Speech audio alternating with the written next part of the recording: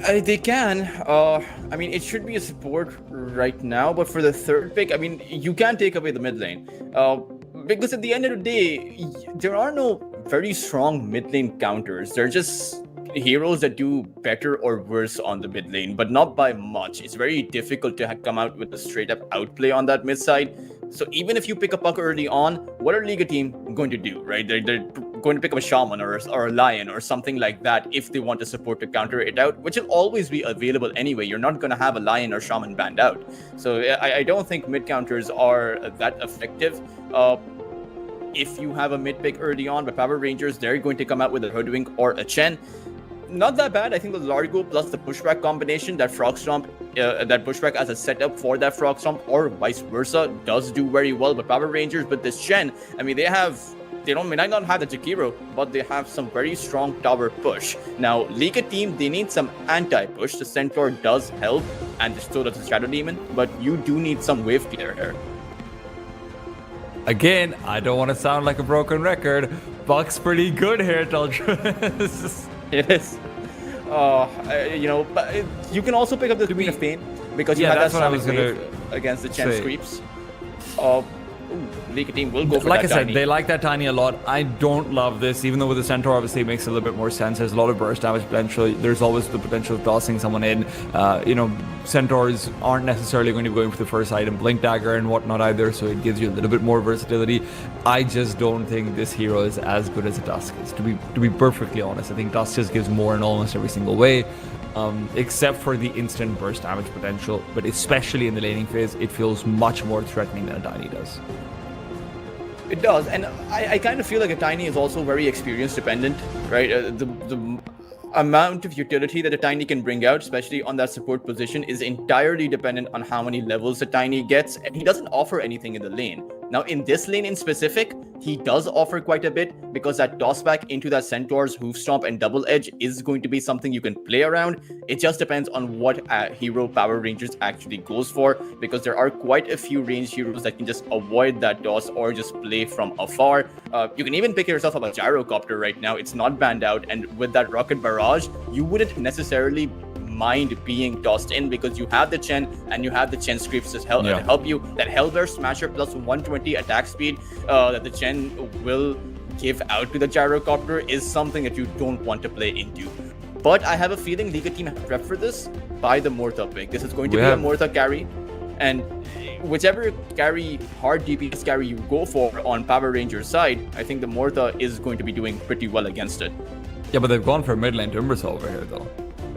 That's automatically insanely good versus the Mortha. Obviously, just entirely magical damage. Very, very good at forcing out an earlier BKB timing than you maybe would normally want. Very good against the strength heroes coming out on the other side. Honestly, not even bad versus Shadow Demon because of how spammable your abilities are. The saves don't really necessarily always feel like they're going to be, as impactful as maybe it would versus, something like Queen of Pain and whatnot, who feel more squishy and can't stay in a fight for longer.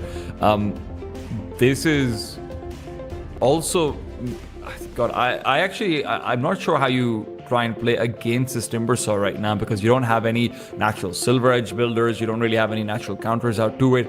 Is there a hero in mid lane that you're thinking of that maybe you can go for right now that just outright removes it? I mean, the only mid heroes remaining are, well, the Puck and the Spirits, of course. I would add that the Mortha versus Timber matchup is definitely bad in the laning phase, but it is scenario dependent if the Timbersaw can get in, because Mortha isn't completely defenseless. You have the dead shot that can push a Timbersaw back and also cancel the Timber Chain midway. You also have the silence. So it really just depends on what kind of setup Power Rangers have, how much control on the Mortha to allow the Timbersaw to deal all out of that damage. If he can find the space for it, Mortha is as good as dead.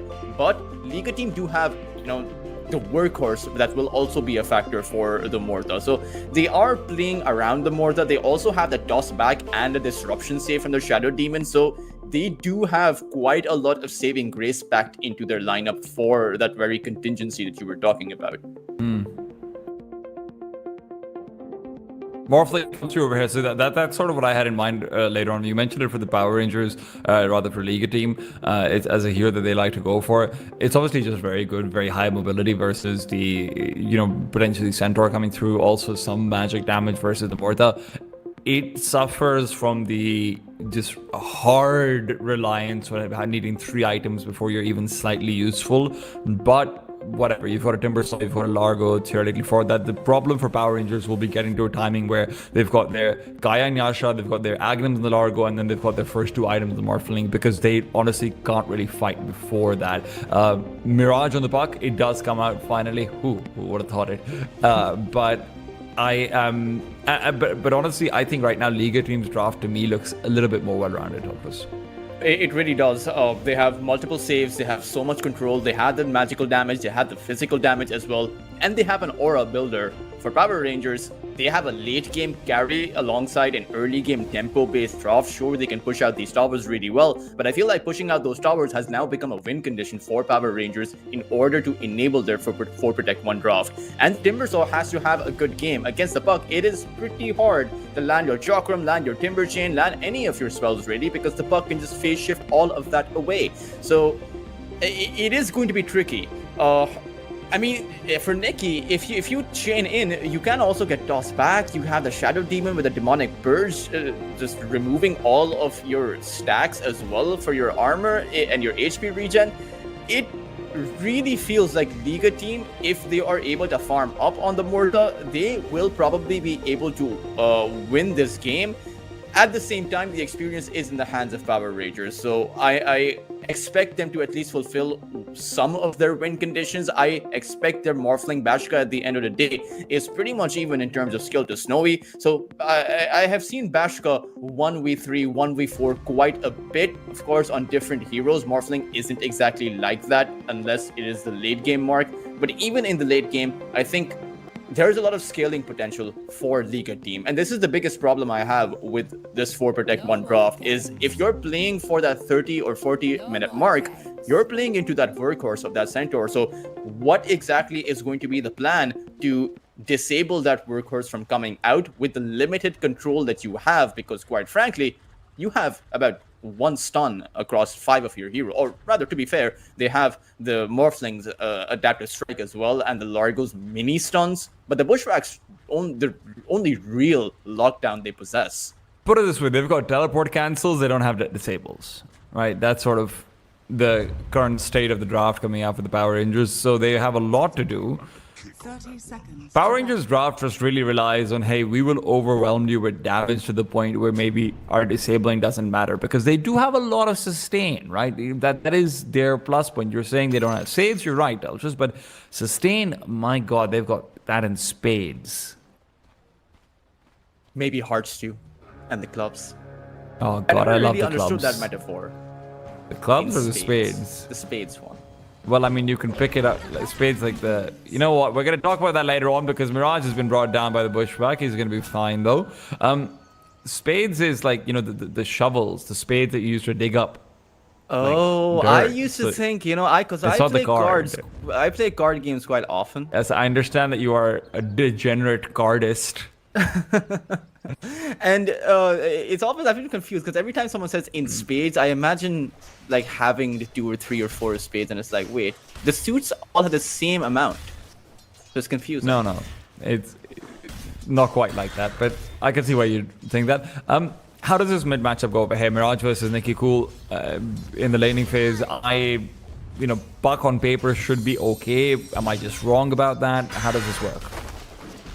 I think Ooh, neither that's of not these two working red well. laners can do anything to each other. Mirage should not be going down here. I don't think Nikki Cool should be going down here either.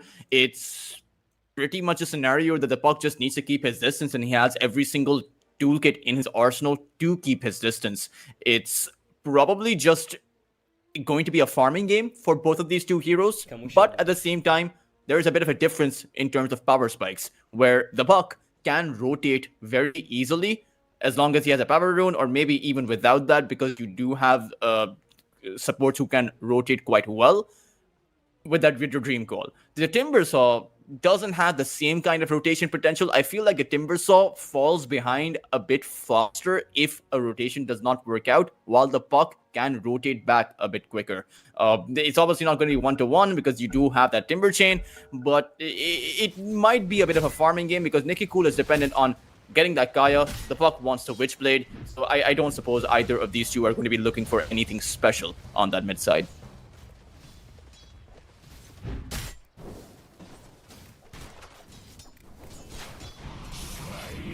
And target catch over here, bot lane, but nothing over there. Now, listen, we've obviously talked about the mid matchup, but I do also want to know about how this bot lane matchup for you is going to go, because whenever there's a Mortha, whenever there's a Shadow Demon, it always feels like there's some good kill potential. Deadshot has interesting synergy out with the Shadow Poison, just in terms of, if you actually land a successful Deadshot back towards you, you get like 3 extra stacks of Shadow Poison almost guaranteed. It's a lot of damage. It really is, and it's damage that I think the Hoodwink can't survive. Largo may be able to withstand it. At the same time, top side there is a bit of damage back and forth, but the Hoodwink, you need your setup for this lane. The Bushwhack into the Frogstorm. That is what you're playing with. Normally you have a Shaman in the place of the Hoodwink where you can shackle someone down inside of the Frogstorm. The additional damage coming out is pretty good. But in this lane you have that Deadshot, so there was no possibility of a Shaman coming out. And you have that Shadow Demon's Disruption. Even if the Frogstorm comes out or the Mortha is in a tricky spot, I just seem to think the Liga team have saves across all 3 of their lanes, which makes it difficult for Power Rangers to be able to get kills across the board.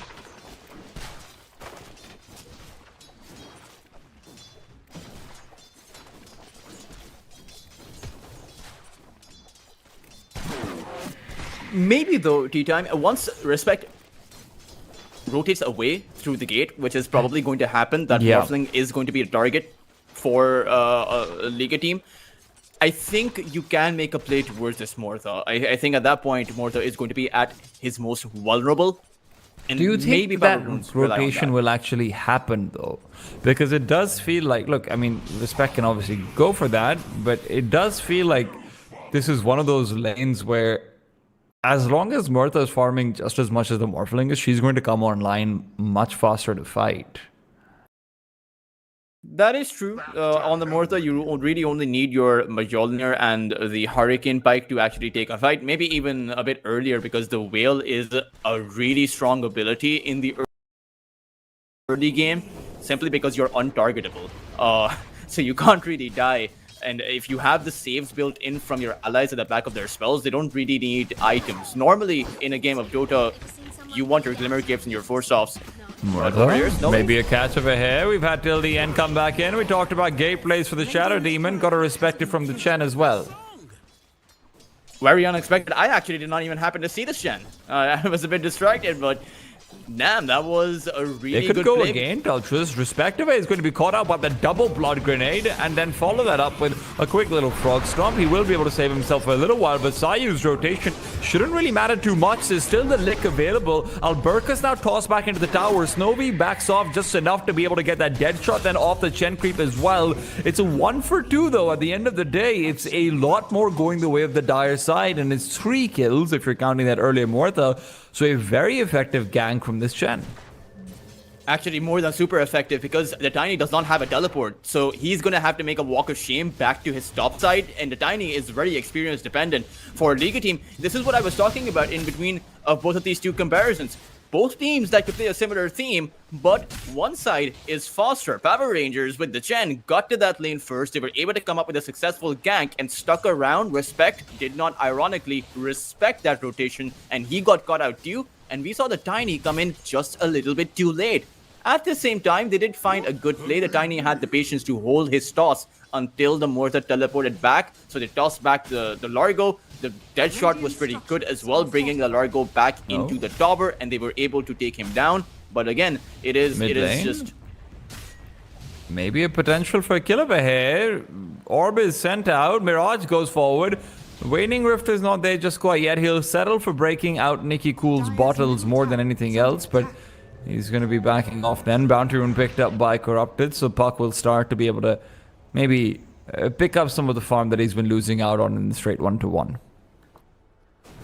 would have been really surprised if the Timbersaw actually ended up going down. He was way too low on his HP, surprisingly. So reactive armor, he only has 1 point in reactive armor, so I suppose he isn't getting the most amount of regen. Corrupted. Top lane. Corrupted.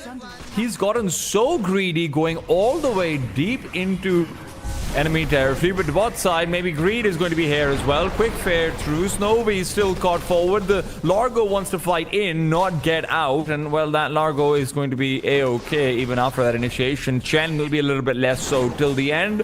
Likely to fall. Dead shot misses. Lick comes over as well. Until the end, will survive just barely. No! One last shot out from the Mortha.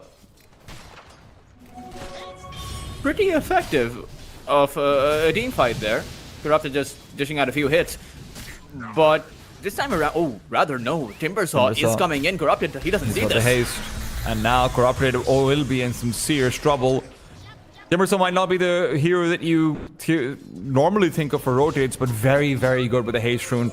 All of that lack of mobility that you have with the current skill build of just going for 1 point in Timber Chain just doesn't matter. Dream Coil used, there's a quick toss back to try and break it, and look, it's a nice skill for Mirage. I won't take that away from him, but Power Rangers have been getting the better of every single exchange again and again. Yeah, and I kind of feel like, Largo? You can't kill him, you've already used the dead shot, so the disruption timing may be a little bit off. Some miscommunication coming in through the bottom two. That was, I hate to say it, but that was Mirage's fault. As a ranged hero, you have the advantage of being able to spot out that power rune before Nikki can on that Timbersaw. He is melee at the end of the day. You can keep your distance, but you need to spot out the fact where the Timbersaw is going. He took a haste rune and casually walked himself Frog towards that upside. Stomp, lick back, Stampede used defensively. That's the first Stampede of the game. And there's only so many times you can use it. Till the end, has consistently been camping down at this bottom lane, and now you get to see the real problem with having a Tiny as position for Ultras. This Tiny has had zero impact on the offlane for Liga team.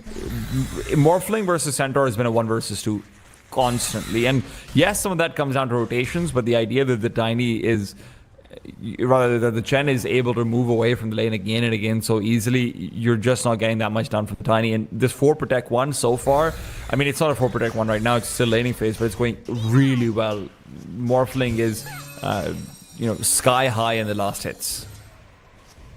I kind of feel like Power Rangers, they are laying down an assault on all fronts, right? On that top side, on this bot lane, the mid side, maybe where Liga team are coming out ahead, but not in terms of CS. Mirage only has about 46, Timbersaw has about 55, so he's ahead even in terms of that. And quite frankly, Liga team, they are just pressed to just run around the map, hoping to respond to Power Rangers, but not really able to respond to them quick enough. Disruption out for respect. Is there going to be a dead shot? Maybe he doesn't want to risk it even then. Twisted Chakram, dead shot on Nicky Cool is dealing good damage, but right now everyone on this bottom lane is still backing off, so even if you're not getting any kills, you are stopping this Mortha from farming too much, which is obviously always going to be a good thing.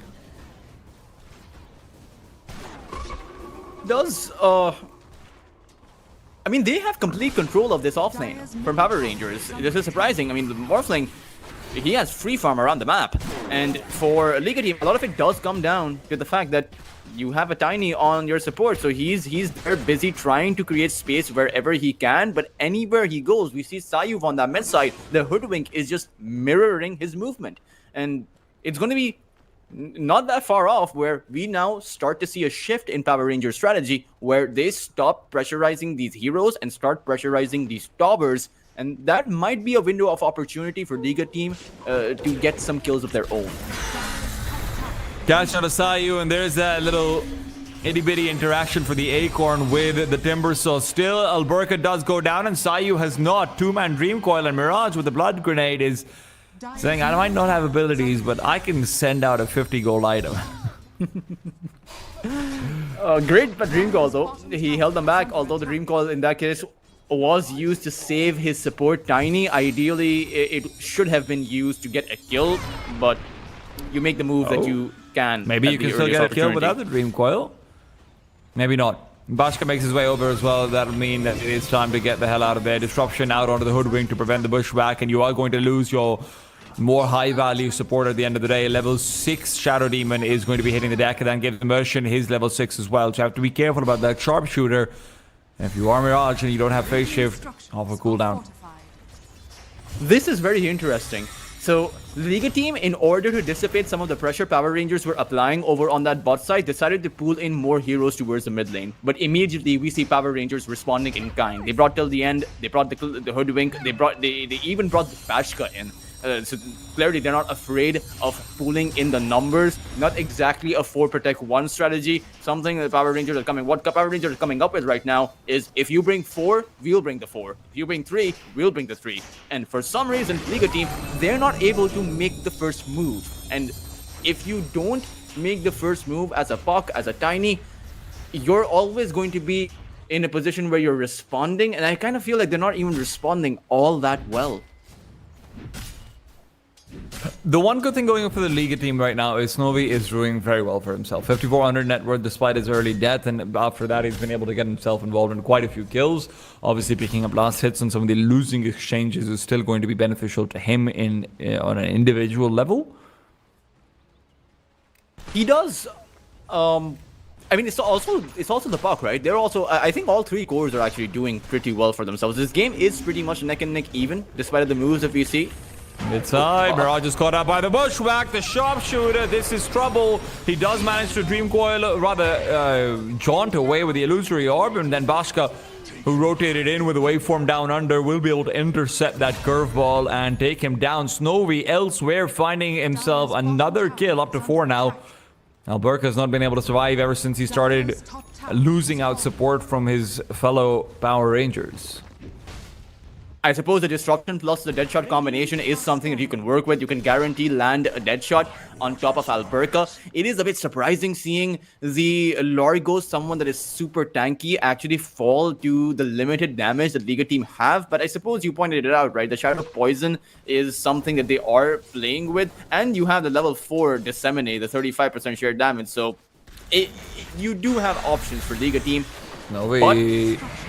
Oh, good disruption coming through as well as the Stampede. Snowy's going to be able to back off. He does have the Maelstrom, 12.5 minutes in. Not a bad timing. At the same time, this Morphling, well, he's well en route to his Manta. And you also have a great healing Lotus for the Mortha. So I feel like maybe slightly unnecessary Stampede, or maybe slightly too early. But you can never be too safe to protect your carry. Liga team, they do take down the mid lane tower. But Mirage has not stepped away from that mid side until this point. And now he does want to rotate over. He has the Witchblade. The amount of magical damage they have is quite significant. And maybe Power Rangers, they sense something is wrong. But they should not be fighting right now. Fantastic scan coming out. They realize what's going on, but they will still end up getting caught out. This is going to be on the Timbersaw, though it's a hard target to eliminate, but he's got very few levels in reactive armor. Respect will snipe him out. So much damage, and now Bashka in trouble. But who's in trouble? They're in trouble. Mortha and Shadow Demon have already died. Bashka found the snipe out in the back lines, and this is what I keep saying about Bashka. He's always at the right place at the right time, and right now for the Puck, this is the wrong time. It's the end of time. Frogstorm keeps Sayu occupied, and Corrupted will have to settle for a courier. Bashka, that's going to be nothing more than just a small inconvenience. So this is not a 4 protect 1. This is a 1 destroy 5. That seems like the situation more than anything else. Lick back away from the Frogstorm, but into the waiting arms of Immersion. Bashka's rotation completely unsettles that smoke gamk from Liga. I feel like Liga, they get so ahead of themselves. I mean, sure, you have a Mortha who does have a Maelstrom, but you're not supposed to be on that front line. I know you have plenty of saves, but the Puck and the Shadow Demon and the Tiny deals, those 3 can get the job done. Deadshot, look how far it can actually travel. You just need to send 1 Deadshot. That was a lot of overkill they applied on that Timbersaw because that Demonic Purge was going to take him out. So I kind of feel like they pooled all of their chips into this one basket and had nothing to offer for the rest of Power Rangers. Well, Power Rangers have a lot to offer over here. They will make sure another Stampede has been used and been removed. They need a pipe. I mean, the Centaur is building up one, but ideally you don't take a team fight until you have that pipe. Look, touches, we're also just getting into territory where we have to have the conversation that Morphling is just a better carry than Murtha, and the fact that he, 15 minutes in, is just consistently out-farming her, consistently out-participating in these team fights. Murtha's been getting kills, has been getting solo kills on this Largo, has been getting solo kills on anyone who's rotating in and whatnot, or rather, not solo, but individual kills. It's not team fight participation necessarily. I do think the Morphling is going to be stronger. Particularly because you will have additional control coming in on the Murtha by replicating yourself into the Centaur, or maybe even the Tiny, or the Shadow Demon, or heck, the Puck too. Quite honestly, this is a great replication game for the Morphling. Even that silence is going to be helping you out if you replicate into the Puck. But Liga team are not that far behind, even though they did get team wiped. Their cores, the rest of their cores, are still ahead of their counterparts. The Centaur ahead of the Largo, and the Puck actually 500 net worth ahead of the Timber, and is actually backing in that Blink Dagger. Fantastic Dream Coil out on the tree, but is there follow-up? Absolutely not. Sayu can only come through to find till the end, who will be finished off by Respect. I feel like could have gotten more if there was a Blink Dagger on that Tiny. Unfortunately, Sayuv has not had a great game so far. So they also didn't have the Stampede for Centaur because they used that to save the Shadow Demon earlier on, right? So yeah. These moves could be a bit better, but I don't think they're in the danger zone. I think that the way that they are playing, with the kind of game Mirage he is having, they will be able to transition pretty nice. Because at the end of the day, you know, like I talked about, there are no aura builders for Power Rangers, but you do have the Lick, which is why it is a bit surprising seeing Mirage actually queue up the Parasma. That can be licked away from the Largo. So, interesting choice there. I would have actually... We can talk about the lick later on. Right now, Touchers, it is Bushes that are being whacked and Corrupted. Well, he's going to be broken down. Stampede comes through from Corrupted. This will be a good place to disengage. Both players can keep their lives, and even if, honestly, only one can. And it is nicely done. They will be able to back off and disengage. Radiant's top tower is under attack. Still setting up... Ooh. Nicky finds a lone Shadow Demon in the woods there, very deep into the territory. He was able to plant an Observer Ward down before he went down, and that is going to come into effect at around the 20-minute mark. However, Power Rangers may have a brutal advantage by that time because they're in the Roach Pit.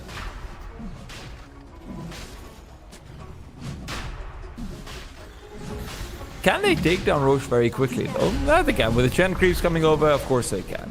But why do I even doubt it? Oh man, no. I thought Liga team were going to respond to it some way or the other. They do have the heroes, or did have the heroes nearby. With the Sayuv on that mid side, the Centaur on that top side, but the Puck moved away. And now you give up Roshan. Now is the big problem with how Sayuv actually also dies here. It's just not a good game here.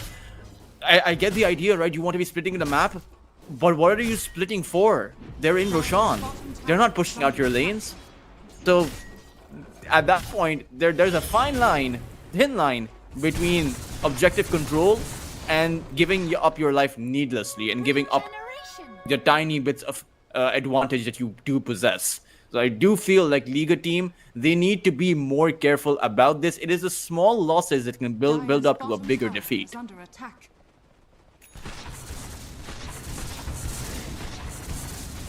I'm very curious to see when this Timbuswa ends up going for a Blink Dagger, where it does feel like it's a very important part of the game for him. Obviously for Tiny, his Blink Dagger is basically done, just 25 gold away. Buck, bottom lane, there's so much damage. I mean, this is... The problem with Timbersaws, man, they do take away your health very, very quickly when they get that Kaya and Sanj up. It's such a big power spike. And that was just a level 1 sharpshooter. If that was a level 2 sharpshooter, I'm not sure if the Puck would have just died there, because the sharpshooter increases the level 1, level 2 damage is 375. Puck has 300 HP and about 41 magic resist, so the Puck would have still stayed alive. But he also used the magic wand, so I do think the Puck would have been dead in that scenario. And the next few items he's making don't actually grant him the HP, so the only HP he's going to be gaining is from his just leveling up. Not a good position for them to be in, but Sayuv does finally pick up the Blink Dagger.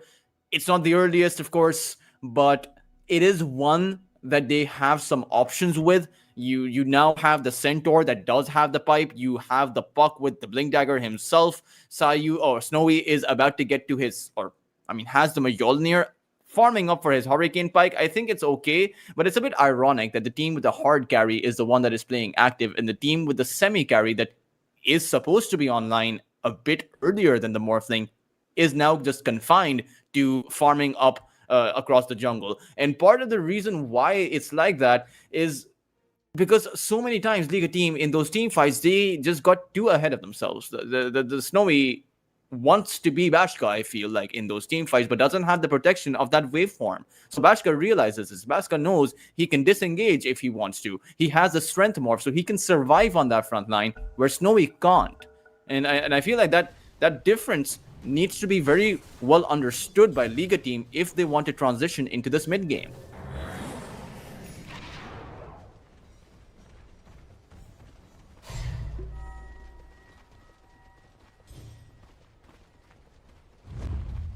This is a scary position regardless of the net worth differential. Now, this Blink Dagger from Tiny needs to come into effect. You need to be able to find a big pick-off or two off the back of it. Any of the cores works, right? You don't have to necessarily settle for the Morphling. It can be any of the cores on the Dire side.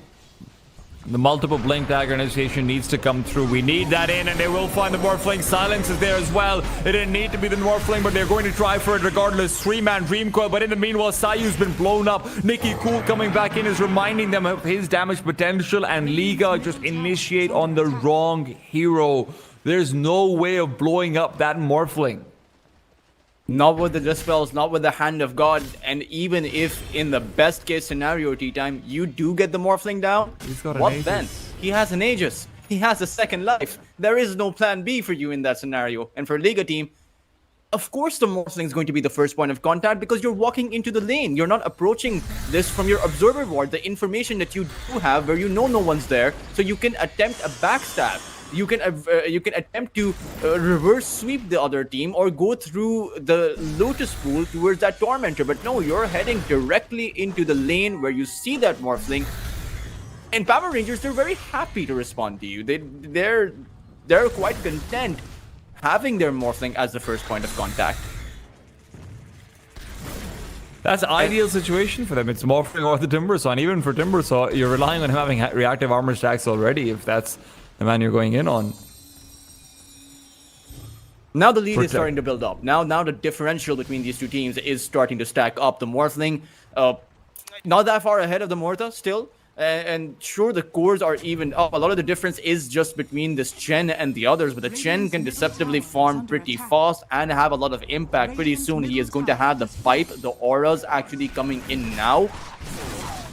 And it's going to be tricky. A lot of the damage you rely on is just magical in nature, right? Even the Morta, mind you, is magical damage once you pop that whale. Cash out on bot side, but look at this healing Hand of God. Larg over here as well. Dream Coil will be broken, but with the help of the Glimmer Cape, it will not matter. Bashka is everywhere all the time, and well, with the Bushwhack catch onto the puck as well, this doesn't feel like it's likely going to be ending well. Raj does manage to back off, and with the Dream, with the Illusory Orb, we will be able to get out of there. But he is feeling the burn. He is just not able to find anything on this map. Blink, Dagger, Parasma or not, he just doesn't have the damage. And I feel like the damage that they have is going to wane away as time goes on. They need their Morta online. I feel like this is now plan B for Liga team, and their plan B is very shaky. They're supposed to be the ones ahead of the other side, but they're the ones now behind. And Power Rangers, they have all the map control in the world. Wherever they move, they can get the win. And this little skirmish was the proof of concept that they needed, or that they would have liked to see. With Liga team approaching the Hoodwink, but not being able to take a support down, this is now getting desperate for the Radiant side. Catch out, the Bushwhacks have been impeccable. Immersion is doing so well on this Hoodwink. We said that Power Rangers only had one stun, Tulchus. Turns out that stun lands every single time. You know, Tulchus, this is the thing as well that we will see continually, because Liga is doing a very good job of mitigatory farming, right? They're staying relevant. Where's that Dream Coil coming through over here? Right inside jungle, Bashka's out of there, and he's okay. That's not a catch where you could ever really find him. And they're re-engaging. Lick back into the Frog Stomp, and Corrupted is forced for another defensive Stampede.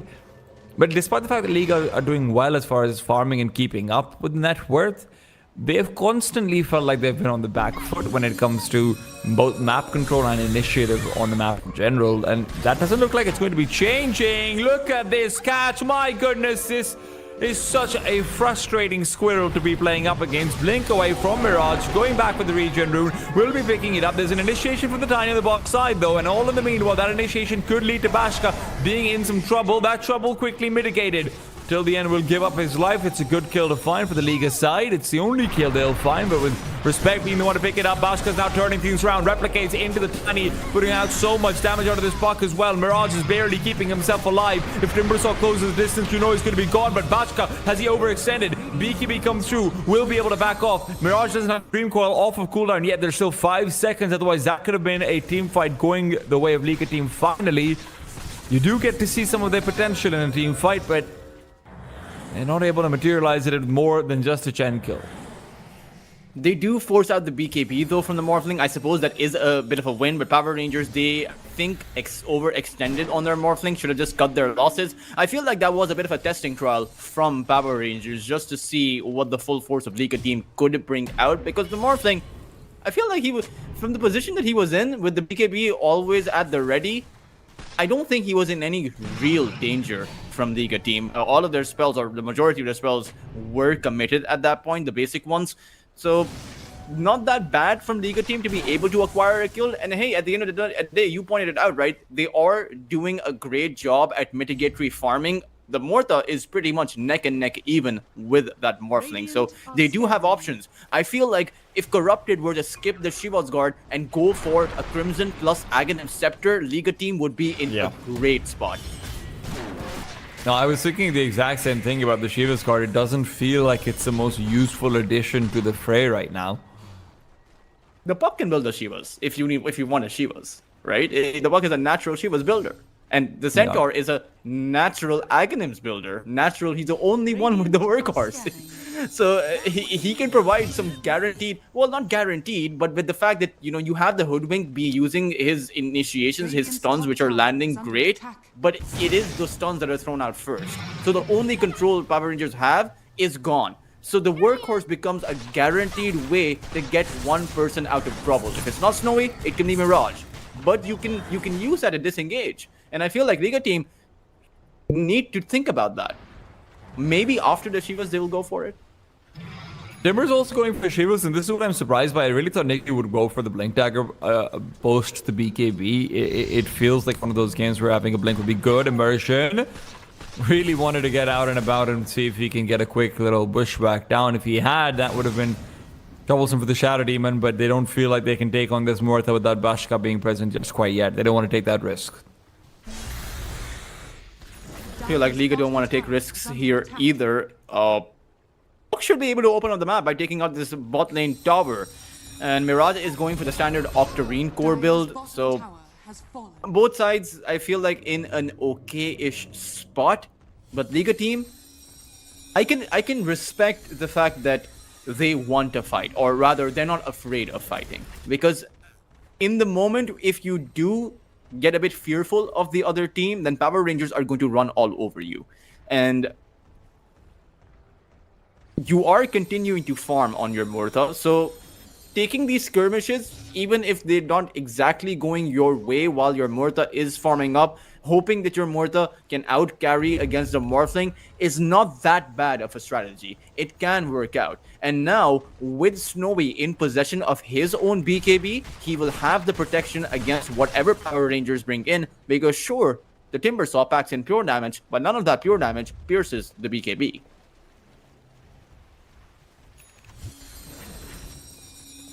But it does pierce the veil.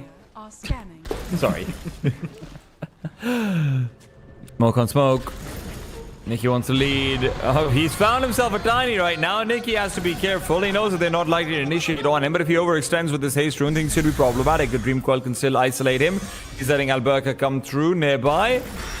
Now Dreamcoil is far away, he doesn't know it. The puck is actually on the bot side. Sayu, a rare missed bushwhack. Catch up from the Centaur. Alberca's gonna die before this fight starts. Sayu will with the trade. It's one they're happy to take. The Pierce of Veil damage is massive. Bashka can't find a way to fight back, and now the BKB up from Snowy. His Pierce of Veil is finished. Bashka's just taking him head on in a right-click battle, and of course he'll be winning out with a Morphling. This is not going well for Snowy. He's trying to back off, but his BKB is expired. He's going to end up falling. You see the damage potential, but potential's not enough still. 2 for 3 so far. It's Bashka who makes it a full 3 for 3, and with the Mortha falling, that's unquestionably a win for the Power Rangers. I feel like using the whale in a scenario where you don't need to. The Mortha, Snowy was not in any kind of danger. Yep. Nikki was on the tiny. The Chen was just a sitting duck there. The Largo was just caught out. The Mortha was hitting them all with full range, and there was no reason to pop the whale or your BKB in that scenario. You need to contest Bashka, because look at Bashka.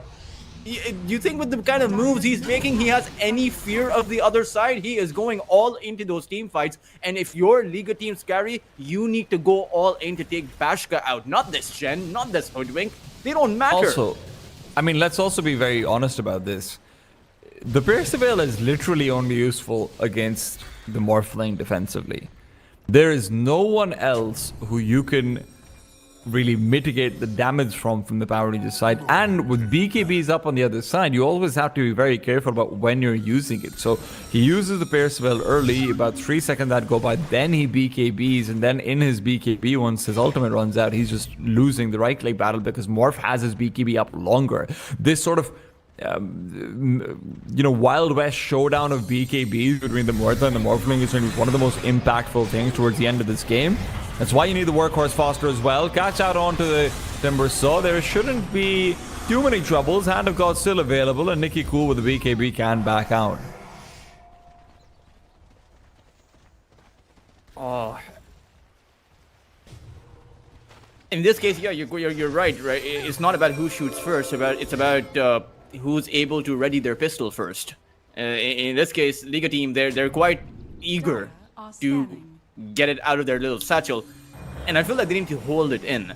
For the Morphling, he's been getting these opportunities on a silver platter, but Liga team, they're not that far behind. Again, all of these exchanges, they don't mean that Power Rangers have an insurmountable advantage, but Bashka, he is now packing in that Eye of Scotty.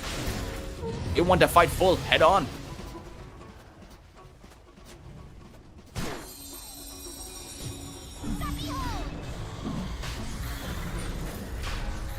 I don't know if they can, though. That's what they just won't be there in time. This Aegis is already gone. And you still want to fight. It's a good who stomp. I'll give you that much. Alberca's gone. The Aegis as well. Dream Coil on to 2. It's a miracle happening as they're getting everything done perfectly. Now Bashka comes back in, but he's realizing he doesn't have teammates. He doesn't have anyone to fight. A disruption to save the puck, and now Bashka turns onto the man giving out disruptions instead. A toss up, and he's disabled. This Morphling's not going anywhere. Give him all the mobility in the world, and finally he'll only take down a position 5. But with a buyback from Alberca, this is getting troublesome again. Snowy, now he gets his BKB up and is able to fight back, but Nikki Cool has a BKB off his own. Bashka turns around, wants to take him on, head on that is. Mirage in the back lines finds another one. Alberca down, it's a dieback for the Largo, and now Mirage has to be careful as he's blinking back into the Morphling, who's still got 800 HP. Manta styles himself away, and Power Rangers at the end of it all, that's a losing fight for them. It's a dieback, losing 4 heroes. 5 if you're including the 2 deaths of the Largo, in exchange for only 2 where the Mortha stays alive. They remove the Aegis, they do everything right. What an initiation coming out from that Centaur. Yeah, I mean, they knew the Aegis was taken down, so instead of Bashka waveforming outside of the Roach Pit, which would have been the safer play, he chooses to walk out of the Roach Pit in plain view of Liga team, while also knowing that Liga team were on that high ground. So the Centaur had, quite honestly, the easiest hoof stomp to land, and they do have the magical damage packed in before you can have the pipe unleashed, or before Power Rangers can actually respond. So they lost the Aegis immediately. Bashka did fight honorably. I mean, he would have been able to take out Snowy as well had the puck not intervened in that scenario. And you have, I think, the worst thing of all, the Largo's dieback. I think the Largo tried to come back in, and I feel like that is going to be a recurring theme. The Largo is, again, I pointed this out in the draw phase, teams are now just so much better at being able to take out the Largo. It kind of feels like he doesn't actually have that much impact. Toss back to break the Dream Coil. That's a little bit extra stun time along with the long range Z shot. That is from downtown. Snowy. More airtime than Jordan on that shot. That is beautiful. And I think the Power Rangers, they may be on the back foot right now because they are kind of crumbling. Dying in one by one. Timbersaw falling, Chen falling. You want to play consolidated because Liga team, they are now going to move as a single unit because their lineup is completely online and Bashka isn't as far ahead on the Morphling as he would like to be. You still want that Satanic, you still want that potential butterfly on the Morphling, but he wants to go for a Disperser, which is a bit of a surprising thing. I feel like Power Rangers don't have that much time. Because now the Centaur, finally corrupted, has decided that he wants that Aghanim Scepter. The Puck has a Dream Coil Scepter of his own. So this is going to be, honestly, the big power spike for the Puck that the Timbersaw can't compare himself to. Because the Puck, honestly, just scales up much better against any mid lane core. Or rather, mid lane melee core.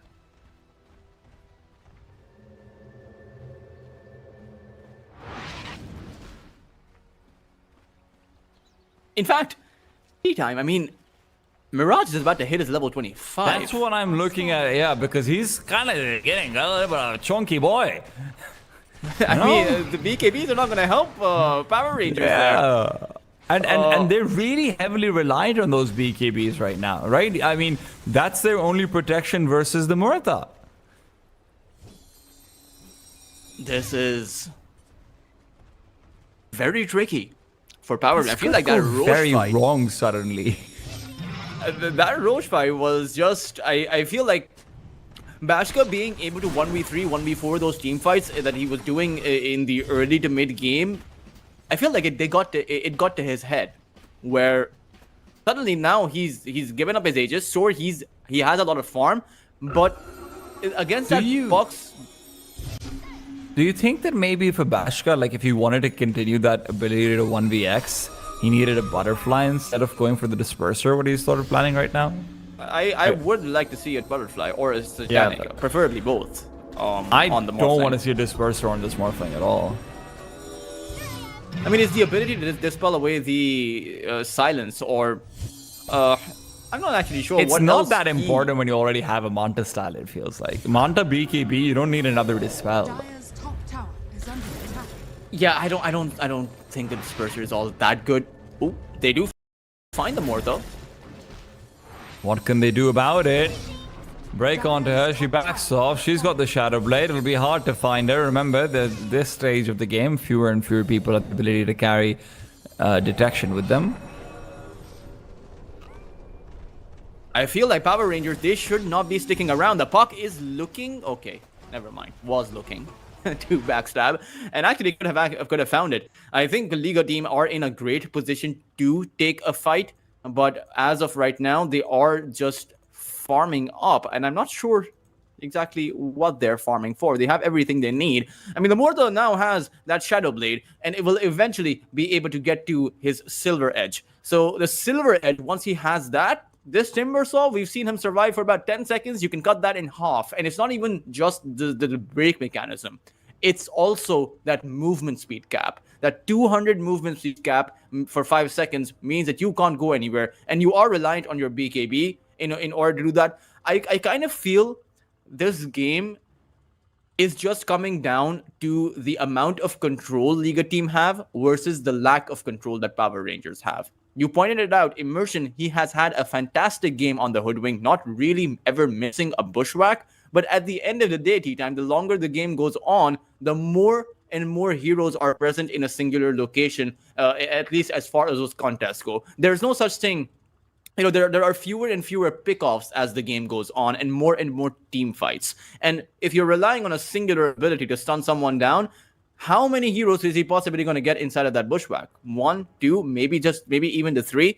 But with the amount of control and the amount of saves Liga team have, they are going to be able to disengage because survivability is also something that increases as time goes on. You have those auras, you have that tankiness.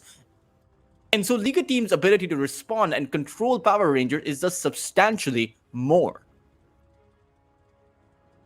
I would love to see Liga double down on that even. I mean, right now this Tiny is going out for an Octarine core, but I would tell Sayu, go for a Yule Scepter. These are 6-second BKBs, man. That's nothing.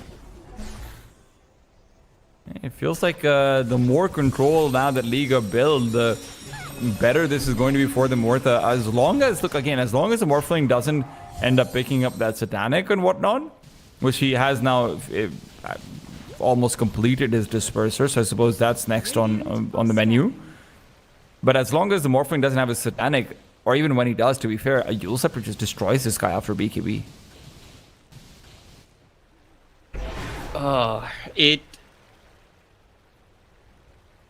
not sure, man. I don't think this is why I mentioned the super late game carry meta is a bit faded in Dota these days, because there are so many ways to play around carries now. Once now you have the 6-second BKB, this Morphling should not be able to 1v5 the lineup, which is maybe what the plan was at the start. Largo with the sustained, Timbersaw with that added in damage, and to control the mid game, he did do his job. But now it's up to Bashka, and even though Bashka has the farm, he's still playing into a Mortha who has quite a lot of farm.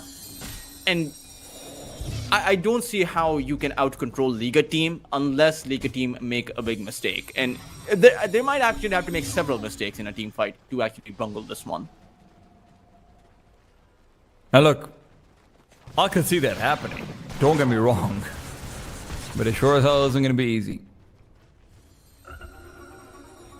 The next stage for Power Rangers where it feels like they can still have an advantage in a team fight is just naturally going to be that high ground defense. But for me, the problem with the high ground defense is always Timbersaw is very good at pushing out creep waves. He doesn't feel like he's the best hero to actually defend or siege a high ground with, just because of the lack of trees available, and he's been falling off. Nicky Kula has not been giving us the same impact, and even going out for the Scythe of Ice up next year, not going to be that same sort of beefy, constant damage over time kind of hero that Timber is naturally made to be. It's a 4,000 advantage. It's meaningless. I feel like one singular team fight is going to decide it all, and Liga team, they're quite frankly approaching. They want to take a fight. You know, they've been wanting to take a fight. I feel like since the game started, nothing was going their way as far as their intent goes, but now it will go their way. And like you pointed out, the high ground defense is pretty strong on the side of Power Rangers. That is definitely true, but it's also, I feel like you can penetrate the high ground defense quite easily. From the puck, from all of these blink daggers that you have, the Mortha who has the Hurricane Pike too. As Power Rangers, they will decide to fight outside of their base in that triangle where they will meet Liga team. Lincoln, who's Stomp out, Corrupted, is going to be in some trouble, but bring forward Dream Court onto 2. This is going to be the problem. Morphling's BKB is already used. He's in worth a form, though, and as he continues to right-click away, everyone is just disengaging. Now this Morphling feels a little bit less useful with the base avail still active. There's a breakout on the Morphling as well. Silence onto 3. Snowy can't find the distance he needs. Disruption might not be working out for them. In fact, it saves the Morphling. Sayu will go down. Mickey Cool's got trees on trees. This man's a woody boy. And with Snowy BK being up, he still manages to keep things in control. Mickey Cool can't do enough over there. There's no buyback available for this Morphling. And despite a couple of glitches here and there, that is just, unfortunately, an impossible fight for Power Rangers to win. Yeah, I mean, we saw a big mistake being made by Respect there when the Morphling was dead-shotted back. He used the disruption on the Morphling. Like I pointed out, you need to make several mistakes in order for the fight to not work out. And unfortunately for Power Rangers, they were not able to capitalize on that despite of the Morphling having stayed alive. The BKBs ran out and you had nothing to fight with. Snowy was just uncontestable in the entire team fight with the whale up. This Mortha with the Daedalus, you can't take her down now with the amount of saves that Liga team have, and with the added layer of security with that Aegis. I kind of feel like this is a game where Power Rangers, they are now on their last legs, and they only have one real team fight left in them. The lane of barracks is gone. They forfeited it already. They know about that, especially with the Roshan's banner being planted. You can't do much about it. Maybe even 2 lanes. I mean, there's still 25 seconds without them offling. Power Rangers don't have buyback, and Liga team are well aware of this fact by now. 2 lanes of barracks is... Look, everyone will always say Morphling can fight back from super creeps in 2 lanes. Sure. Listen, that's cool and all. They've got all their tier 2 towers still standing for Liga. I don't think this is one of those games. I mean, the puck has a refresher. The puck has 2 dream calls. It's not even the refresher or a shard. It's the refresher orb. So someone else has the refresher shard. Mortha has a shard. So you have 20 seconds of the whale. 20 seconds, and the cooldown is 45 seconds, which means you might have potentially 3 whales to contest against, because the Aegis is also a respawn, puts it on a respawn timer. So 3 whales is not something that I would like my odds with, to be fair.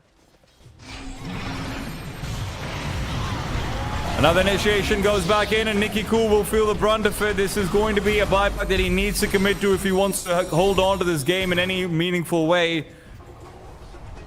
Snowy and company with still that BKB, still that Aegis, still pretty much everything that they could possibly want up and ready. Hoping to siege for Mega Creeps. Bashka in puck form. Just hoping to be able to initiate in. Snowy's not going to be in any trouble whatsoever. And as the Stampede is used to disengage after the buyback comes out, they have achieved what they want. They can now create that as a win condition for the next 6 minutes. Just kill the Timbersaw, win the game. And I don't see any way the Power Rangers can fight back against that win condition. I don't see them buying enough time for them where they can split push the map. 2 of their lanes have super creeps against them. Liga team, all they have to do is go for 1 push towards that top side. They can gank, they can pick off anywhere they want. They have all of the map control in the world. Everyone is a target, and for Power Rangers, I feel like they're not going to be able to unite for this one.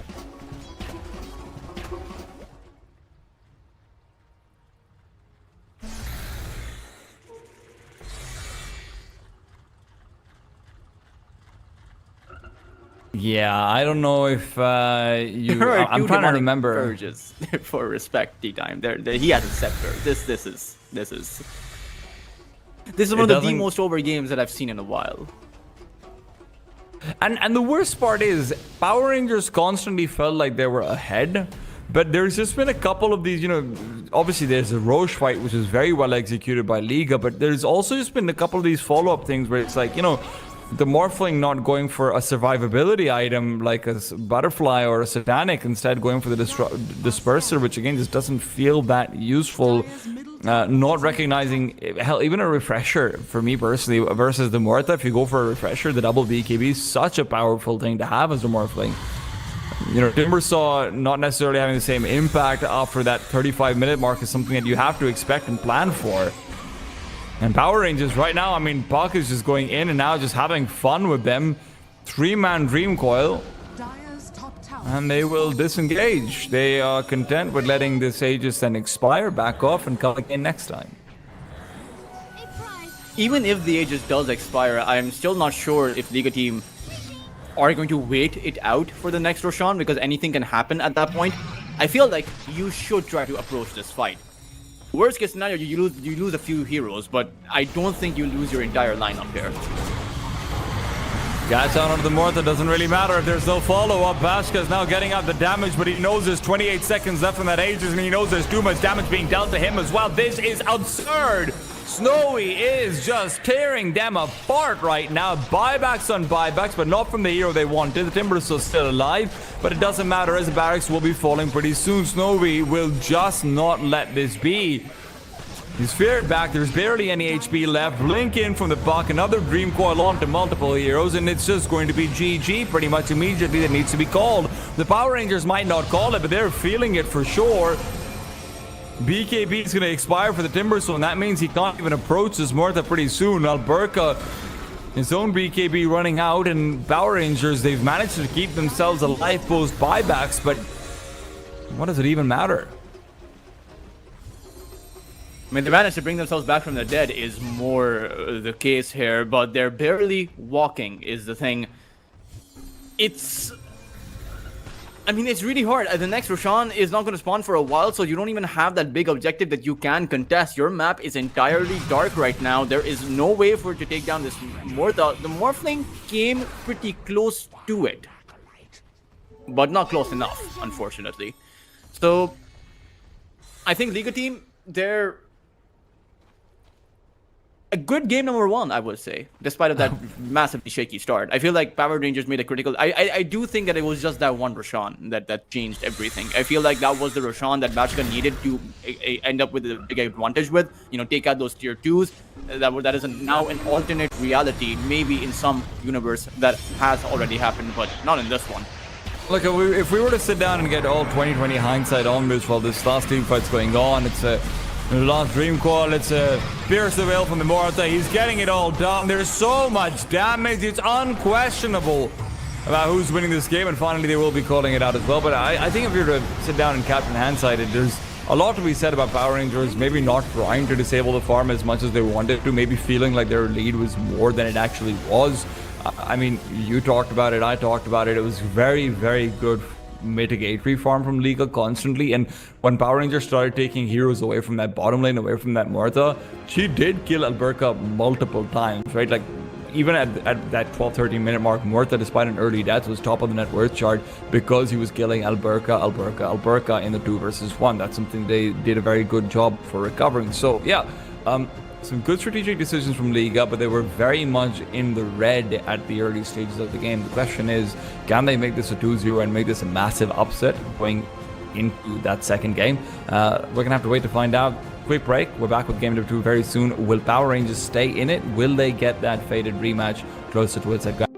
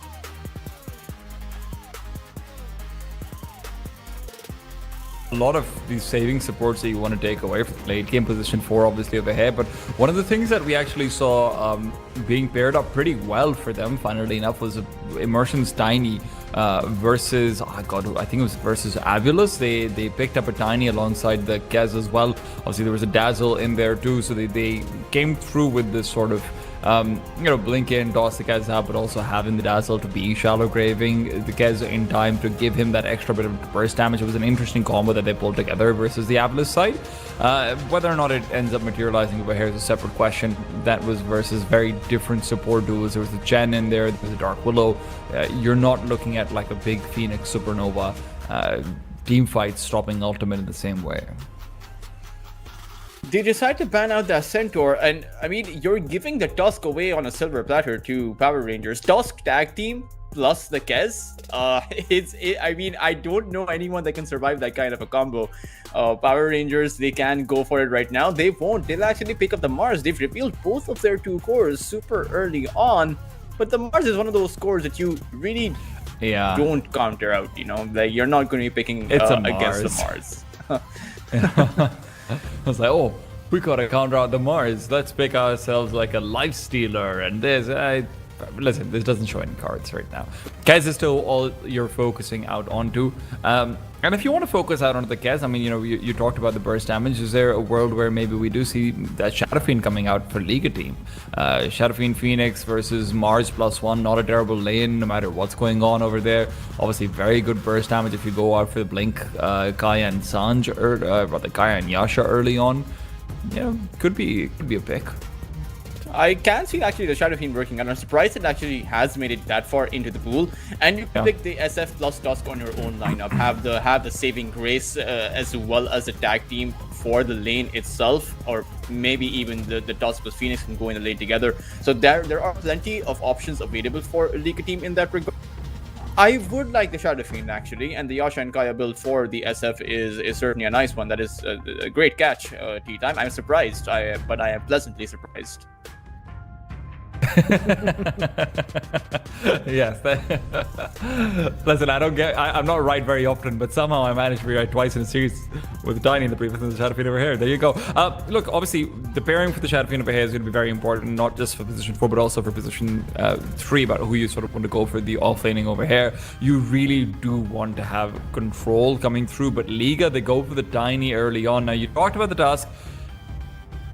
I'm going to say this again. I know I just praised the Tiny, but that was past 25 minutes. That Tiny was useless in the first 25 minutes. He did nothing. He did less than nothing. And that wasn't because he played it badly. It's actually one of the best heroes coming out for Sayu. He's very, very adept with it. It's just that it's just not a hero that does much in the face of aggression.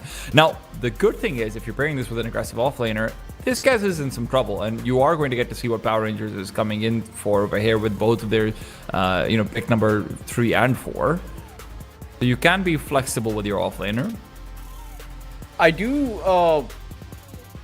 would imagine that the Tiny isn't that bad into the Kez though, because I feel like you can also toss the Kez back, right? Which is always going to be a factor. You have the Avalanche to break away the shackles, but I do like the supports more from Power Rangers' side. I just think this, instead of this Warlock, they should have had someone that can come in with more disable. And still, I am super surprised that the Tusk has not been picked or banned in this game. It just seems like such a good pick that synergizes both with the Kez and with the Shadow Fiend. As Liga team pick up the Primal Beast, this is something that they did, I believe, earlier on in one of their group stage matches. I think it was they also did it versus Pain, and they lost that out in the upper bracket. Yeah, so Primal Beast is kind of the worst Underlord in my opinion, because sure, you can onslaught in, but with the Underlord he can also gate in, and you have an unreliable disable in the form of that Pulverize. You kind of need a BKB to be able to get that Pulverize off. The Hex, one disable, or maybe just even that one Spear coming in from the Mars, or the Talon Toss coming in from the Kez, and your Pulverize is not going to be a factor. Not to mention, the Primal Beast doesn't build up the auras. So who's going to be getting the Crimson Guard, which in my opinion is a necessity against the Kez? Pipe, sure, you can skip that one for the moment, considering the mid laner is not revealed from Power Rangers, but I am not super sure about this pick. But I will add, that all of these picks, right, even the tiny, the Requiem can follow that up nicely. So I want to ask you a question, and this is going to be a dumb question, but I'm actually guessing you don't know the answer to this. I don't guess that. Does well, hey, watch me. Does the Primal Beast Trample work with DOS? No. Are you sure? Because that would be kind of funny if it does. I don't think it does, because you're not on the ground. You're not trampling anything. Like, yes. As far as the technical realities of the game of Dota 2 are concerned, the physics of it don't make sense. But it is movement, I guess. So yeah. Yeah, but you're not going to be displacing the ground damage when you're in the air. I mean, we probably won't have the Primal Beast tossed. I mean, actually, as I say that, we could possibly have the Primal Beast tossed in. Yeah. But I would prefer the Phoenix tossed in, or maybe the Viper tossed in, or rather. I'm just thinking about the laning more than anything else. How this tiny SF combo works is that you toss someone into the Shadow Fiend and you launch that Requiem. Easy enough kill, pretty straightforward. As Deku team, they pick up the Viper. This is a very interesting pick. The puck has been banned out, so it is most likely going to be a Spirit pick coming in by Power Rangers, but this is not a good Spirit game, and this is not a good Sniper game either, with how many heroes from the Deku team are able to jump in. You do lose to the Viper, though. I mean, you're losing to the Viper no matter what you're picking over here, right? There's only a Razor that you can pick that can maybe go even against a Viper, and even that's a maybe. Unless you're Avulus and you're a Beastmaster. That's fair enough. You know what? Somebody call up Avulus and let them know to be back in the tournament. Oh no, Power Rangers already eliminated them. But like over here, I do think that the Razor is the only other hero. But if you're going to be picking a losing lane matchup anyway, I would rather have a Queen of Pain than a Spirit hero here. That's just all I'm saying. I mean, you can recover. The reason why I don't like either is because of the Requiem here. If one toss in, and irrespective whether you're the Storm, the Ember, the Quap, you're just going to get blown up. Unless Liga team with that combo, of course. So in that case, you can pick anything and it'll work out. It's a tough spot for Power Rangers to be in. This last pick Viper that somehow got through the pool, I actually imagine the Viper to have been a good pick last game as well. But Power Rangers, they are struggling. You can tell how much time they're actually taking with this pick. They need someone that can provide them tankiness, because no regeneration whatsoever, so suddenly this becomes a slightly more tricky lane for them initially. I actually think one of the aspects about the Sniper that maybe we underrate is obviously just by virtue of theoretically winning the lane versus a Viper and forcing him into a position of less farm than you normally would be. Viper is one of the slowest farming heroes that's coming out of the mid lane in that mid game in general. So just by virtue of mitigating so much of Viper's effectiveness, this Sniper will be giving himself a little bit more of a bedrock of comfort to try and lie down on. But obviously, that doesn't take away from all of the Blink Daggers, all of the initiators that are present for Liga team. I mean, I don't know who initiates from Power Rangers, because all I see is death for anyone who jumps in. Obviously, it's going to be the Mars, and maybe even Immersion later on the Shadow Shaman. But it's not an easy initiation, because who are you setting up for? Is it the Kez who's going to join in the fight? Because the counter initiation, the Phoenix, Egg, Requiem, Avalanche Toss, Viper Strike is all a bit too much.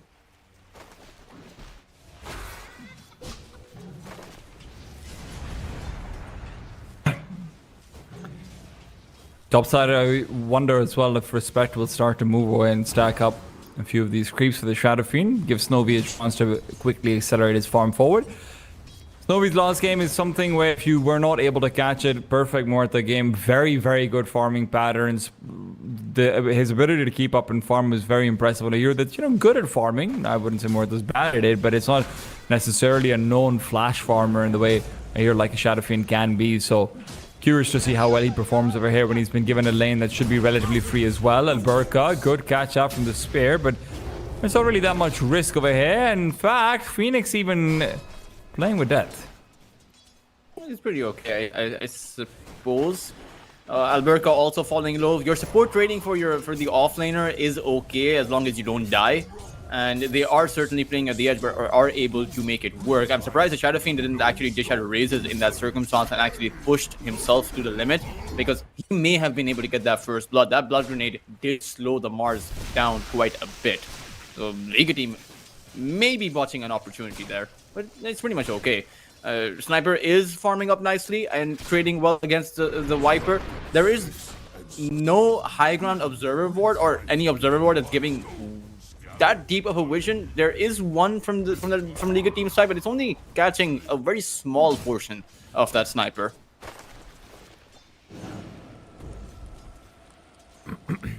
Primal Beast is not doing that well. Oh, that is I think a key takeaway. And you can't exactly hope to do well. Primal Beast kind of feels like he needs the Centaur's Retaliate, or rather should have it built in, because in the lane he can't really. When he came out, that trample seemed to be a big, effective or influential factor. But there's against the Kez, there's not really too much you can do. The Kez can honestly just grapple away, right, and then you have nothing. I mean, you also do have Sayu, who is just basically going around all across the map everywhere except for his ally hero's lane, and that's to be expected with the creep wave having pulled back, but Sayu's not really trying to make this a 2v2 either, so there is that caveat for how the Primal Beast lane is going. I mean, Sayu was just moving around. Right? Yeah, he's just chilling. He's just pulling. We'll let Sayu do his thing, Yeah, I feel like he's up to something, but I feel like this sniper is a very vulnerable target for this Tiny to rotate in. All you really need is a toss into the Viper, and Nikki is just dead. So I am a bit surprised why they're not making a move, or why they're not planting down those observers. Oh, till the end, making that Power Ranger move, but it does get spotted out, and so does his courier. Not again. Come on, you gotta protect your pets. Those are your babies. Oh. I didn't even know couriers could do that.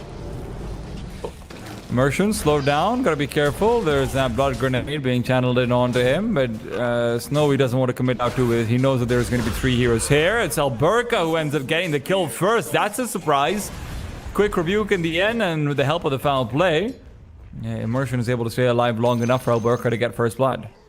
I am very surprised that Snowy is so hesitant in this lane, despite of the fact that the Phoenix is frontlining for him. He's not dishing out a single auto attack or a single raise to the Mars, who, I mean, you can help the Phoenix out a little bit without putting yourself in danger. I get that it's a 2v3. It's a tiny Sayuv. Down on the 2. Just using it to disengage Mirage. My god, this Phoenix is feeling bold. Mirage just wants to get himself a quick kill with his ultimate, and he'll be able to do so. So, you know what? That's nice enough. Admittedly, he doesn't pick up the actual last hit, and now there's a rotation coming in from the Mars. Mirage is out of mana. Alberca is running forward. Now, Assassinate will be giving a little bit more space, but with Alberca being body blocked on his own creep, unless there's going to be the perfect spare, I can't see this working out for him, and Mirage has more movement speed, by far. Well, Mirage tries to make something of it, but in the end, Alberca will get the kill. That's a huge kill to get. Not only is it a kill, it's also about 25 seconds of the Viper's time being wasted, so he misses out on an extra 2 creep waves, basically, because of this death. I mean, 255 movement speed versus, or rather 355 movement speed versus the Viper's, I think, 325. That is a big gap. Even with the flow of the river, both heroes running against each other, I think the Mars would have been able to get on top of him. So Liga team, they don't get the better exchange. That was their move they wanted to make. They had the right idea, just the wrong approach. Oh. Radiant's courier has been killed. Another courier. What is up with these couriers and just the weird positions these couriers have been in? Listen, sometimes Power Rangers are sacrificing their dogs to try and keep their men alive. It's not an admirable thing to do. Yeah. I know couriers are supposed to be donkeys, but in my head, they're always dogs. They're... Because now everyone has one of them. Like, a donkey made sense when it was one for all 5 players. But now you've got your own pet courier. He's hanging around. It's like, hey, I would prefer a reindeer. A reindeer? You know, it's like your courier bringing you an item. It's like, you know. That's kind of messed up, dude. That's kind of messed up, dude. They're entrapping a reindeer and they're entrapping the supports. It's 1-for-1. But the arena being used over here. Snowy, this should not be the time when you're re-engaging Snowy, but with the Viper coming in, maybe I'll eat my words and he'll eat the Mars. It will still be Alberca to fall. Mirage to get his revenge from the earlier kill out towards that bot side. A good set of pickoffs this time around. Snowy finally deciding to participate in his team's efforts to secure him the lane. And I do think that they are giving a lot of space away to that sniper, but at the same time, sniper doesn't have that much CS over the Viper, and a lot of the CS of that sniper is just those jungle creeps, which give less gold than the lane creeps. So it's still pretty much an even game between both of these two sides, which I'm not sure who that entirely favors.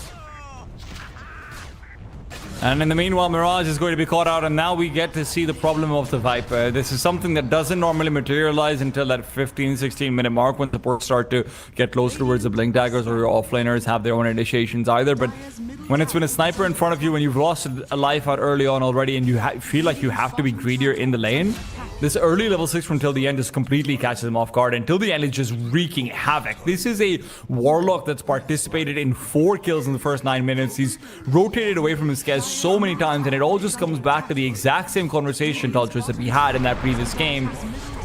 Tiny doesn't let your offlaner put up enough pressure, but that Tiny does at least come through with a quick toss through Snowy. Picks up a kill. Tiny's definitely getting more impact than he did in the last game, but it comes with a trade-off. And I don't think that trade-off is worth it. I think instead of securing the lane for your Shadow Fiend, you should be looking to secure the lane for your Viper. Sure, the Shadow Fiend is important, probably more important than the Viper and the most important hero in this game, but your Viper is struggling, and Viper who has a bad game has no game. You need your Viper to snowball. It just does not work otherwise. And your Shadow Fiend, at least he has the raises. He can recover through that. And they aren't applying a lot of pressure on the Shadow Fiend. Power Rangers were omnipresent over on that, their safe lane quite a lot. But this time around, they're not doing the same thing. They are targeting the Viper because they realize what their game plan is. For Nika team, it feels like they're stuck in the past. Don't we all sometimes get stuck in the past, Ultras? No, I get stuck in the future. Trey, you can get stuck in my future. We'll be friends forever, baby girl.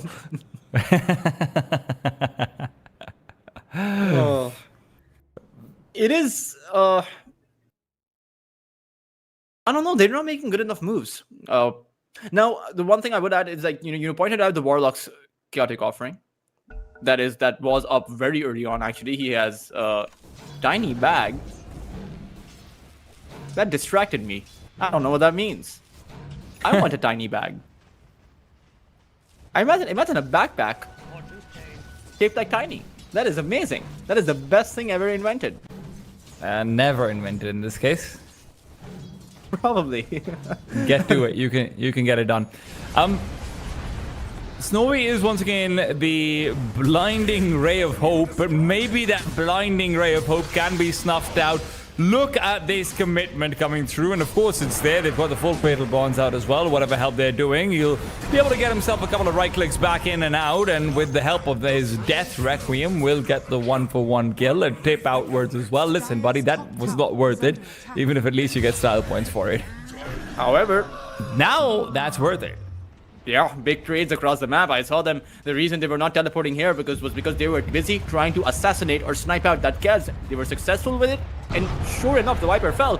But also, you got the sniper down. So you actually found so much for that. And for Power Rangers who made a move on that Shadow Fiend, they lost immersion there.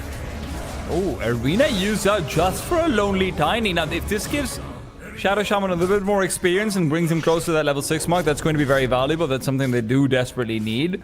Level 7 on the Warlock right now, level 5 on that Shadow Shaman. How often do you see a Warlock being the oppressive, over-leveled, rotating support? I mean, I have seen quite a few Warlocks get off to a good start, but this is a bit absurd at this point. At the same time, again, not as big of a lead for Power Rangers, considering the kind of moves they are making. And you see them constantly fluttering around the map.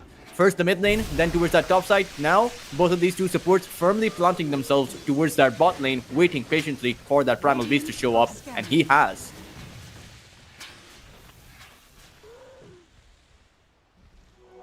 But he's not revealing himself to that lane, so they won't be able to catch him. Playing it safe.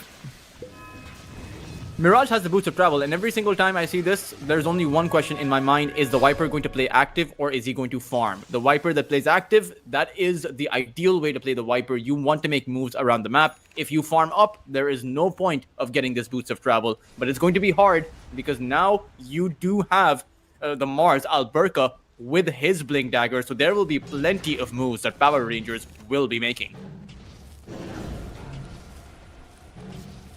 This is the problem, Dulchus. You don't see the bigger vision. The Boots of Travel gives you so much movement speed, you farm so much faster. It's like a Yasha, but it doesn't take an inventory slot. Or give agility. I mean, he's farming up the jungle. I suppose it's because Look, they have right now there's limited nothing vision. else you can do, to be fair, right? Like right now it comes down to Corrupted and his Blink Dagger. That's what they need before they can get anything activated. Those Boots of Travel or not, you have to stay back as Viper. Corrupted is 100 gold away from his Blink Dagger. That's going to be your next big window of opportunity to try and make something happen. That's when criticism can maybe be levied, but Power Rangers don't want to let that window be open. They want to come through, crack it out with a brick, and now TP responses out towards the bot lane with the Serpent Wards have already been deployed. That's a beautiful arena. Catches out to cross back in though, and Corrupted turns it around with a quick pulverize. They will find both the supports, and the Mars, well, he feels lucky enough to back away. He's got a Blink Dagger as well, should be fine. As long as he can blink TP, and this 14-minute power rune attempt from the Radiant side has gone awfully awry. It's not that bad, I would say, an offlaner for both supports, but unfortunately, unluckily for Power Rangers, the Primal Beast bought out. So he didn't actually lose much. So I do feel like Liga team, they did get a bit more in that team fight. They actually got double the gold that Power Rangers got, and a lot more experience. So that experience was divided, but it did go to that Shadow Fiend quite a bit. At the same time, they forced out some very big ultimates from Liga team, but now it is the same move that Power Rangers made that Liga team will also commit to. The Blink Dagger play now up for the Primal Beast.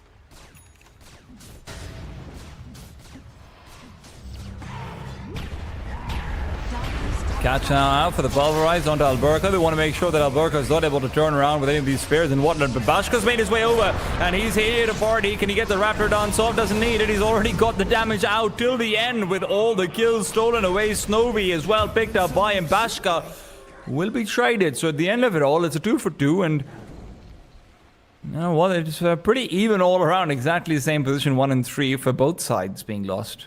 But Sniper continues to farm away.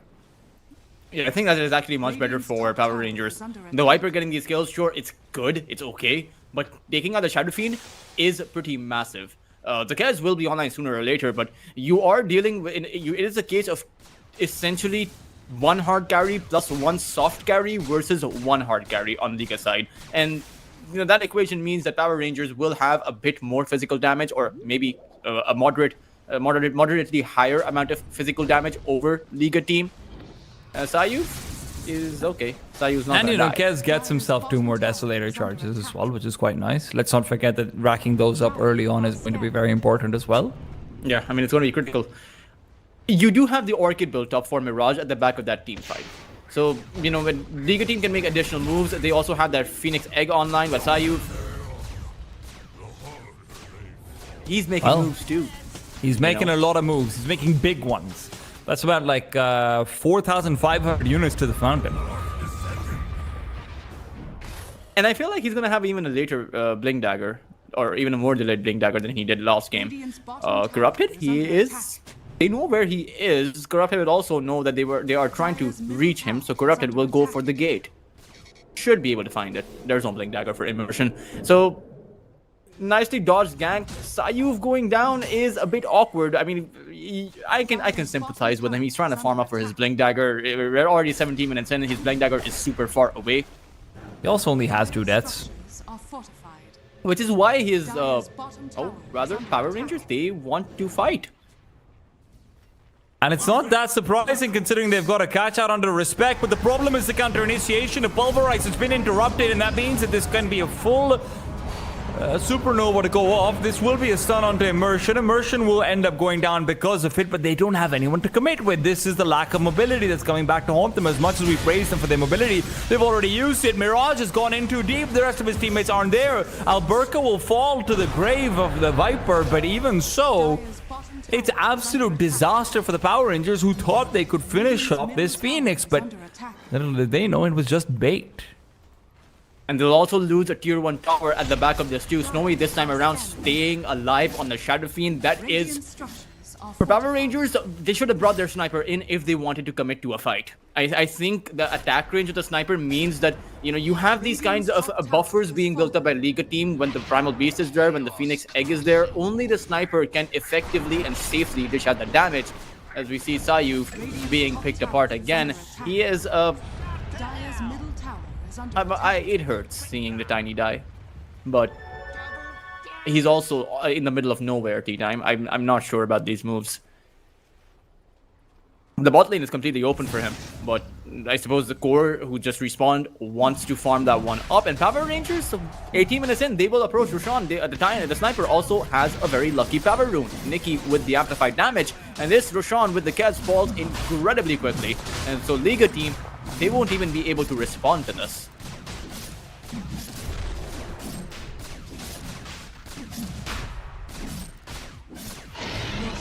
Nikki ends up picking up the Aegis as well, which means that hopefully we can see him getting a little bit more involved. Now, Dodgers, what do you think Nikki goes for as an item over here? Because it's a bit unorthodox, but I would really love to see an immediate early Blink Dagger coming out from the sniper. You can also go for the Hurricane Pike. I think it does the same thing for the sniper. Maybe even a bit better because you can pike away if you take a player force Assassinate. damage. Can't be channeled in time. He could also just go back and double up for what you talked about earlier and just go for the Agatham Scepter Assassinate. I mean, he's already committed for the Mjolnir now, so... It Assassinate would've still been doesn't good feel with that the- terrible even with the Mjolnir to me. It doesn't. I think the Sniper Scepter upgrade is actually a pretty good power spike. The instant assassinate into the 1.2 second of a stun is something that can catch Liga team off guard, disable the Requiem, perhaps disable the Phoenix's egg, perhaps if he doesn't pop it immediately, and even disable the Polarize all that much faster, right? It's a relatively good item this game, but I feel like they know this game is going to go late against a physical DPS Shadow Fiend, so they want a contingency plan in case this gets blown up.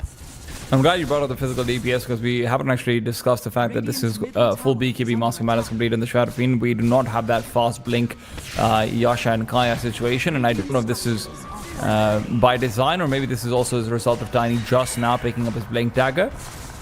But either way, it'll be interesting to see how he's able to fare versus the sniper in particular.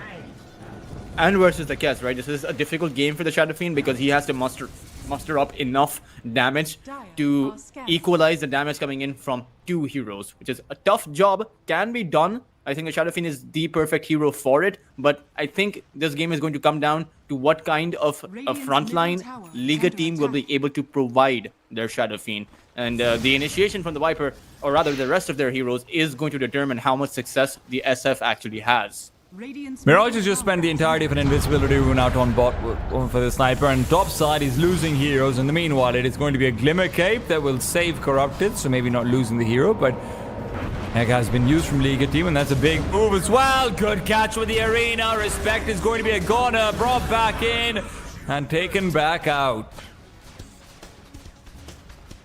Radiant are scanning. A chicken's bait, as it so appears.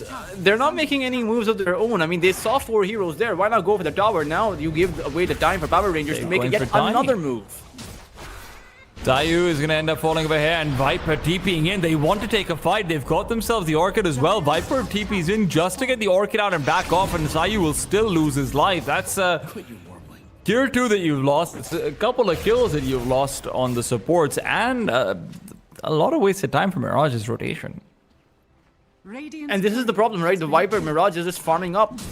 So it's you have a Boots of Travel and an Orchid, and you're not looking for a fight, that is a very confusing way to play the Viper.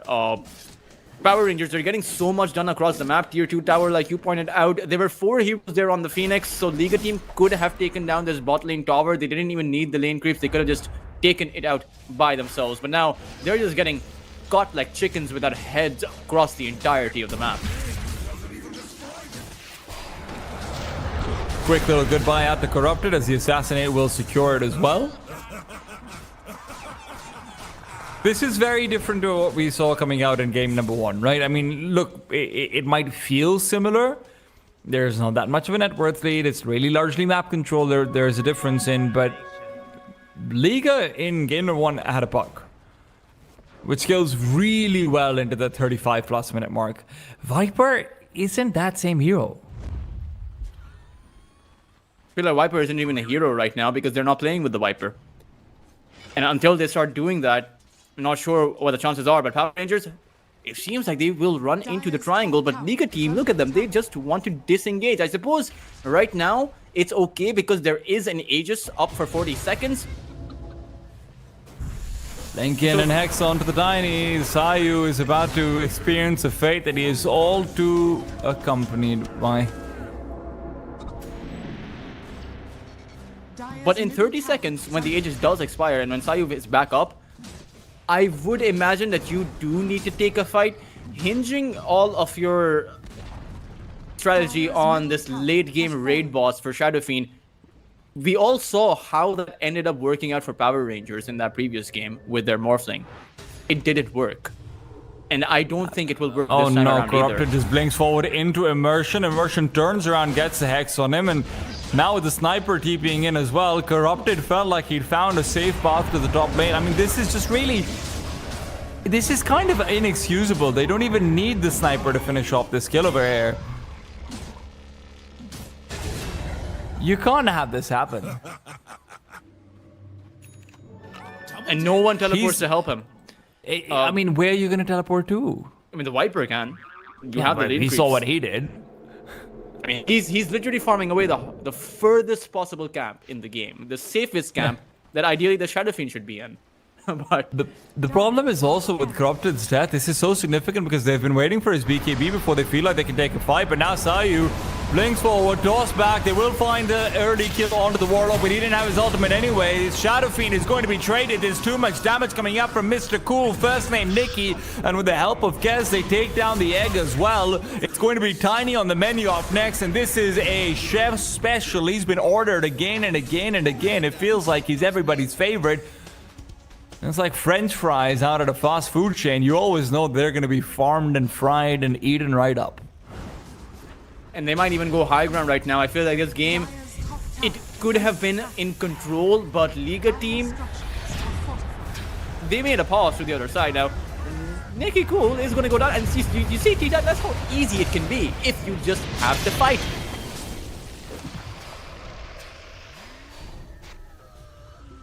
Dire's top tower is under Oh, what a body block coming out as well from the Warlock. Making sure that Mirage can't cover the distance, and although the Mars does try and TP in, Bashka is still trying to back himself out, Corrupted with a quick boulder toss through, but Alberca is keeping the Skez alive. A spear that I don't know if it does more damage than it actually helps or not, but so far, Bashka has been allowed to live at the price of 3 other kills. Well, 2 if the sniper had already died, but yes. Finally, Liga team shows some signs of life. I was getting worried for them. I mean, they're not doing anything around the map, but when 2 heroes, all it really took to melt the sniper down from 0 to 100 in less than 3 to 4 seconds. That is the weakness of the sniper. He does not fare up well when he has someone that can jump on top of him. And you have 5 entire heroes that can do that.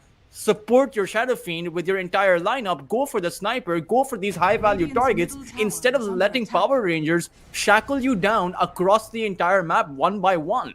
It doesn't take a genius to come up with that kind of a strategy, T-Time. It is just simple basic Dota that Liga teams seem to have forgotten. And now, finally, they do get back into it. And immediately, the 6,000 net worth advantage that Power Rangers had, they came in knocking towards that high ground. They got punished. And it's now back to a very recoverable disadvantage for Liga team. And that's what they do best, right? Liga team work from recoverable disadvantages. Listen, that's a weird compliment. There's actually venture capital firms that specialize in businesses that are doing badly, but they think they can recover them if they buy them and then turn them and flip them for a profit. Liga team is basically a $1 billion VC fund. Could I have the contact? Because I have quite a few ideas. That are failing and need to be recovered? No, I haven't yet started them, so they've yet to fail. But I feel like that's even better, listen, right? I can help you fail them early if you want. That's what I do a lot, actually.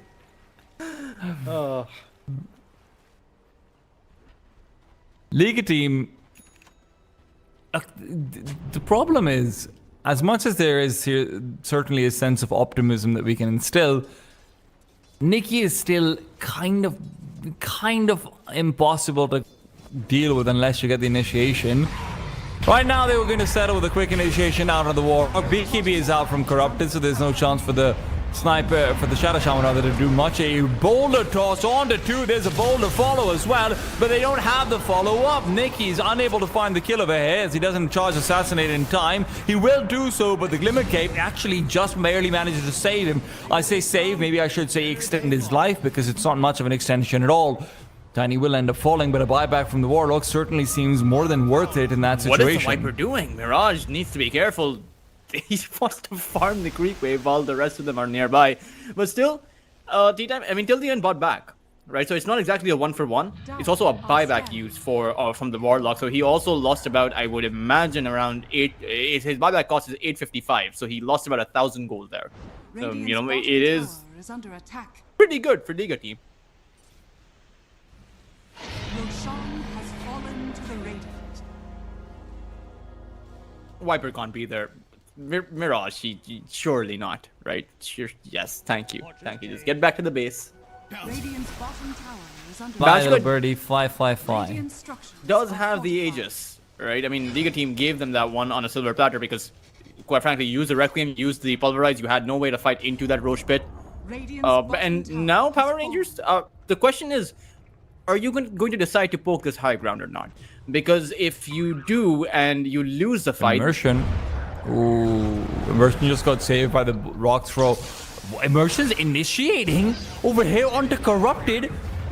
This is madness.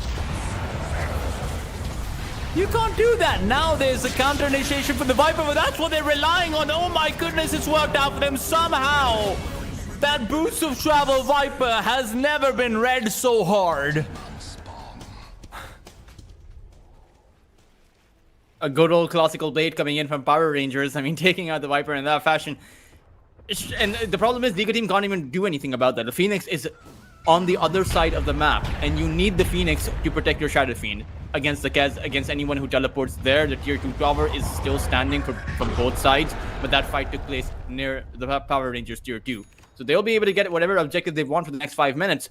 And you know, again, the Shadow Fiend is maintaining the same amount of net worth as the Sniper and the Kez, but I feel like in this game, Dire's bottom tower is under the Sniper... Shadow Fiend. Yeah, he's a Shadow Fiend, you know, you can't fight 2 targets at the same time, and you are very squishy. So even with the Satanic, it may not be a scenario where you can come out with the win. But you do have the Butterfly, so you do avoid a lot of the hits. No MKB is up for either the Sniper or the Kez, and that is a bit of good news for Liga team. The bad news is that this Viper is going to scale off very hard. He has not made a single item in the past 7 to 8 minutes. He will have a BKB soon, but that BKB does nothing against the biggest source of damage coming in from Power Rangers, which is physical and not magical in nature.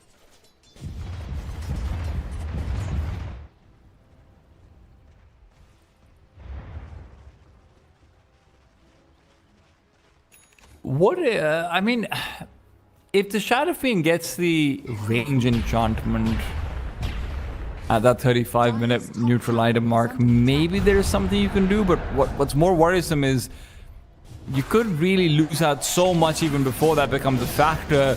Grappling hook in from Bashka, and Corrupted is going to be put down to bed very, very quickly.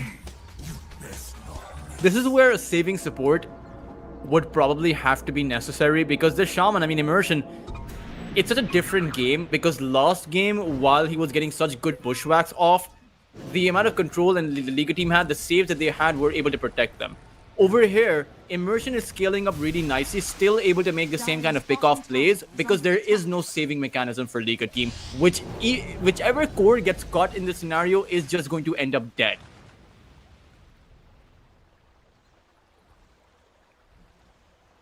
And Burka hoping for follow-up onto Immersion, as he always has been going for, but this is going to be a pincer maneuver that the sniper's setting up for with the Silver Edge. This Mirage is going to be a very dead Viper. Quick arena out. They've got the catch onto the Phoenix as well. Whether or not he's inside the arena, it doesn't matter. This is a dead Phoenix and a dead Viper.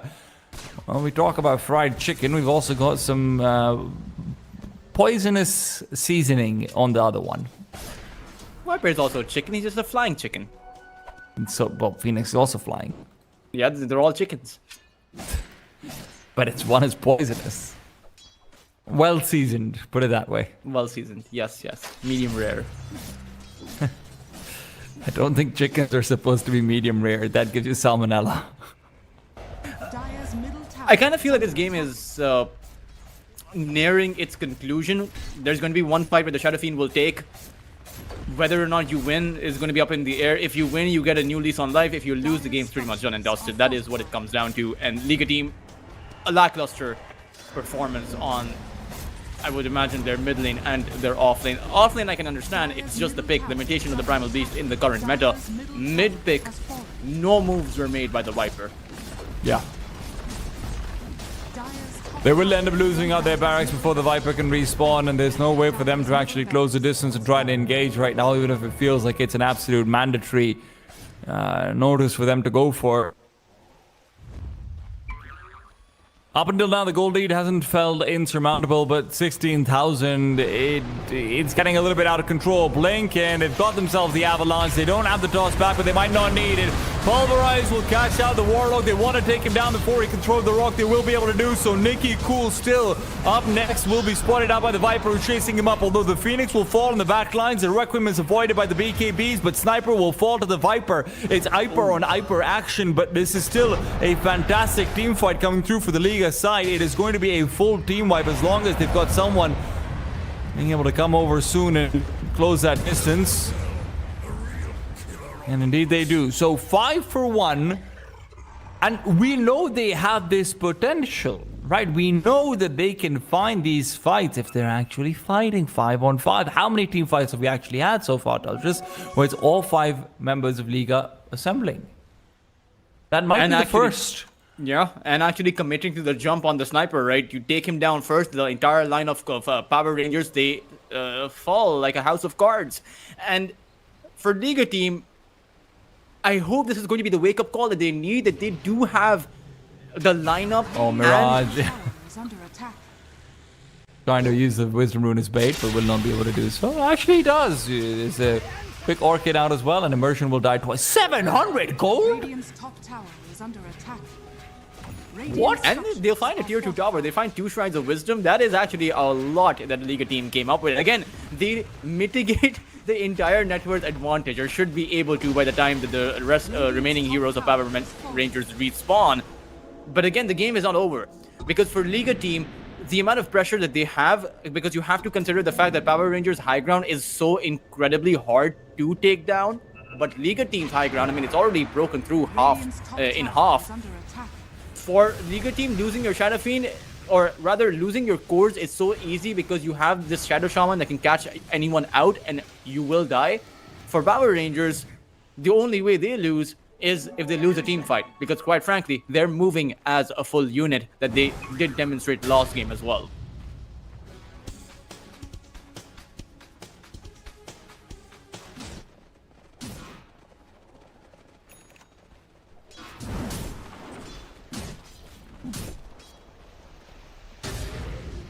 Radiant are scanning.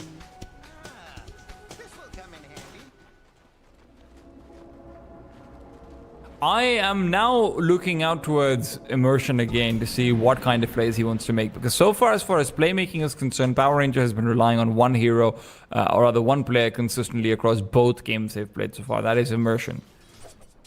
And this time it feels like it's been a little more successful, but eventually that success will not be something that you can put all of your cards in anymore.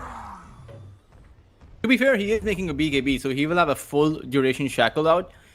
Whether he can survive the full duration is something... Yeah, that's the more question. That's going to be the interesting bit. But if you have an arena as your frontline buffer, then you can use a full duration shackle. But League team, they want to fight again. They want to go back in. Will they be able to do so over here? The rock will drop this time over, and Bashka is fighting back versus Mirage. Mirage Hurricane pikes himself away down to the low ground. Corrupted will be able to outlast and outlive the arena. There's a lot of cooldowns used out for the Radiant side. They want to continue to commit over here. Bashka's grappling go close to Sayu as he continues forward. It's Snowy up on the menu next. He'll be able to take him down. The Bashka guarantee it, and with the Shadow Fiend not having buyback, you can basically run down mid. Corrupted stays alive for a while longer, but it doesn't matter. Even that he is doesn't a have disastrous initiation. He needs about 50 gold for his buyback. A disastrous initiation indeed. The sniper being so close into the trees, he was able to run inside of it despite the dust coming out. Alberca came in with an arena, and that created the space for Nicky Cool to make it on out of there. Liga team were not able to hit Power Rangers. The egg was awkward, the Requiem was awkward, and nothing went their way. And the Viper, despite of being in the lineup, it felt like he was never really there. No Viper Strike comes out alongside that Tiny. That's...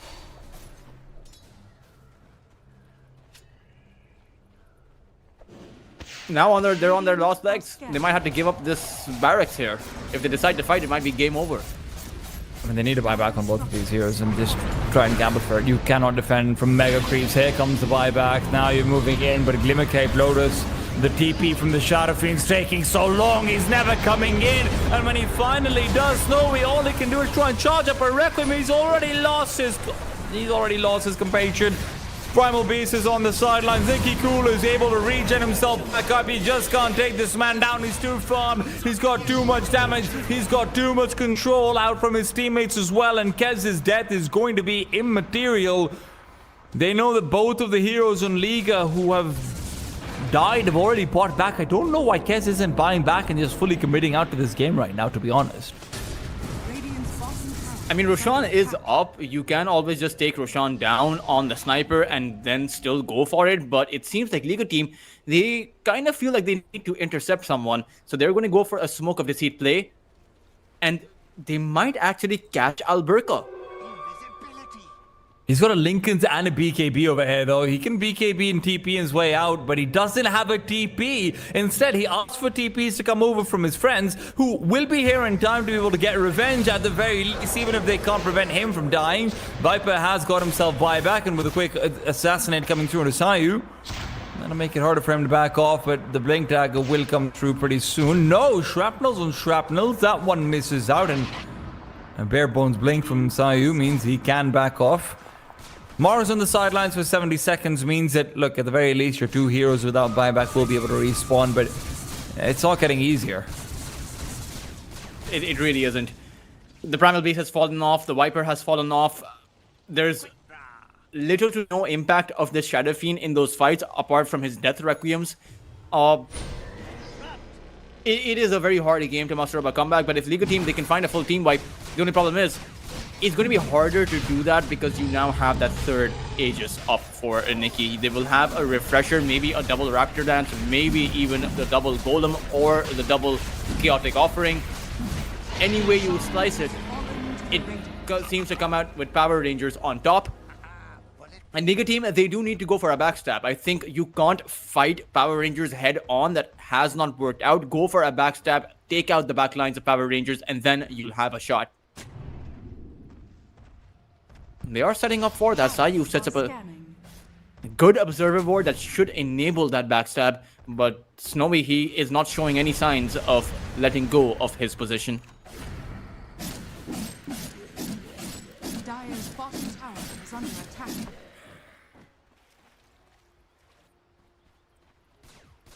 I don't. This does feel very much like the last game did for Power Rangers, where it's the inevitability of doom is sort of choking you out more than anything else. Nicky Cool is not a man that you can very easily get to, and there's a golem behind him as well, potentially coming out. He can just continue to siege up on the high ground with the help of the Roshan's banner. Tayu is looking for a blink forward. Respect as well, just wants himself a quick little supernova, and maybe they can take down this sniper once, but can they do it twice? He'll need that supernova, but it's going to be popping off right as he respawns. BKB will not matter. Refresh out from Bashka as he double BKB. Snowy, what are you charging that Requiem for? There's no one to fear. The sniper finishes him off, and although they'll get a kill onto the Mars, it feels like he's the only one they can consistently get. Buyback from the Viper should not matter. It's only him and Tiny Sayu, and Mirage is just going to let this one go by. GG is called. Liga will fall. The Shadow Fiend held the BKB. He wanted to charge at the Requiem without a BKB. The Shaman was just waiting for him to do that, to land that shackle. Power Rangers, quite clearly, they were the better team in this in this game. They just simply played this like a casual, or rather that simple game of Dota. Go for ganks, go for pickoffs, play like a team when it's time to take team fights and acquire the Roshan. While Liga team, that performance on the Viper left a lot to be desired. The Primal Beast pick, I don't think it's all that viable in the current meta. They tried it once before as well against Pain Gaming, like you pointed out. It did not work out, and you need to play the Power Ranger game like you did in game number 1. That is your only way out of this series.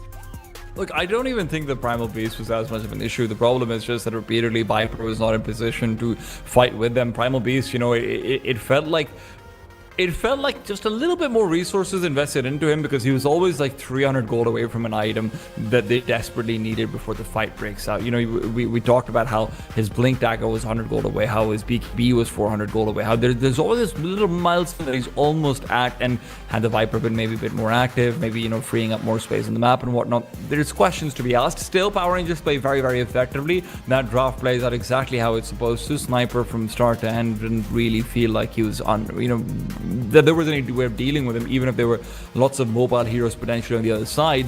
And going for the physical damage Shadow Fiend over there as well, I mean, might I add, means that now you have 2-3 heroes that are just consistently farming for the first 20 minutes or so. So yeah, a lot of questions to be asked, but the only answers we can find will be in game number 3 as we move on to the decider. We're going to be back after a quick break to find out who's eliminated and who goes forward to fight Pain.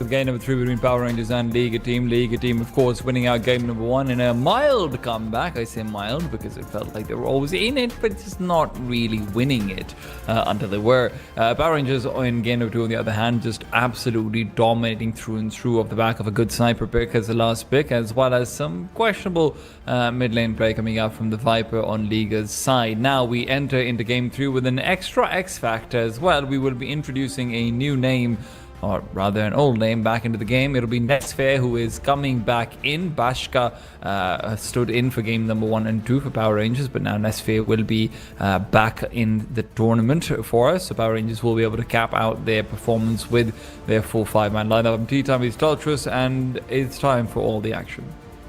And I think with Nesfair now being added in, there's an additional layer to Liga Team's nightmare right now. Liga Team, who this seems to be where they are able to reach with their max potential. Back through this, even season 1 of CCT, this is around the time where, unfortunately, they have always been eliminated in some of their best runs. If they win here, this will be the first time, or rather, they will be making history for their lineup. They come out with the Phoenix pick once more. And it didn't feel like the Phoenix was the problem. It felt like it was played pretty well all in all. Honestly, you can see why they'd want to double up on it. Power Rangers on the other side. Look, if they want to go in and just pick themselves up a Mars, something like it, I wouldn't hate it. We saw some very good play in that offlane from Vajra. Not from Vajra, rather. But you know, we got some very good play regardless coming out from the Mars over there. The Warlock as well was a weirdly strong support, level 6 at 9 minutes. Although I don't think that that's a feat that he'll manage to replicate. It's still very impressive considering it's normally considered a weaker laner. Yeah, and not exactly a hero that one would expect to come out as the first pick. A lot of teams do go for this. Perhaps it is because they want more time to additionally think about, or they don't want to dish out their strategy to the other side, as Liga Team have not done the same either. Phoenix is going to be there, and Liga Team do finally take out the Kez. Power Rangers had that opportunity, but now they won't be able to have that. But again, Shadow Fiend is available in the pool, and if Liga Team don't ban that out right now, then Power Rangers can actually pick it up on their own side.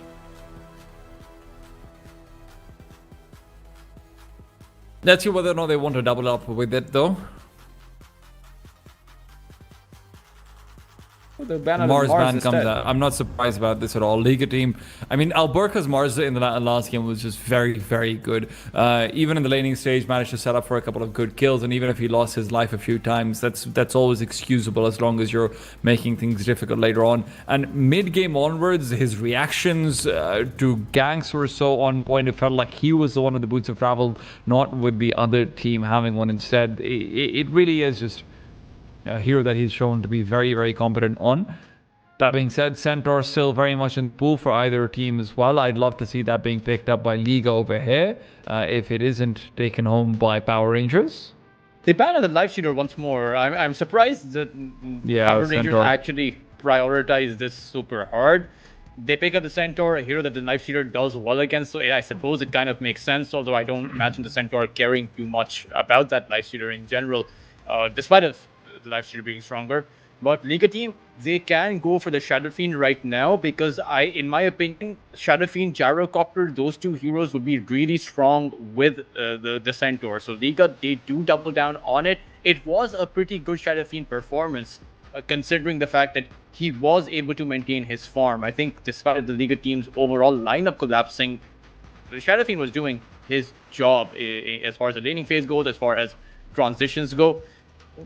But I'm just glad we don't have a tiny, man. I'm just glad we don't have a tiny for Sayu. We come through with a hoodwink of a hair, a little bit more reliability, a lot more that he can do in the first 12 to 13 minutes. Sure, you're running short on stuns, and you probably do need to go for something like an axe if we're being realistic, you know, to pair up with the Shadow Fiend. I'll take that, man. It's fine. I do not want another tiny performance from Sayu where he's not useful for the first 20 minutes of the game, because that's just the nature of the hero right now.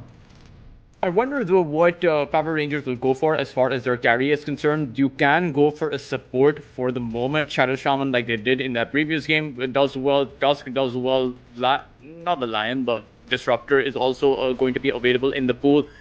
or the Morta to counter out that Phoenix. That could also be an option. But Power Rangers, they will stick to their Luna. I believe it is a third or fourth time a Luna has actually come out in this game. The Lunar Glaive is nice at 30% damage reduction is nice, but the Luna has very little attack range. I wonder though if this is going to be an Aghanim Scepter for the Luna. My views on the Luna are very clear-cut. I think this is just a slightly worse gyrocopter. There's very few places where the Luna feels better than a gyrocopter, right? But, you know, maybe this can be one of those places. The nice thing about the Moonglaive is that, look, at the very least, if a Shadow Fiend's jumping on you, something like it, the gyrocopter will be popped. Luna doesn't necessarily have to be. BKB can be maybe saved or just more effective in general on the Luna at times versus the Shadow Fiend, but that's very much reliant on this being a magic damage dealing Shadow Fiend or something like it. But let's see, like you said, could it also still be an Aghanim Scepter Luna and theoretically comes out? I would actually imagine that you want a save mechanism for that contingency of getting hit by that Requiem, and in that case, the Ringmaster's Escape Act and the Tusk Snowball, those two things come to mind. Shadow Demon is unfortunately not available in the pool, but Power Rangers, it worked out for Immersion last game, so they will pick it up once more. And for Liga team, how are they going to adjust around this? Because quite frankly, each and every single one of their players, apart from the Shadow Fiend perhaps, was getting caught out by Immersion. So they need to switch things around, but can't reveal their mid laner pick. At least, in my opinion, you should save your mid lane pick until the very end. Yeah, Immersion is going to be... Okay, so the Underlord comes out of a hair. That's a good change, right? It's a hero that can't be picked up so easily by Immersion and whatnot. But the problem with Alpha Liga is they very clearly need an initiator for that mid side. You can't go for a Storm Spirit too comfortably versus the Shadow Shaman or the Warlock, or to be honest, for that matter, the Luna. Either zipping into the Luna, sure, you can zip out of the Eclipse and whatnot, but with the Glaives giving as much damage resistance as they do, it's a hard kill to find. I think the Ember works well here, right? Sure, you have a settle shaman for no initiation. You have an initiation, right? You have the Searing Chains, and there's no dispel on Power Rangers. Centaur can go for the Lotus Orb though, but that will come out later on in the game. So Searing Chains into the initiation. Plus, you'll also have eventually the Underlord with the Scepter. That can also be one way to initiate. It still feels kind of weak. Like, it feels a lot like what Power Rangers had in game number 1, where Hoodwink was their only real stun. Yeah, but I mean, I just imagine the Searing Chains to be a good setup for the Requiem and for the Pet to follow up, right? So it offers a bit more control than the Storm, etc. Plus, with the Flame Guard, Immersion, even though he has the Hex and the Shackle, that provides us the Ember Spirit a bit of survivability over the rest of the spirits. But Liga could always go back for the Puck, right? That was a proven concept for them going in game number 1.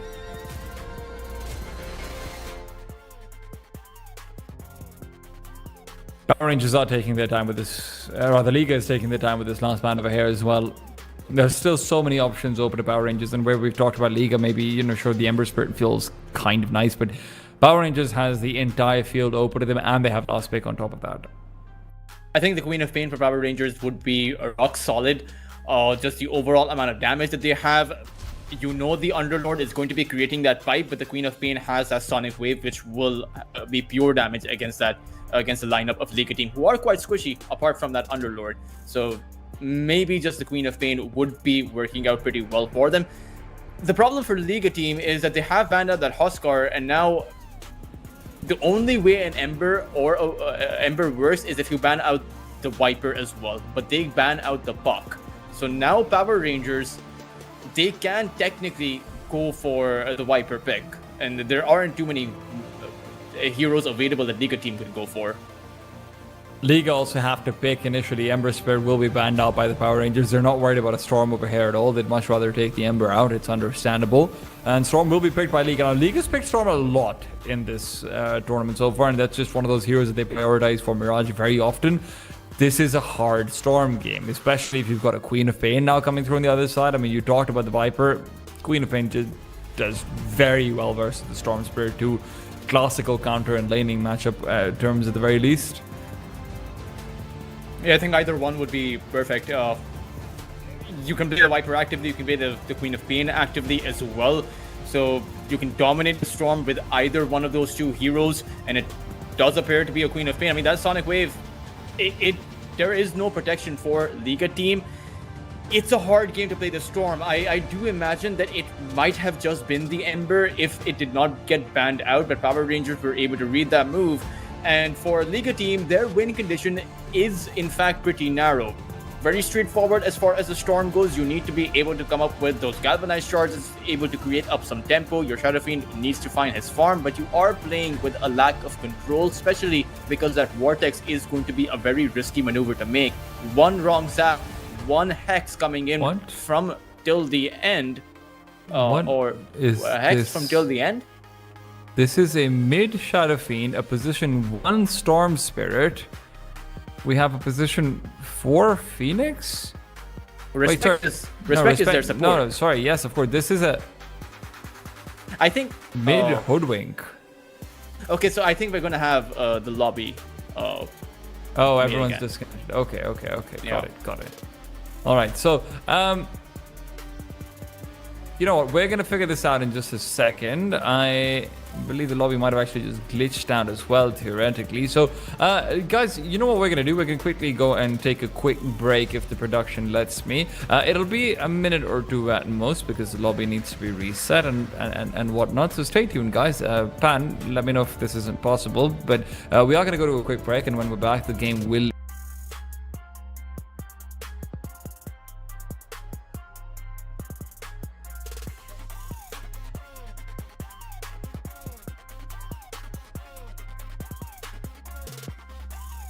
At the overall look at the lineup, right? I do imagine that Power Rangers had the stronger lineup. I mean, they have so much protection for their Luna. They have so much protection available for the rest of their heroes. And the Queen of Pain, where typically you do have a bit of a struggle from the Queen of Pain into the mid game, where you do have to make those risky I don't jumps. want to listen to you for a second. I want to take a break, and when we're going to be back, we're going to go right into the games. Stay tuned, guys. We're going to be back with game number 3 in just a second.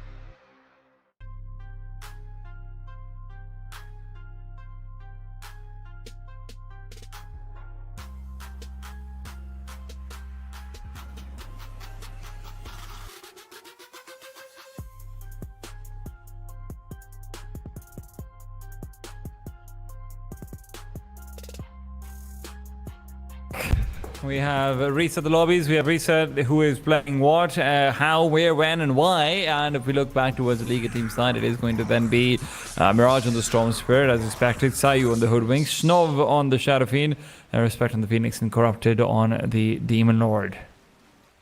And coming back to what we were talking about, Power Rangers have the easier entries. And that's ironic considering they have the Queen of Pain versus the Storm. One of the weaknesses of the Queen of Pain is that you only have one blink. You can blink in, but if you're in an awkward spot, you're guaranteed to die. But in this game, that is a bit different because you do have the buffer of that Centaur coming in with a Stampede, so you have that max movement speed, you have the Chaotic Offering that has a really high cost range, and you do have Immersion on the Shaman that can lend you his support while the Hex and the Shackle.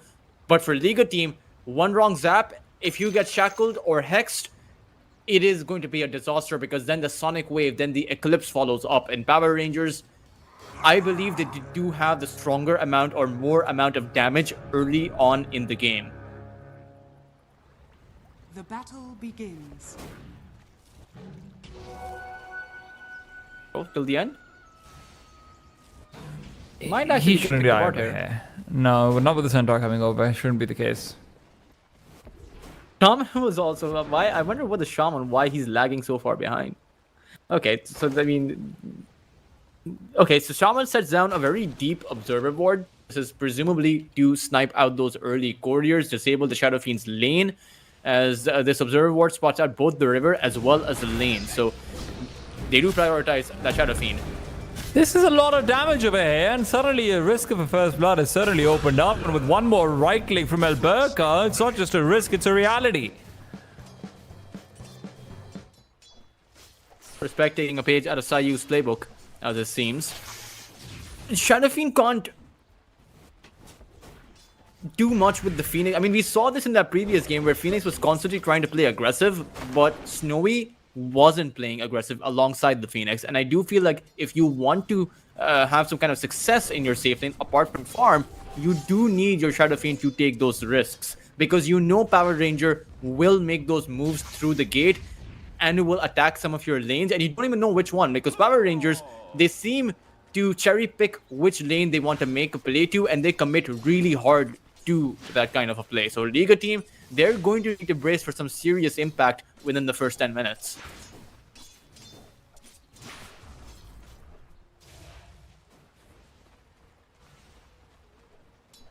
Storm versus Queen of Pain is always going to be one of those awkward matchups for the Storm. Shadow Strike being what it is should mean the Queen of Pain comes out ahead, but early levels, it does feel like the Storm is pretty good until that level 4, level 5 mark. Yeah, I would say that at least under the level 3 mark. With level 2 Shadow Strike onwards is where the Storm starts to scale off. But the Queen of Pain has a faster attack projectile as well, and the better attack animation. So Nikki should be able to secure the last hits, but right now he isn't able to. He's on 8, while Mirage actually has 14 and even 4 denies. So maybe it's just that experience of that Grandmaster Storm versus the Silver Tier Queen of Pain. It is certainly proving, I mean, Mirage is certainly proving that he can hold his own for the moment.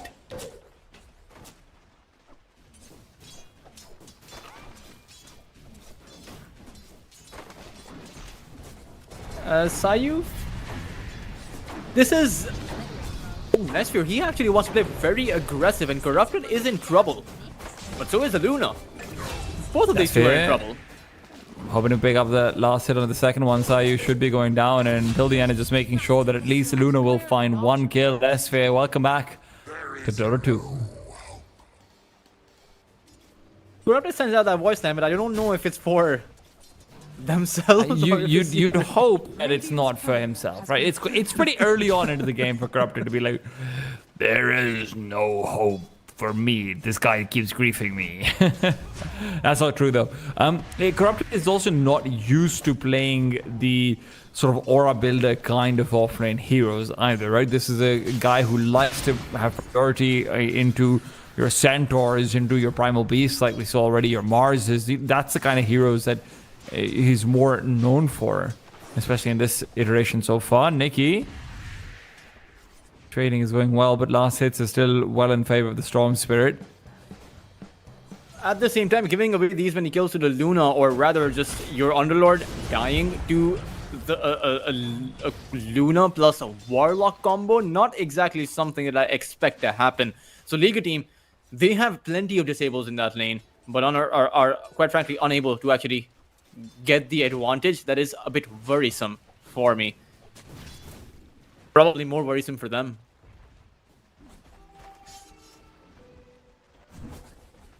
I wonder, though, I mean, it's still what our items Nesphere will go for is going to be, I think, critical for what kind of a playstyle Power Rangers opt in for. Do you still think that the Aghanim Scepter Luna is something that he might end up opting into? Obviously, it's got some good synergy with the Queen of Pain in some ways. Yeah, because the Eclipse follows the hero. It's not just one AoE. So you can plot it down on the Centaur stampeding in or the Queen of Pain blinking in. And suddenly it's a whole bunch of damage that Liga teams have to avoid. Offside, I mean, look, there's damage being dealt to Snowy, but it's not that much. He's going to be A-okay. His last hits will continue. But what's surprising is that so far, the Storm is still doing very well versus the Queen of Pain. He's on top of the last hit charts, and Nikki is just not managing to make up for the early HP loss that he had in the first 2 levels. He is... They're all doing okay in terms of lost hits. The only concerning hero is this Underlord, who is sitting on about only 17 lost hits. And the Storm Spirit is doing fantastic on that mid lane. Nikki, he didn't go for the level 3 Shadow Strike. He chose to go for the level 3 Scream of Pain, probably because he has realized that he can't dish out or build up tempo against the Storm like he would have otherwise liked to or hoped to. So maybe that's what the voice line was for.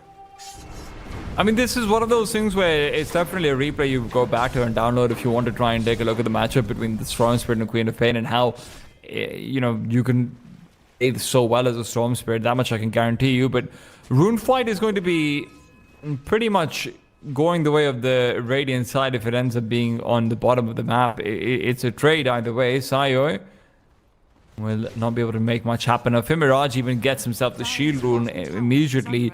It's not a haste, it's not an amplified damage or a regen, right? Those are sort of the critical mass ones. But right now, the problem is there's been a shackle as they have found him expiring the Observer Ward right at the nick of time. But Mirage, with the help of that Shield Rune, was always going to be fine.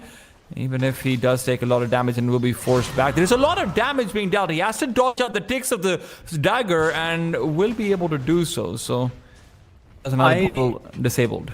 I'm surprised they didn't drop the Sonic Wave there within the duration of that shackle, because the Shield Rune was activated after the shackle had expired. So that Sonic Wave would have taken out the Storm. 325 pure damage would have been more than enough, and the Queen of Pain had enough mana. So I am not sure why Power Rangers opted out of that position for a free kill on that Storm. Maybe they didn't read the shackle duration perfectly or clearly enough. But still, an opportunity wasted and a new lease on life for the Storm. Who didn't even go back to the fountain, by the way. Or rather, did he go back to the fountain? He actually teleported towards the tier 2 and is farming up the jungle. That, pretty good, because you have the Sayuv on the Hoodwink soaking up the experience while your Storm isn't losing out on anything by farming up the jungle, simply because he farms up the jungle pretty fast. So I like the innovation coming out by Liga team. But also, you don't have much going for your Underlord as it is, so there is that to consider as well in the middle of it all. Yeah, he certainly seems to have given up hope in the meanwhile. Well, this leading phase. Alberca will be able to find respect in the meanwhile, and Shadowfiend has backed off into the jungle, just trying to play it a little bit more safe now. This is very clearly a big win going out the way of the Power Rangers, the way things are going, and the amount of pressure they're putting on. This is just going to be more involvement coming through for Nikki Cool as well. He does miss out the Scream of Pain, will not be connecting onto anyone, but will just blink upwards, sees where the Fatal Bond is projecting Sayu to be. An early kill, and they also have the Golem, so they can apply pressure on this tier 1 tower. And man, oh man, Power Rangers, they have such a strong pushing lineup. It's something that I perhaps should have covered more. Alberca? Stampede away and he'll be okay, but that is a very defensive Stampede used early on. And that means they had, or rather, because of the aggression coming up by Liga team on that Centaur, Power Rangers were able to take the tier 1 tower. So defensive stampede doesn't really deter them from anything. Even the skill they just got on Corrupted, who was already having a rough time. I feel like T-Time, this game is already getting a bit out of hand. Six skills, and Liga team have none. There's 2,000 net worth lead, and not just that. There's the Warlock is going to be level 7 at 9 minutes again. This is going to be level 6 Shadow Shaman at 10. As long as Immersion sticks around in this bottom lane and is able to soak up some experience, he's 5.5 right now. These are such high level supports. And you're just not really it feels like Liga team in all 3 games we've seen, for one reason or the other, their position 3 and position 4 duo just not felt like they're contributing as much as you'd like to the early game. And then because of that, the supports of Power Rangers are running away with levels and experience and gold as well. And Liga team, they don't make moves. Right, and Mirage's Storm Spirit is one of those heroes that he likes to play fast with. He likes to play swift with. But I suppose the difference between these 2 support levels is disabling him for that. You need the Phoenix Egg. You need Sayuv in a good position too. But right now, Liga team, they're just getting pressured all across the map. And the push potential from Power Rangers has to be talked about, because you have the Serpent Wards, you have the Luna with the Glaives, you have the Queen of Pain, who sure doesn't have any innate ability to hit towers, but has a pretty high, or rather fast attack speed for an intelligence-based hero. So and with the Lunar Blessing, she has a lot more damage as well. Yeah, it's Power Rangers are honestly in a very good spot, and Mirage, he's playing the Storm like he was playing the Viper. And this is something he can't do. Even expending his mana to push the Queen of Pain out is not the right idea. Sure, he has a regeneration rune. Okay, fair, he has a regen. And even then, I mean, he should be using the regen to farm. Okay, he will. Thank goodness. Thank goodness. He will use the regen, take up all of the creep camps that he can. Very effective on the Storm. This is one of the reasons why the regen rune is one of the best runes for the Storm, is because you can zap from jungle camp to jungle camp, take them all out within the same rune, and can essentially flash farm. But he is at the lowest point in the net worth chart as far as all of the cores go, even behind the Underlord T-Time, the Underlord who had the least amount of CS and who died a couple of times. We've talked about how the Underlord pipe is going to be very, very important. That Underlord pipe's not coming till at least 16 minutes with the way things are going. Assuming he doesn't die right now. I mean, I am assuming he'll die, but you know, there's not much you can do about it. Sayo's making his way over. Does get a quick bushwhack out, but with the help of the neutral creep somehow, Corrupted will still end up going down. Even Ice Frog is working against him. Radiant's top tower is under attack. If he's working on yeah, it's you know. Luna, I mean, there's no way to stop the Luna's farm. Like, who are you going to make a play for? You need to make a play, right? Like, I feel like Liga team, they're now 3,000 behind. They will teleport towards this bot side. So they will zap very far off towards till the end. Nesphere feels so comfortable farming up in the enemy triangle. Mirage does find one, and it's an important kill to get, right? Level 7.5, almost 8 on the Warlock. Mirage finds the kill. Sayo helped out with the help of the Sharpshooter there too.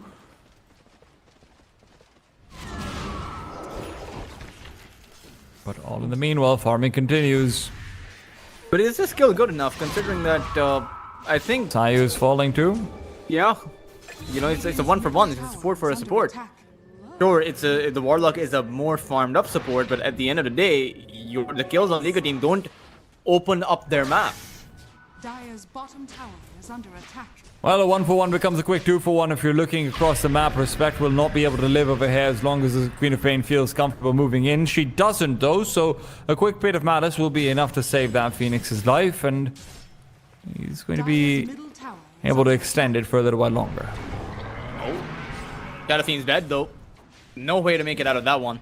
Yeah, he's caught out. There's so much damage with the help of the wards over here as well. Not saving those for a push or anything of the sort. They're just making sure that the one win condition that the Liga side has continually had is that Snov in every single game has maintained farm. He's been relevant for the top 2 net worth slot again and again. And sure, top 2 relevance, he's still there. But this Luna is getting a little bit out of control.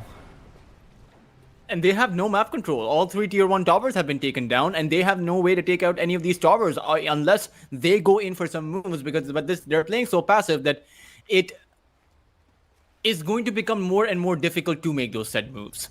And your Shadow Fiend is going to be pressed for space. Your Underlord is going to be pressed for space. What is the breaking point? When are you going to decide that enough is enough and that you want to take a fight? It really seems like they're not even close to that point with how passive they are.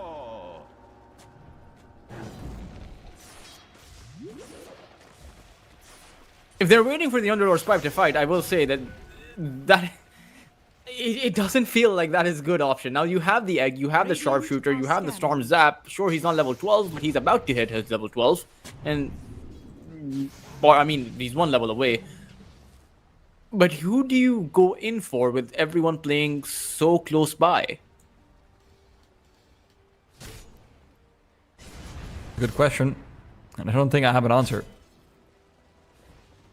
Nikki has really taken his foot off of the farming pedal, though. And that does mean that there is openings for Mirage to come back in, especially if he can find kills like this one. Trying to go in, will have the help of 2 more teammates. Corrupted and Sayo make their way over. And with Nikki not farming and Mirage getting a couple more of these galvanized charges, 2 or 3 more of them, and you're actually looking at a very dangerous Storm Spirit. And he is moving in for yet another move until the end, reveals his position there. So if they can get both support duos, that would be very well worth it. And the problem with just getting the Shaman is that he's already very far away. Because you want to transition a kill into a tower at this current point in time. And if you're not able to do that, if you're not able to take towers, then the Queen of Pain can be passive. The Queen of Pain doesn't have to essentially farm as fast as the Storm Spirit can. Because look at the Luna. The difference is 1500 in terms of net worth, but because the Luna has more access to farm the entirety of the Radiant jungle, quite literally all of these lanes anywhere, he's teleporting towards the mid lane, can teleport towards that top side too. That means the Luna is going to be accelerating her farm. Sayo's a dead man. Your name shall be forgotten. The Luna will be accelerating her farm past the point where Liga team can't keep up with that. And again, earliest Roshan here, I feel like the first game had 17-minute Roshan, second game was 18 minutes, this is a 16-minute Roshan simply because Liga team, they have no space, because they haven't attempted to create any space.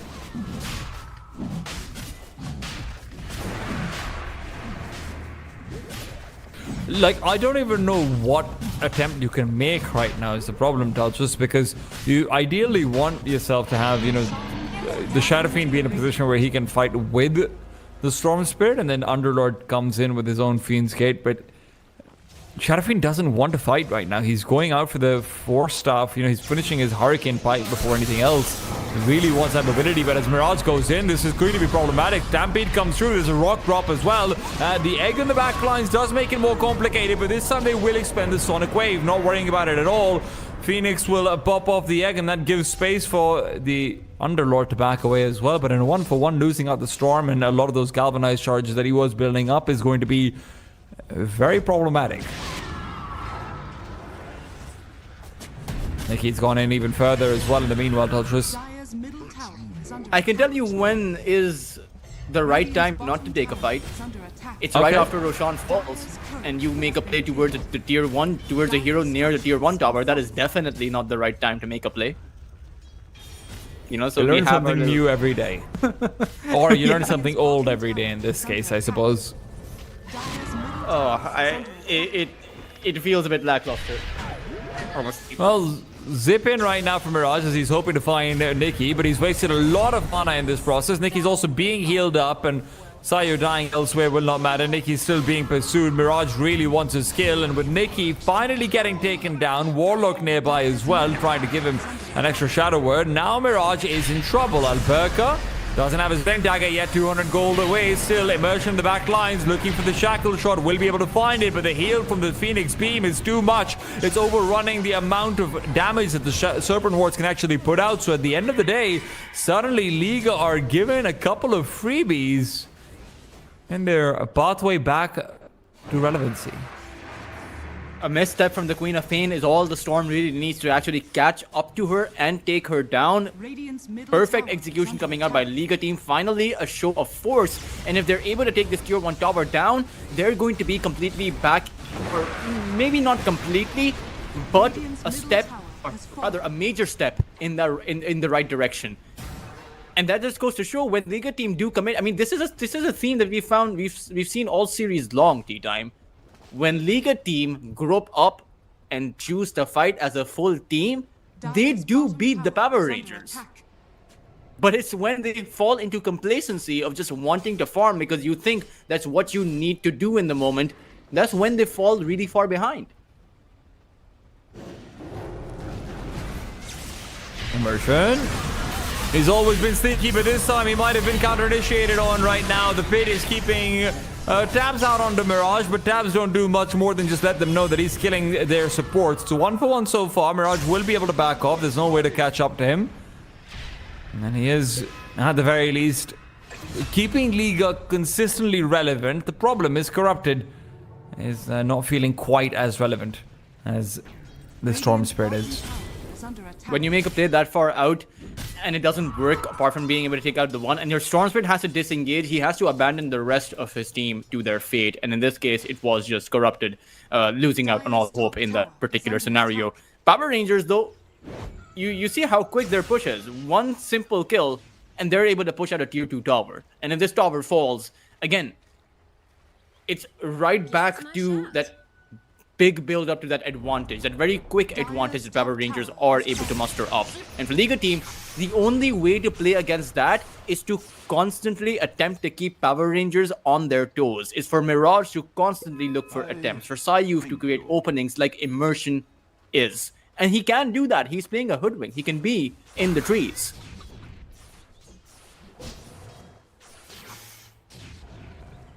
Quick little hex onto the squirrel. Tayu and Immersion are both going to be fulfilling very similar roles over here, that's true. Till the end, topside almost dies to the Tormentor, but he will be able to get that upheaval Aghanim shard for his trouble. It's a very good shard to have for the Warlock.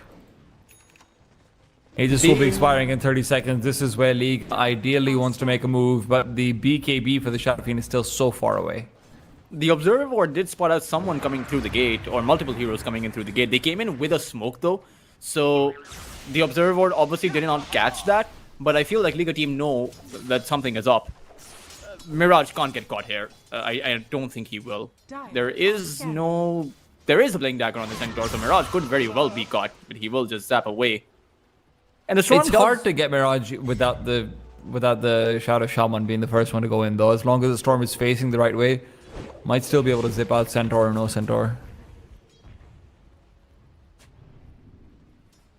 There are so many Blink Daggers though from Power Rangers. That Blink in from the Shaman can come in from at any point, as it has as you've seen in game number 2 as well. So perhaps there is a certain portion of Liga team's fear that is justified. It's just there is a fine line between being afraid of something and being paranoid of something. And how you tread that line is going to determine Liga team's fate in series number 8. And their fate looks pretty dismal with the way things are going. Dire's middle tower Corrupted is under moving in attack. towards the Aghanim Scepter. Queen of Finn, of course, already having hers. She's much more relevant now in the farming department than she was initially. Storm's next item will be a BKB, while Shadow Fiend has almost completed his now. And while the Shadow Fiend's BKB is making its way over, Sayo is going to end up falling to deny from Mirage. Now look, that's nice. I will give you that. That's cute to see. Radiant are Certainly It's all receives some damage style control. points. Nesphere could be in trouble over here. He's been caught out. No BKB will be used. He could fall. No. The Golem dropped on the tree with the help of the Eclipse. He's fighting back, but a BKB from Snob. That's a full 9-second one that's being debuted from both carries, but a zip through from Mirage, and now he can reinitiate onto Nesphere. Nesphere backs off, and they want to go into the center instead. He's too tanky. How do you take him down from the sidelines? Nicky's slowing them even more. They don't have any ability to close the distance versus any more of these scores, but all in all, still as good of a fight as you could hope for.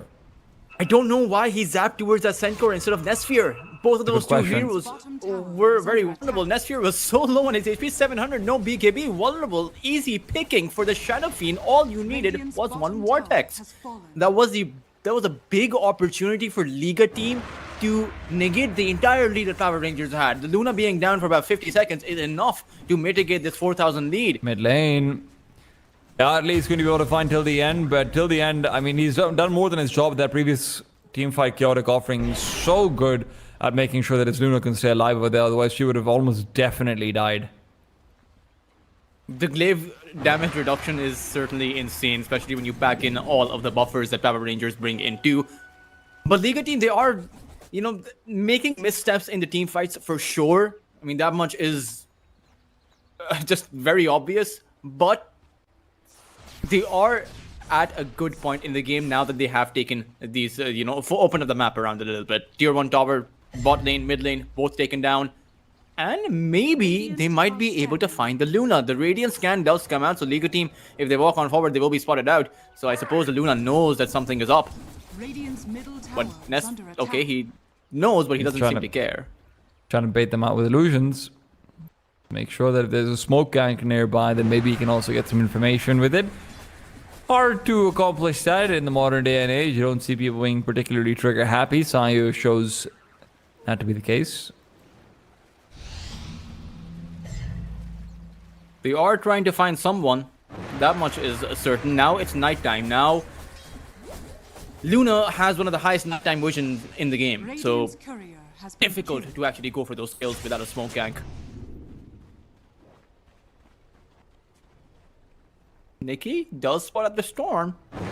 Nikki is now packing in that Sanjin Kaya and will soon have a BKB. Once the Queen of Pain has a BKB, that's a 9-second BKB with a 4-second Shadow Strike duration and an Aghanim Scepter on the top, which means that inside of the duration of that BKB, you will be launching at least 2 Shadow Strikes. If they bounce on, say, 2 heroes, that is, essentially 1,000 damage being sent out in a team fight. And that's at a minimum because of... you will probably be grouped up in a team because the Storm wants to get in Vortex range. The Phoenix has to dive in. Underlord is a melee hero. Good catch. But they can't really find the skill overhead too easily. The Pit of Malice certainly helped, but Stampede will be lasting quite a while longer. Queen of Pain nearby as well with the Sonic Wave can force them away if need be, and they won't test the waters as they might be a little bit too deep for them. Dire are scanning. Nesphere is on the other side of the map, and he also gets spotted out by a scan. Well, they don't know he's the one that gets spotted out, of course, but Shadow Fiend wanted to go in that area to farm. And I suppose Luna's Butterfly is going to be countered out by the MKB that the Shadow Fiend is currently making. But right now, it is going to be Immersion, a few quick hits from Snowy, and he will fall. So they are doing also a bit of readjustment there. Immersion hasn't been able to get off his snipe plays with his Shaman as he was in the last game. And the Underlord does disable him from that because the Underlord can show up wherever the Shaman attempts to go for the Hex with. So there is a bit of counteraction going on the Liga team are coming up with, and it is good innovation. This game, it was going out of hand, but they have now brought it back. Well, Luna's hoping that a Butterfly will be what changes things, but she won't have it for this fight. Nikki has to try and get out on his own, will be able to do so with the help of a Glimmer, but a blink in from Alberca doesn't land the stun. Mirage without detection can't do anything even if he gets a zap at the right place, and now losing out on too much mana as he pursues after the Warlock. Liga will not find anyone, and Luna will be given permission to finish up that Butterfly in the meanwhile. I'm surprised they didn't have enough damage to take out the Storm, the Queen of Pain. I suppose the Glimmer Cape, of course, kept him alive there, but Dire's bottom tower you is need under to attack. infuse more damage. I think your Shadow Fiend will also need a Daedalus. I don't know if he'll go for one though, because he also may want a Satanic. He does queue the Daedalus up, and with that, it will be enough to take anyone out, guaranteed. Like within the duration of that bushwhack. And Power Rangers, I feel like they may be pressed to make something happen simply because these timings for the Shadow Fiend are going to be devastating for their lineup. Sure, the Queen of Pain is farmed and the Centaur has these auras and everything is going fine for you in terms of map control as well, but there is going to be a point where the Shadow Fiend hits critical mass, and then it's a toss-up whether you can get the team fight you want, because if you can't, you will lose your entire lineup. They've lost all of their outer tier towers already, so lineup is certainly what could be up next, as Roshan is going to be the next major point of contention. If you lose out Roshan, well, high ground is still defensible. Let's not pretend like it isn't, but it will be a lot more difficult. And the Shadow Fiend, who fortunately for him already has the MKB, doesn't have to worry too much about the Luna's butterfly. I don't know if Luna's noticed this though, because nobody had not revealed it earlier on that he was going for a MKB. At the same time, I mean, Butterfly is still a pretty good item for the Luna. I think the 20% base attack speed percentage, Luna is a hero that naturally has a very high amount of agility, the plus 35 agility as well, plus 25 damage. It's a great stat item for the Luna too. But of course, the major reason why you make a Butterfly is going to be the evasion. The Luna should probably look towards the Satanic now. You'd hope so. Is there any damage item that you'd rather have? No. Zip in. Storm's looking to fully commit. They want to get a kill early on, but they've already lost Sayo in the back lines. It's going to be the Shadow Shaman disengaging courtesy of the foul play. Even gets a full length shackle out onto the Storm Spirit away from everyone else. The Phoenix Egg will allow them to disengage, but as Nikki comes back in with the help of a BKB, he will be stunned up regardless. This is going to be a big loss out for the Dire side, and so much of it is because Mirage again went out and after a dying Shadow Shaman, ends up getting full duration shackled.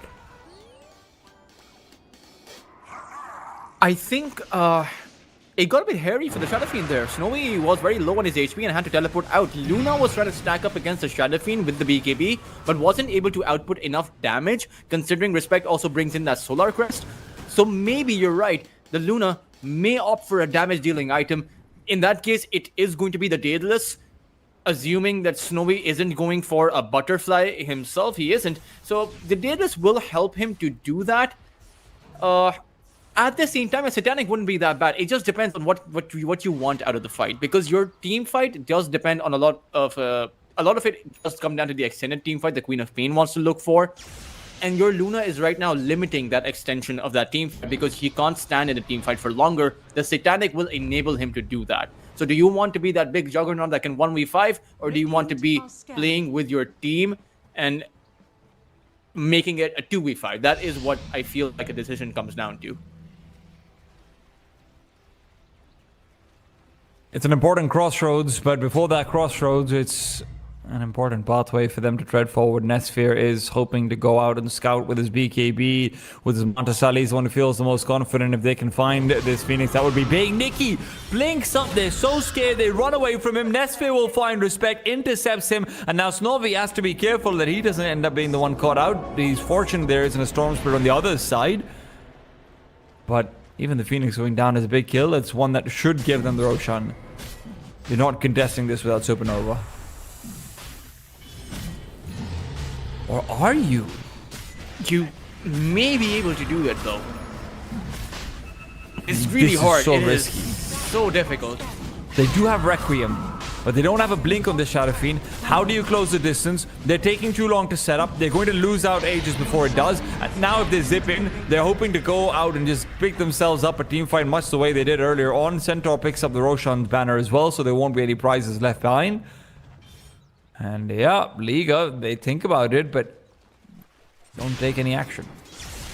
Maybe they can still find action. Blink away from Queen of Pain, not on time. She doesn't manage to turn around, and inside Mirage's Vortex, that's enough to get the kill.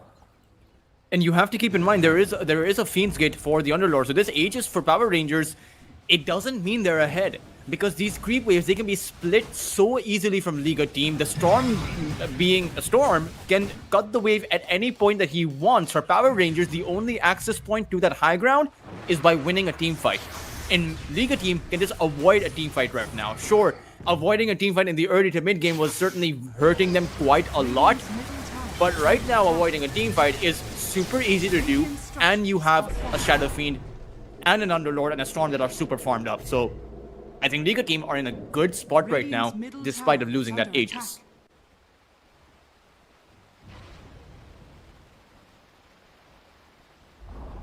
Radiant's middle tower has fallen. Even still, in a 5 versus 5 team fight, I think the real problem is that Alberca is just doing so much with the Blink Dagger, Shiva's Guard, and the Centaur. Because there isn't that kind of sort of physical damage that's going to be dealing damage to all of his supports. He hasn't had to go for the Crimson Guard, so he just feels like he just stays alive no matter what you do. And I think he should be going for the workhorse. Sure, there's a lot of catch for the Centaur, the Storm, the Hoodwink, even the Underlord's Pit. But you need to add in that element of stability to your Queen of Pain. We saw just how quickly the Queen of Pain will melt, and that's without the Daedalus or the Shadow Fiend that he now has in his inventory. Now the only hope for your Luna and for your Queen of Pain, if they get caught in by Liga team, is to have a workhorse come out. Shadow Fiend's doing some ridiculous damage, but doesn't have that much attack speed, so maybe might be a problem for him later on, obviously, when he replaces the Mask of Bandits with the Satanic. This is always the problem with going Daedalus and MKB. Attack speed becomes a problem, but right now the problem is the lack of Phoenix. He immediately buys back, peeping out to the outpost, wants to be here for the fight, but this Storm will be able to back off. Phoenix now, Egg is through, corrupted, backing off into the safety of the Sunbeam. They will be healed back up, and with the Centaur already dead, Nikki stunned up in the back line. Snova is just killing them all till the end. Next to fall, Snova's got too much damage. Daedalus, MKB, and now with their Requiem of Soul being charged up, and he will be caught out. Mirage comes back in. Snow's just sealing it away with the Mask of Madness. Ultra kill through for Snow in that high ground advantage. He is untouchable. Power Rangers, they thought they had the better advantage, and they were the ones who walked up to that high ground. Liga team knew everyone was going to come in, and they found the Hex on the Storm as he zapped in. He had to disengage, leaving Liga team in an awkward spot, but the Shadow Fiend, you can tell how high his damage output really is. Power Rangers, they need a workhorse. They need a better way to initiate it, and it can't be on these tanky targets. I think the maneuverability of Liga team is just too much for Power Rangers right now, and the Shadow Fiend is out of control. They don't have the lockdown for him. We saw them hex up the Storm, but where is the lockdown coming in for this SF? I think Liga team have this game in the palm of their hands, or maybe in both the palms of their hands. Radiant's top tower has fallen. That's a lot of palms, that's a lot of hands, but this is a lot of game that Liga has managed to hold on to. This is feeling reminiscent of game number 1. Liga is not just back in full control. They've got Snov on untouchable demigod status, much the same way as he did with the Mortal. Now he's got himself the Satanic as well, and he's saving up for the Swift Link up next. While the Luna went for the Shadow Blade. Truly not the item worth going for at this current point in time. I get the Shadow Blade as your third item, or maybe even... I get it as a third item. But in this game, when you're pressed for survivability, when your team can't survive, when you need to have a damage output that can rival the Shadow Fiend, or even rival half of the damage of the Shadow Fiend, this is a mistake from the Luna that is going to cost them.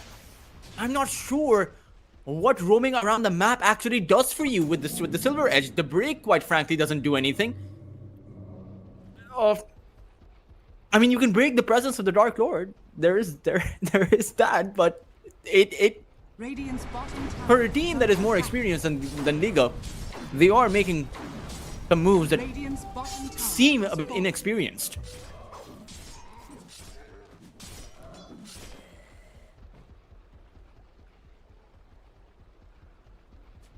Radiant's bottom tower is Oh under no, attack. D-time. Oh no, it's right. They're going for 2 Shiva's guards. And that's always terrifying. It feels like you just put so much money in the dumpster. You put money in the dumpster and you set the dumpster on fire. You know, Or that's Storm okay. Iced out dumpsters. I'll just... I never seen It's a new those. thing. Neither have I. That's because you tell people not to buy 2 Shiva's guards. Look, either way, this is going to be a play now for Liga to win the entire match here and now. Buyback status over here so far. There's not a single player on the Radiant side who has... Actually, no, there's 2 players. It's the Queen of Pain and the Centaur. So if you can take the Luna down, she has bought out. She's not going to have buyback for quite a while. That's what Liga is hoping to find, but... With Luna showing herself off in the bottom lane, they realize that's not going to be a realistic outlook, and they can find. And the later this game goes on with this kind of awkward build coming in from Power Rangers, not only the Luna but also the double Shivas that the Queen of Pain is making, quite frankly, completely useless as far as an item goes. Liga team's power spikes in the next few minutes, that's going to be the level 25 for the Storm. That's going to be the Parasma that comes out for him with so many galvanized charges. That is the Underlord having an entire Assault Cuirass. And that is the Luna spotted out right now. Liga team see him. Immersion is out, and now Luna just cannot survive. There's nothing he can do in the face of this Shadow Fiend, Teltris. The damage that Snov is outputting, and this is the funny bit, he's 7-1 and 2. It doesn't feel like he's been the most oppressive person in the game. It feels like he's largely just been not there. But this is a classic 4 Protect 1 situation, but not exactly in that way, where he comes back, it's 40 minutes, and now he's untouchable. This is sort of what every anti-mage player's wet dream was once upon a time.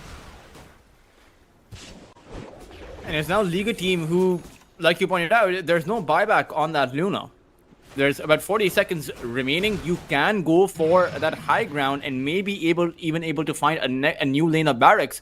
In this case, the Silver Edge quite literally ended up in the Luna's death because she would not have been that far out if she had not had the guise of the invisibility. False sense of security leading to Power Rangers' demise. Dire are scanning. Nicky really needs to find a way to be able to move into the back lines of a hay.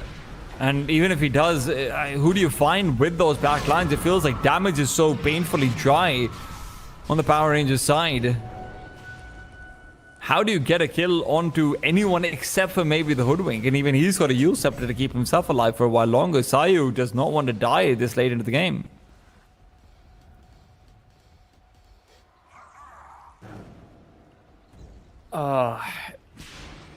You're going to be boxed into a corner, or rather boxed into your own high ground, but even then, an assault can come in from anywhere.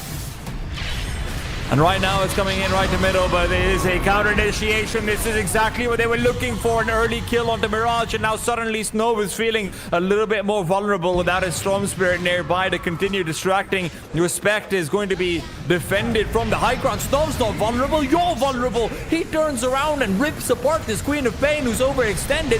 Snov now, he's taking serious damage, but the buyback from Mirage is going to mean that this game is over. Power Rangers have lost out their mid and carry without having any buybacks available, and now Burko, although he's still keeping himself alive, it's not going to be for much longer. Mirage just zips forward again, slowing him down one more time, and with the help of the boomerang, a few more right clicks from Snov, and Corrupted is there to finish it off. It's going to be no buybacks available for any of the cores for the Radiant side. They want to rip out through the backdoor protection, and now without the backdoor protection being there, they're going straight for the throne. And GG is called. Power Rangers will bow out. Liga will get their rematch with Bane. And what a way to do it. Snov, game to game, performance has been constant, but this is easily the best we've seen of him.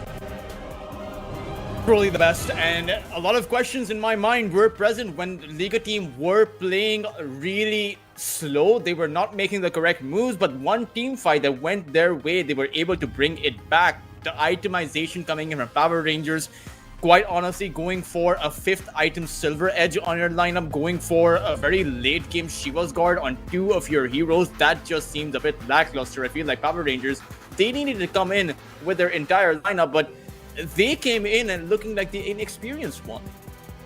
Look, absolutely, but Power Rangers ahead, just getting outplayed coming out into the late game. And I did feel like again and again in both game 1 and game number 3, maybe Power Rangers just overestimated the lead that they had, because the comfort level of the map was there, but they were never in more than like a 4,000 or 5,000 net worth lead or so, something like that, right? So it's kind of interesting to see that being the case, where they feel comfortable enough to take it slow, but then Snov comes around. Mirage has been farming all of this time and whatnot as well. Mirage, by the way, kudos out to him. The fact that he managed to win the lane at the Storm Spirit, as far as the last hits department is concerned, was very impactful. Queen of Pain did, more than her job. Nikki Cool was doing a very good job going into that, early 20s, late 10-minute marks or so, but at the end of the day, it was too much to deal with. It is going to be the Liga team going forward to rematch up against Bane Gaming. It's going to be a big one. Even the upper bracket semi-final was a best of 3 going to all 3 games between them. I would be surprised if we don't see that happen again. So we're going to go to a bit of a break. We're going to let the Liga team rest up as well. This will be slightly extended, but I'm sure that in about 20 minutes or so, maybe half an hour, you'll have the timer on screen. We're going to be back again with the next match. It'll be Pain versus Liga team to decide who will be joining OneWin in the grand finals. Come back soon. We're going to be having a lot more Dota with this game from.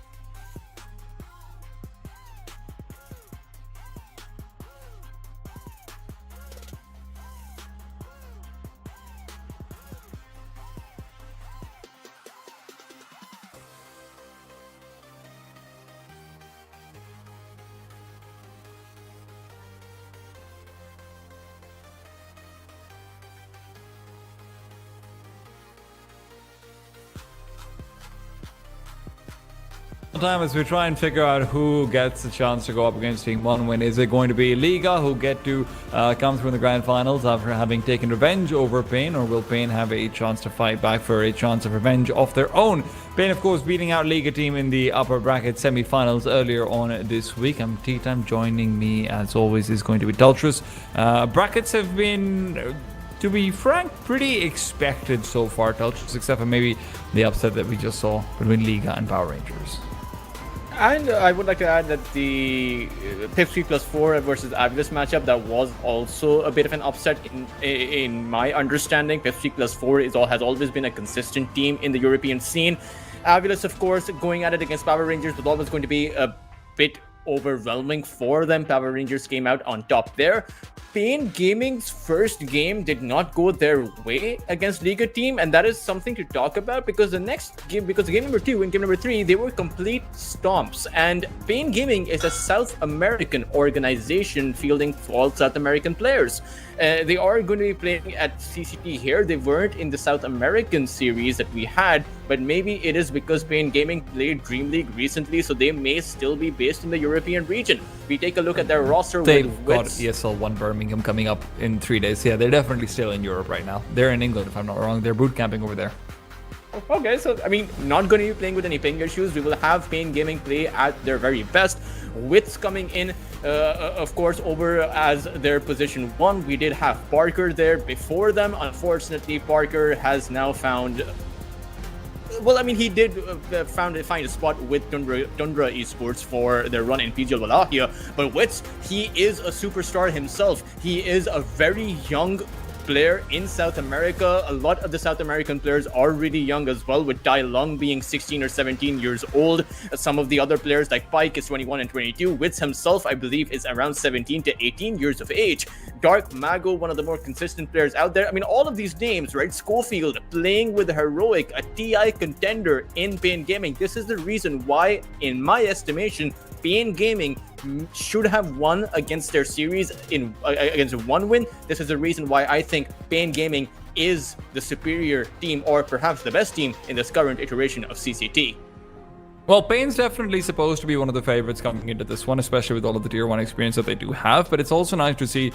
I actually think this is something that teams in Dota maybe don't necessarily always do enough of, and I understand there are logistical reasons why as well, about, you know, playing tournaments like the CCT when they're in and around for a LAN or two, and then just getting an extra few iterations in for, you know, a lot of these European Tier 2 players are so incredible and what you get to see, but in our head-to-head, we do actually have the mid comparison over here. Now, Dolchus, we've just gotten to see a lot of amazing stuff coming out from Mirage in that previous series. Talk to me more about Dark Mago and how he compares to Mirage. I mean, you know, on one end, he's obviously got a much cooler real name, you know, because it's Osvaldo Gonzalo Martinez Herrera.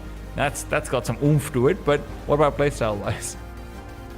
Well, I think the number one key difference is going to be the hero pool between both of these two sides. Now, the meta is different, but Dark Mago just does like his Batrider over on the mid lane, is not afraid of playing that Huskar. In fact, the Huskar was one of the most picked heroes in the previous CCT series for South America, even though Pain Gaming wasn't there, but I do feel like the hero pool of Pain Gaming is more similar to the rest of the South American scene. You also have Dark Mago playing heroes like the Mars on that mid lane, the Centaur on that mid lane, heroes that other teams do not opt in for. Now, whether or not he still does that in the current meta, that is something you know, yet to be seen. But again, for Pain Gaming, you know, I in my experience, I think the Ember Spirit is going to be one that is most contested in their series, because that is probably going to be Dark Mago's most successful hero. And they want to set up for Wits. He is the showstopper. He is the young protege in their lineup. That has always been the center ideology of any South American roster. You take a look at even Team Heroic, they play around Tai Lung, the young protege there. Pain Gaming will play around Wits. You name a South American team, I can tell you who they play around. So it's not going to be a traditional, perhaps not a traditional 4 protect 1 strategy, but it will be, we are 4, we're going to play around our young playmaker. Oh, I think we might have had we might be having a couple of issues with the lobby right now as well, but that's fine. We've still got plenty to talk about in this regards. Touchos, this is where I am also curious about though. I mean, obviously you're talking about how this is a very critical point for the Bane side in terms of, hey, they're supposed to be winning this tournament, they're supposed to take it all, but generally teams coming from other regions haven't done any research on the tier 2 opposition that they're going up against and whatnot. How much of a difference does that make coming into a tournament like this? And obviously it's a rematch versus Liga, so should this go smoother? Should there be more problems? How does this sort of dynamic evolve this deep into a tournament like CCT? I think it can get cut both ways, because quite frankly, a European roster is never going to be going at it against a South American roster unless it is at that tier 1 stage. And to be fair, like you pointed out, Pain Gaming, they're going to be competing, they're there for ESL Birmingham, right? So their research is probably going to be going for $1 million land that they're playing in rather than the tier 2 tournament that they are competing in, because the top 12 teams are the ones that you want to research against. That, in my opinion, can go both ways. At the end of the day, though, I would imagine that the European Dota is the strongest Dota at the highest level. So I would think that perhaps the difference may not be as stark, especially considering that Pain Gaming, when they played in Dream League, they didn't have a phenomenal result. They were still at the bottom of the standings there. Liga team have also played in some of those, tier 1 tournaments. Of course, not consistently, but some of those fishers that we used to have, they were there in those. They didn't have some good results against tier 1 teams as well. So there is a bit of a difference. I do think that Pain Gaming have a lot of momentum going their way, but it's not a free lunch. Look, it's not supposed to be a free lunch for sure, right? Like Liga over here, what we've just seen versus Power Rangers as well, is something that should make people very wary of this team. Why? Because of one very simple reason. They know how to survive, and not just survive, but do a very good job of keeping up and farm. And against any quote-unquote overdog team, if you can give them this false sense of security where maybe they think that the lead is more than there actually is, where maybe they think that they're getting more out of the map than they actually are, that's the breeding grounds for an upset that can come true. And what Liga have consistently done a very good job of is that, hey, they're recovering from defeated off lanes really effectively. So when you're going up against a player like Quits, well, Sayu and the way he's been playing, the way that they've been drafting, Sayu has consistently been a sacrificial element in the first 10 to 12 minutes. His offlane has consistently been a sacrificial element where Corrupted is not getting his farm, he's not getting his resources, and he's still managing to make things work despite that. So does that favor Wits, who you're building the team around, or is this like, well, you want to put resources in him, whatever, we don't really care about that? I will point out another difference in terms of playstyle, which I think would answer your question, is that Power Rangers like to play it quick, right? In their early game into the mid game.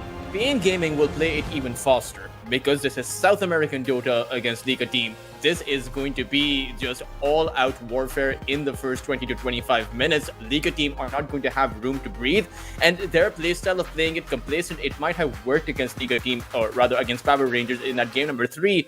I'm not so sure about it working out against Pain Gaming. A lot of Mirage's hero pool, the Storms, the Pucks, those heroes are the bread and butter of South America. That region is filled with playmakers, and that is something that Pain Gaming they probably scrim against every single day. That is a hero that they play with and play against every single day. So that is something the Liga team will need to adjust around. Argos, that's true, as Liga is going to be tailoring their bans very specifically to what Pain wants to bring to the table. Pain will be picking up Largo, but banning out the Shadow Demon on the other side, so they've got themselves a couple of good opportunities to punish now with this. Now, we haven't seen a great performance on the Largo just quite yet. It was a little bit disappointing when we saw it earlier on in the day, but let's see what Pain can actually be putting up to the table. Liga, is there a first pick that you're prioritizing? I was really hoping they'd go for the Centaur, personally speaking, because it was either the Centaur or the Mars that, Pain probably now bans out both. Yeah, so they ban out both of those heroes, and that takes away what would have been otherwise a cornerstone for Liga. Shadow Fiend, it's, we've seen what Snov can do on it in that last game. I don't know if it's the best first pick material there. At the same time, I mean, that is the hero that is responsible for getting Liga this far, right? That snowy performance on the Shadowfiend was really impressive. Sure, the Storm Spirit Mirage also recovered, and Shadowfiend is going to be a first pick. You could have waited around for the Shadowfiend, but then Pain Gaming could have also picked that up, and they would have had the Largo plus the Shadowfiend, so 2 S tier heroes coming out for their lineup, something that you would generally want to avoid. But you do need some way to keep your SF safe, because the Largo can deceptively creep up on you, and you won't even realize it, or you'll realize it and there's nothing you can do about it. So you want some pushback, as you can tell that they are afraid of their Shadowfiend being heavily punished or heavily focused down. So all of these bans, the Beastmaster, the Bat Rider, those are 2 BKB piercing ultimates. Sand King can jump on top of him as well, and the Shaman with the Blink and Shackles that we saw earlier. So that is what they are focusing on. Treant Protector is going to be coming out, so they do add the buffer. You know, the Living Armor is going to be keeping the Shadowfiend safe. You talked about 2 S tier heroes, and Liga do feel like they're getting off to a very good start for that Shadowfiend lane as well over here. I mean, Shadowfiend plus Treant could be very deadly. At the same time, Living Armor can be dispelled away, so you are playing the Living Armor into the Largo, and that might not be super effective. Not so sure about this Treant Protector pick. I think there are better heroes to save the Shadowfiend with. This might be a bit of both, though, because the Treant Protector also offers you that, offensive capability, yeah. Exactly. With the overgrowth coming in alongside that Requiem, it is something Liga can make use of. The Pain Gaming, interesting. They pick up a Clockwork, something that we don't see every day. I believe that Pain played this in the upper bracket as well, versus 1win, and they also played it versus Liga team, and they did very well with the Clockwork. That was versus a Templar Assassin when they had the Shadowfiend for themselves, so slightly different situation coming through over here. Largo and Clockwork does feel like there's a lot of natural synergy, though, to be had, in particular with the Licks, with the Cogbacks, with pretty much all of the above. Templar Assassin actually comes out. This is interesting. This was what Pain Gaming played against in terms of their matchup versus 1win, but Templar Assassin is one of those heroes that can stack up against the SF, because it's Desolator versus the armor reduction of that Shadowfiend. Kind of feels like the Shadowfiend has an inbuilt Desolator in that regard, but the TA has that refraction as well as that Melt Strike. So the first few hits of Pain Gaming on top of the Shadowfiend are going to determine whether or not they win the fight, because the counter initiation is massive. Overgrowth, Ravage, Requiem, Bushwhack, and as well as Sharpshooter, not to mention you don't even have your mid laner, which could very well be a Queen of Pain here, because it is not banned out. So that does mean that Pain Gaming, they will need to come in with superior tempo, but the first few seconds of the fight are going to determine whether or not they win the team fight.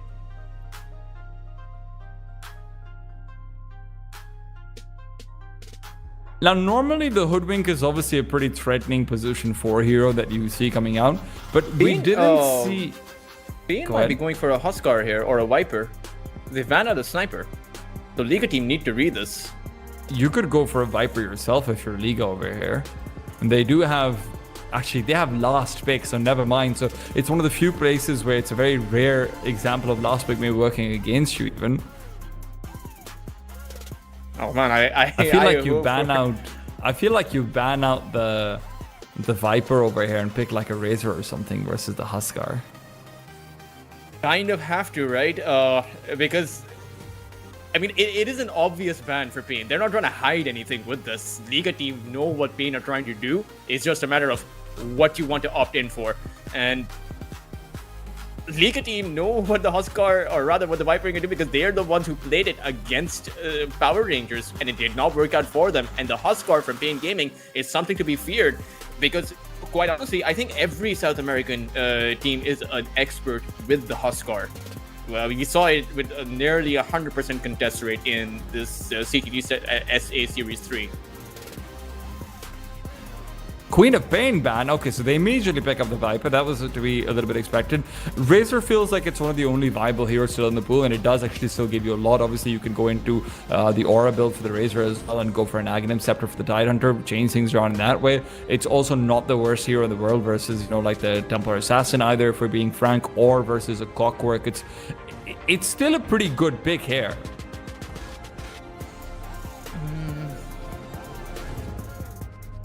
Don't know who you picked though. Against the Viper. Okay. Uh, uh, Mirage will stick to his guns, but I will say, okay, you don't necessarily have to play the lane. You can let the Viper farm because, quite frankly, nothing the Storm can do is going to disable the Viper's farm, and Mirage can fall back to his jungle. That can be a strategy which can work out for the Storm. Liga team, they did play it passive on the Storm Spirit, and to be fair, Mirage played an uneven matchup in that game number 3 against Power Rangers, the Storm versus the Queen of Pain. He did come out. Listen. We can give Copium that he can go back and farm the jungle cultures. I'm open to that. But you're not going to gaslight me over here into being like, oh, well, he kind of did well versus the Queen of Pain. He could do well. It's a Viper. It's a venomous, poisonous snake that's being played by Dark Majo, who's going to be setting up entirely for this TA to succeed. This is going to be a Viper that's active across the map, that's using its boots of travels properly, that's going to be making life hell for the Storm. Can the Storm recover and farm? Absolutely 100% yes, right? You know, you can go back, you can jungle it up, you can really become involved with the other lanes, but then it comes down to 2 crucial timings. It's minute number 6, minute number 8. If you're not doing anything with those power runes, your game is over for that first 14-15 minutes, right? That's always the Storm versus Viper rule, and that's a rule he's gonna have to adhere to, because when you're looking out towards the supports, Glock's a pretty good rotator, Tulchus. Largo might not feel the most comfortable in lane, but if we're going to talk about, well, you can gank Viper, you can gank a Storm as well. This is not a good situation that they're finding themselves in for the Storm, but the one reassuring thing is Mirage knew everything. Could have gone for a Razor, could have gone for anything else, could have gone for an OD if he really wanted to, even though no one's going to be picking OD ever in the world right now with the way things are. But he ends up going for a Storm Spirit instead. It's one of his favorite heroes. This is going to be pure comfort play coming out from him, and he has to take a lot of responsibility for the outcome. It's a position where your comfort zone is going to be made uncomfortable, right? And how you adapt to that is going to be key. And I would like to point out the reason why they picked the Viper over the Huskar in this specific circumstance is because you have the Viper Strike against Corrupted, against the Tidehunter. The break mechanism is going to be coming in clutch, and alongside your Templar Assassin, what is supposed to be an otherwise really tanky hero with that blubber and damage reduction is not going to have that. So Pain Gaming will be running around the map, and how Liga teams survive the first 15 to 20 minutes, if they survive, is going to be crucial.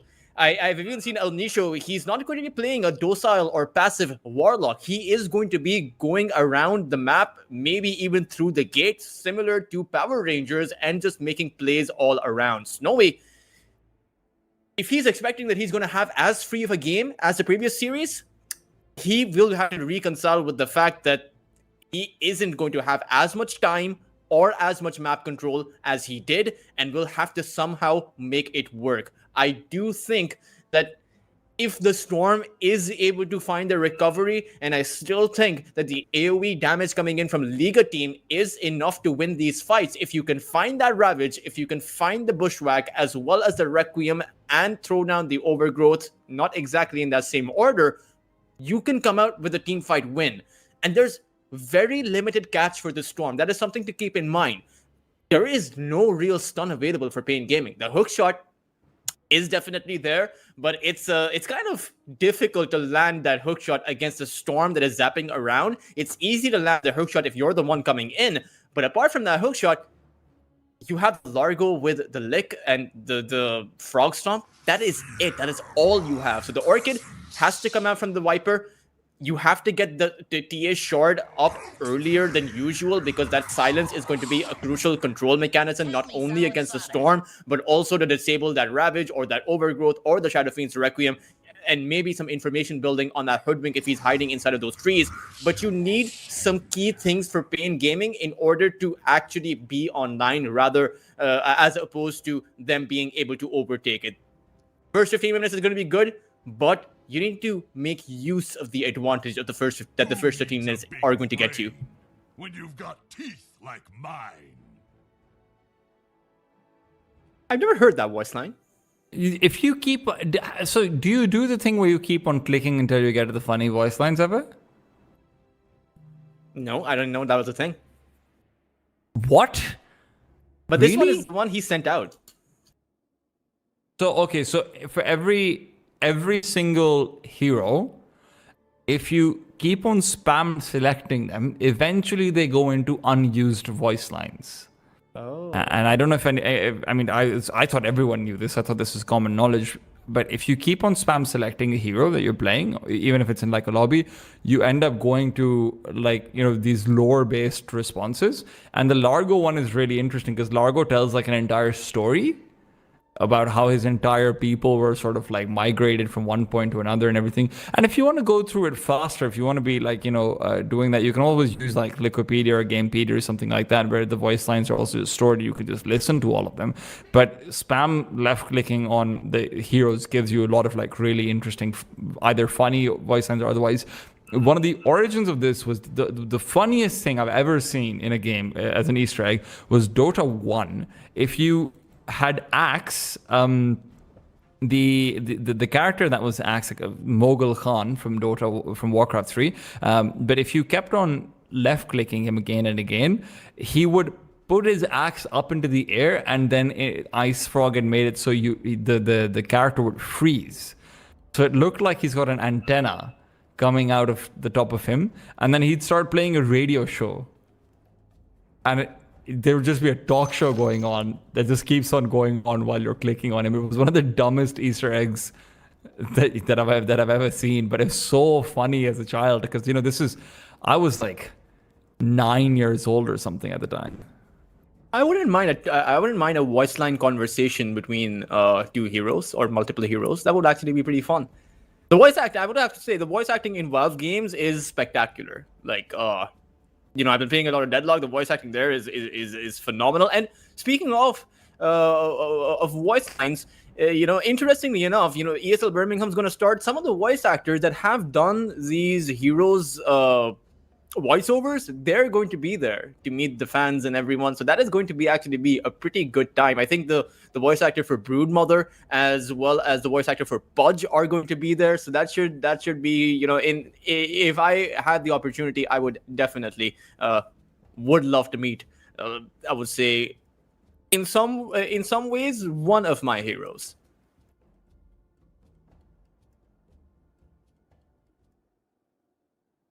It was a good time, man. It was a good time. But you know what, guys? We're going to take a quick little bit of a moment to go away. Now, what I want you all to do, I'm giving you guys some homework for the next minute and a half while we take a...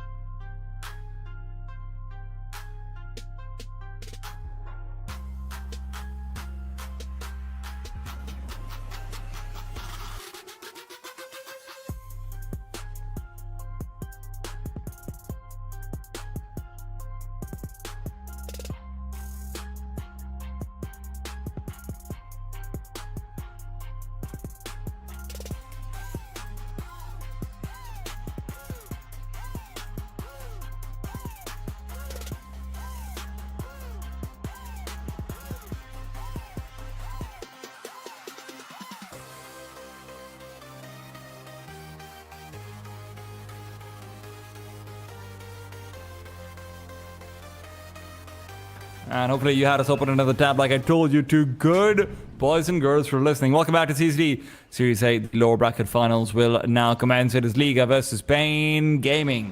The boys from Peru are trying to stick it out to the European side. First 15 minutes, absolutely crucial. Let's see what they're going to be able to get done. Even this bot lane, Schofield could be in a bit of a bind. Oh, that I love this play. He is trying to spot out that Treant Protector. He knows someone is there. Can't get boss Schofield. I'll tell you that one.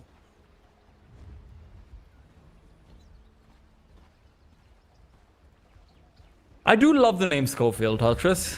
And if anyone at home doesn't know, Schofield is the measurement of spice. It is, amongst other things, of course, the Schofield rating. Actually, I'm lying to you. It's not. Wait, what's...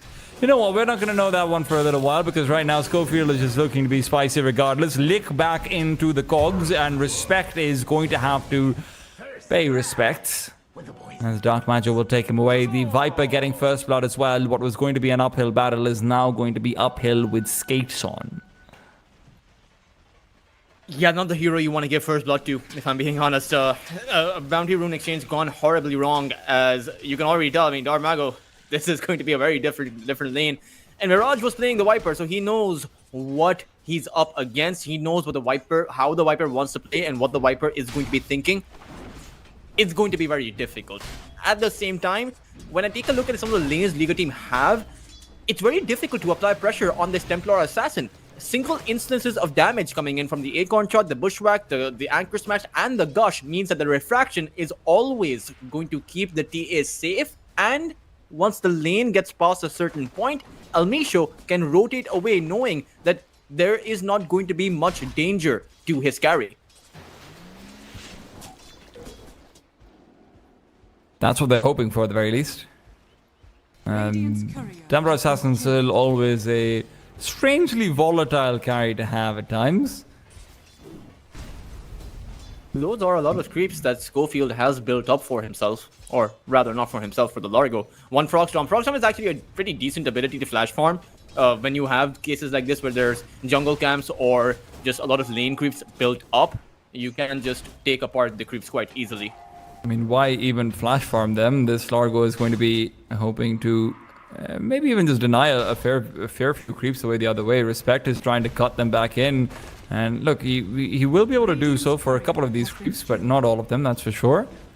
This is still going to be a hyper pushed lane. 3 waves will be there. What is going on in the mid lane? Maybe we shouldn't be too surprised with Mirage going down early on. Remember, he picked his poison. The Viper on the other side, he picked the Storm Spirit into this matchup. And this is going to be very difficult to recover if you do go down. But the thing is, Storm Spirit needs a bottle. He needs the Soul Ring to farm that flash farm that jungle, and he needs Static Remnants to at least have 3 points in them. That is when you can truly take the jungle camps out faster. And without that, until that point, he is going to be a sitting duck. Why rotate Schofield in? Schofield actually goes down. So a good pickup coming in by Snowy. Now, they do take advantage of the triple wave over there, but that does still mean that you're going to have a lot of experience going the way of the other side. Pain is still going to be feeling nice, hale, and hearty. Dark Mago, again, even at the last hit, I mean, the last hits wise, Mirage isn't doing that poorly. The lane is being pushed in by Dark Mago, as Wits. But he's got 2 kills. That he does. Especially the first blood as well going his way. Which will be fine. Of course, the Warlock going down to the bottom lane. They're targeting Snowy. Snowy should go down over here, but Almisha doesn't make his way over to give out the fatal bonds that they really need. The Shadow Word's not going to be enough, but Schofield is trying to make it so. Closing the distance will not be possible with Sayu rotating over, and Schofield instead might end up having this turnaround on him. These Radiant supports have to be careful that they don't take too much damage. Fatal bonds are still out and about, so you could see the Shadow Fiend suffering because of it. Quick Lotus out from Elmisho as he's trying to heal back up. The Frog Stomp's not going to be enough to hold them back. It's Respect and Sayu to chase up after Frank up next as well. Frank can't trade right clicks, but all in the meanwhile, Snowy's gone down. It's a sacrificial play from Schofield that's more than worth it. A distraction coming in by that Warlock. I mean, Liga team getting distracted by a support as opposed to your carry going down. I wonder what the comms must be like. The Shadow Fiend constantly sending out the alarm bells, but no one to respond to them. Certainly must be a very lonely feeling. And then Schofield will even snipe out the Water Rune as well. So the Storm Spirit, who, you know, like you mentioned, needs a bottle plus a Soul Ring, now will not have a full bottle nor the Soul Ring. And Schofield's going to actually come in here, block the camps because there's only one real camp this turn. Schofield can chase after him as well. He has the boots of speed right now. Now, fortunately, there's a tier 3 tower and Storm backs off in time where he's not going to be caught out by the cogs. A kill would have been hard to find, but it's getting very difficult. Camps being blocked too. Someone needs to deward those. Okay, so it'll be Mirage himself. He'll pack in two sentries. Will be able to unlock the camps right in time to actually spawn. Oh no, he doesn't actually get the wave, or rather get the unlock, so the camp won't actually spawn. And it's mud golems on the other camp. T-Time. This is unlucky for the Storm At least Spirit. they take magic damage now, right? Like, at least there's that. Still bot lane, it's Respect being gone on and way. Storm's having troubles, Treant is as well. It's global warming. You can't predict the weather for storms, and you can't protect If the you want to trees know either. if your Samsung smartphone is real or Trees are fake meant to in be protecting 2025, Who's gonna protect them? Well, the shadows are being protected at least. Novi's only got one death If you so want to far, know and if you're- two, obviously teams 3 kills are going If you into want his to know if- pocket, but this is a very different circumstance to what he found himself in Hey, before. everybody here with- This is still pressure, If you want to pressure, know if you're pressure, Sam- and right now Majo out in mid lane wants to take this tower and put even more pressure on. I mean, Storm's level 4, not even 5 yet, and Majo with a quick Nether's Viper Strike out towards the Hoodwink will be able to get a kill basically with just Schofield assisting him there as well. Respect makes his way over. It's good damage dealt, but with the Shadow Word, it's going to be so much. It's a Ravage coming through. This could be a moment to turn around, but where's the follow-up damage? Schofield, magic sticks his way up, and he's going to be right back up to safety, but a good body block means that Mirage should be able to find this trade, and that's a big overextension that's going to be punished. With the Hoodwink not dying either, Viper has just wasted a whole lot of time and given Mirage his way back into the game. A killing spree going his way, overextensions coming in from Pain Gaming, perhaps a bit too overzealous to take out that Storm. They give him his level 5, and now, once Mirage hits his level 6, these kinds of plays are going to be nearly impossible because of no stuns. So you're going to have to walk in. Clockwork will not have his hookshot for quite a while, and the 7-minute Shrine of Wisdom is not going to be an objective that Schofield will be able to approach as easily, despite of wanting to do so very aggressively.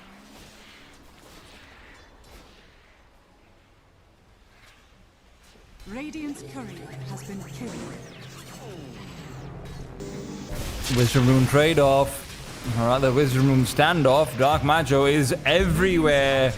And where he might have lost out on a couple of kills out towards mid lane, that doesn't mean that he's going to be losing them out of a head. Dodges the bushback, and Wits or the Viper, either one of them taking the kill will be fine. They'll allow Majo to pick it up with the damage over time. That's nice of Wits, unless he just failed a side blade, in which case he can claim that he didn't. Radiant's top tower is You under know, attack. the fact that both of your cores picked up the Shrine of Wisdom means that your supports aren't going to have as much experience, so your hookshot is still going to be delayed. However, it's still the fact that Liga team gets nothing out of that fight. They lose a core as well as a support. They're losing their mid lane tower. They lost both of their Shrines of Wisdom. Their Stream Protector is level 3 right now, and the Hoodwink just hit his level 4 because he has solo experience in that lane. This is not looking too good for the side of Liga team.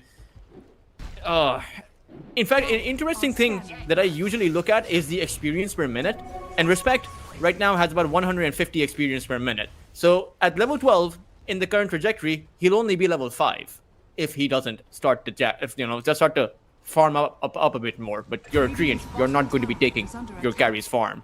Well, you're not going to be taking. You might want to take your carry's farm now. He's dead. Dire's middle Fair tower enough. is under Your attack. carry's not taking the farm. Radiant's bottom tower is under attack.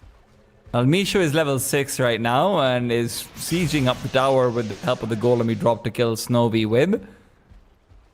Mirage zapping forward, trying to catch out Schofield, but Schofield, he has long abandoned that position, so wasted mana for the Storm Spirit. He used his entire mana pool, by the way. Teleported towards that tier 2, hoping to catch that trade, and because he didn't, will now not be able to farm up as many camps as he would have otherwise hoped to. Majo's also going to have a 12-minute Orchid.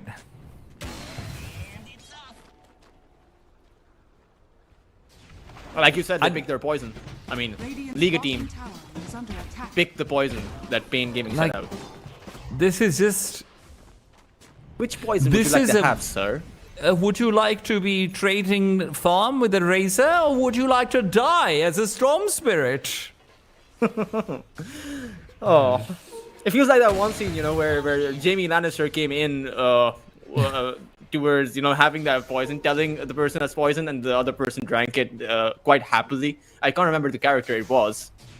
She was seen it, responsible so- for Joffrey's death. Look, this is just one of those places where I'll give him the benefit of the doubt. This is also younger players, right? This is also where maybe Mirage just doesn't feel as comfortable playing the Razor with the way it's being played right now and whatnot, right? And to be fair, it did feel like the Razor was only like sort of semi-even lane matchup that was available. There was literally nothing else you could have gone for.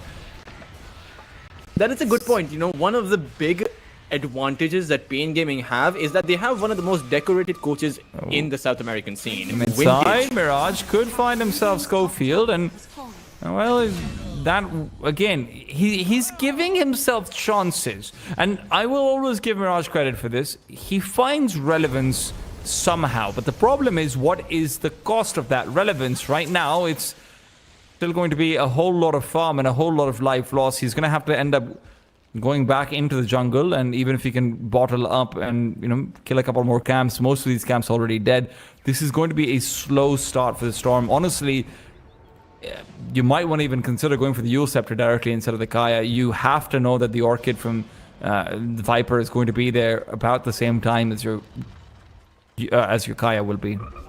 I mean, the first item Yule seems so awkward, right? It doesn't provide you any aggression, so what is the Yule going to do? Allow him to survive where he needs to be creating space for the Shadow Fiend? Feels like a catch-22 to me.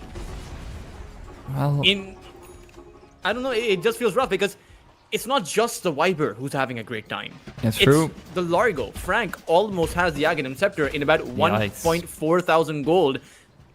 Even the Templar Assassin who's got the Deso at 500 gold.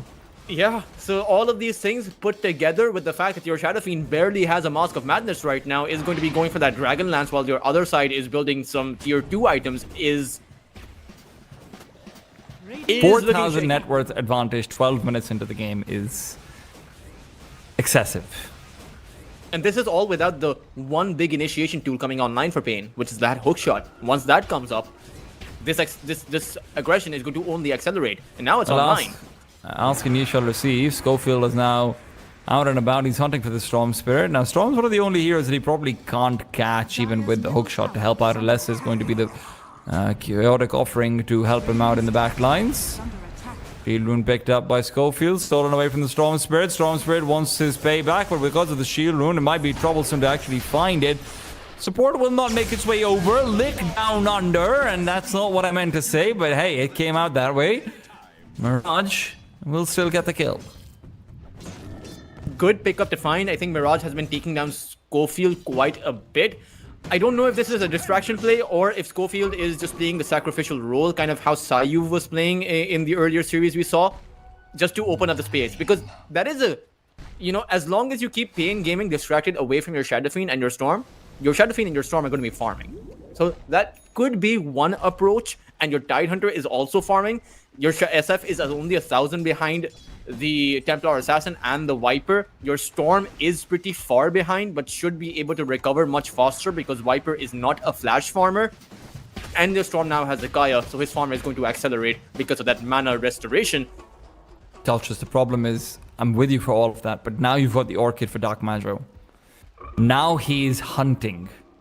And this one gank, this could decide it all. If you find the Storm Spirit over here, that comeback, that recovery, it all doesn't matter. And with the smoke up and in daytime, if they spot our Mirage, they just need the hook shot to close distance. All in the meanwhile, bot side, Frank is being gone on. Frank is now going to have the Storm Spirit come over to try and make sure they can get the kill. Storm's trying to keep himself away. Snowy has to be sacrificed. There's no way for him to stay alive. He can't even channel the Requiem in the amount of time he's got left to live. And as Storm backs off, he'll still end up losing one of their higher priority targets on the Liga side. They wanted to go for the Storm, or they found the Shadow Fiend instead. I actually think that is even better, because Liga team, they have no hope of playing this game unless they have their Shadow Fiend online. And this is all without that Templar Assassin who continues to farm up. So the difference between these two carries increases by about 500 every single time the Shadow Fiend actually dies. This Templar Assassin who built up a Desolator previously now has a Blink Dagger in only about 200 gold. Once you have the Blink, one Melt Strike, I don't know who can survive that.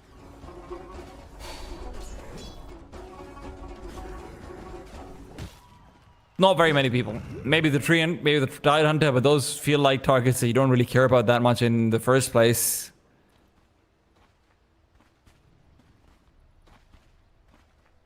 Tide Hunter, by the way, speaking of him, as he is one of the higher net worth heroes on the Radiant side, is now going in for the Yule Scepter. I'd love to hear your thoughts on that. Actually, he's going for the Blink Dagger first. Never mind, he's got that on fast queue. I think you kind of need a Blink Dagger because Liga team need a swift counter initiation, and there's no way to casually waltz in to counter initiate on Pain Gaming. That's the big problem. You need someone to be a body on that front line, and the only one that can do that is either the Treant for those few seconds or the Tide Hunter for several seconds. But Look, even the Tide will be time. He's gonna get hit by the Viper Strike and broken.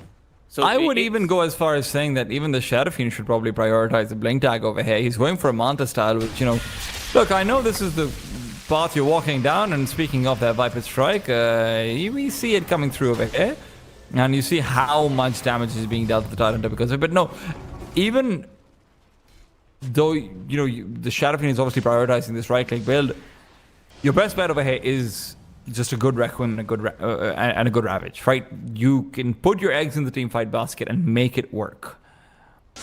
Yeah, I do think their AoE damage is something that they should be playing with. I think a Yasha Kaya Blink Dagger build wouldn't have been as bad for the Shadow Fiend as compared to the physical DPS build, because it's difficult to match up to the physical damage of the Templar Assassin early on. Later on, it becomes possible. Amplify damage, and they're going into Roshan. Smoke is good from Liga, but man, you're not fighting a DA with AD. Tide has Blink though. They can find a great Ravage. Maybe this could be it. Maybe this is what they're looking for. Scans out from either side. The Dire will have their scan connect. Radiant's middle tower Schofield trying to break the smoke if there's going to be anyone nearby. Playing around the Shadow Fiend is the name of the game for Liga team. Bane, they might want to go uphill onto the Shadow Fiend as well. Smoke is going to be expiring very soon. There should still be a chance over here. Observer ward from the Dire side is giving them good vision, but it's not good enough. It's that one TA trap. That's all that matters. Mirage now spotted out, and they will be backing off. Schofield with a quick rocket will reveal the fact that they know their position. Corrupted having his Blink Dagger disabled. Amplified damage rune has run out for the Templar Assassin as well. Wits has to be careful. They're wrapping around, coming in from behind. Hookshot has been dodged out, and now suddenly, without that one magic initiation tool, advantage goes away of Liga for this Roche fight if they're fighting inside the pit. Snowy, what are you doing here, buddy? You're gonna fall. No, they turn it around. They've got themselves a Ravage at the same time. The Chaotic Offering is there too. Fatal Balls onto 4 damage is overwhelming. You can't do anything about this. Snowy, why are you farming the Ancients? Tayub is gonna melt here as well. I don't know why Wits went in at the same time though. They had a good initiation in, but I feel like Wits baited them to that play, and at the end of the day, losing your carry versus taking down 4 heroes, that is a trade you will take any day of the week. And without the hook shot, like you pointed out, that was whiffed. You had no way for Liga to force the fight there, but Liga, again, going around, wrapping around the same exact position they started that fight with. It got awkward real fast. The vision information, the information advantage that Pain Gaming had with all of those TA traps, with the sentry wards planted around, with observer wards on both sides of the Roche pit, they were always going to come out ahead unless you had a miraculous initiation coming in from the Tide Hunter. And what a golem from Elmisha as well. Staying away from the Ravage deep enough where you can always drop the Chaotic Offering, getting it onto 3 heroes, just making it so you cannot do anything over there at all. It's you just countered out the Ravage with the Ravage of your own.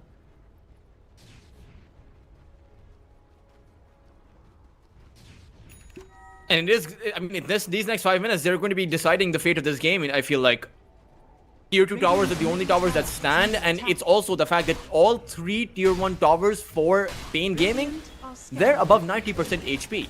And Liga team don't exactly have a lineup that is great at pushing towers unless you want your Shadow Fiend poking the tier 1s, which is never going to happen. He is going to be a sitting duck in front of those tier 1s. This Viper is just getting tankier and tankier. He's now got the Vampiric Poor Man's Shield. He's got so much spell life steal on the back of it, as well as life steal generally. Fortunately for Mirage, he's been getting a couple of these good kills, but right now as he gets silenced up, he has to be careful that this is an Aegis that's vulnerable. Dark Magi has to realize that, but he's got more damage than he's got problems. And fortunately for him, that means that he can get away scot-free. Shadow Word will just guarantee. Sayu is likely the sacrificial lamb. Still, one support for support. And solid. Ironic, or rather coincidentally, the Storm zapped at the same time the Viper Strike came in, and the Viper Strike is a very fast-moving projectile, so it can technically be dodged. And we did not see the Viper Strike land on the Storm Spirit, and he was able to survive. Storm going in, bot lane, El Misho is going to be taken down as well. So Mirage, I mean, look, he's doing a good job, but the problem is he's run out of mana. There isn't anyone nearby enough to punish, as Dark Majo doesn't have his boots of travel right now. Storm using that very slim window nicely, but Corrupted is not going to be quite as lucky. There's a Blink Dagger available for Dark Majo. TP back will not be landing, of course not. The hookshot's still there.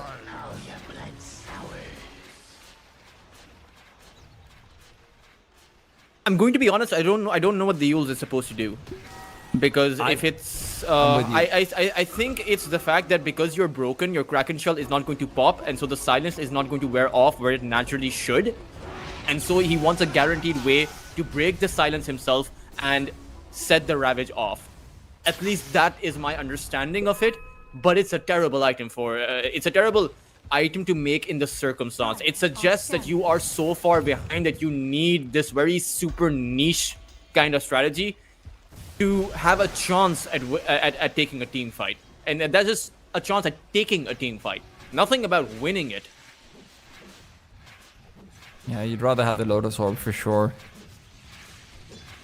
Or an aura, you know, at least something to provide, like, help out your team as an offlaner. You need something to do that. Pipe, Crimson, Lotus, any of those three would be pretty good, but I feel like you need all three at this current point in time, and you can't even get the single one.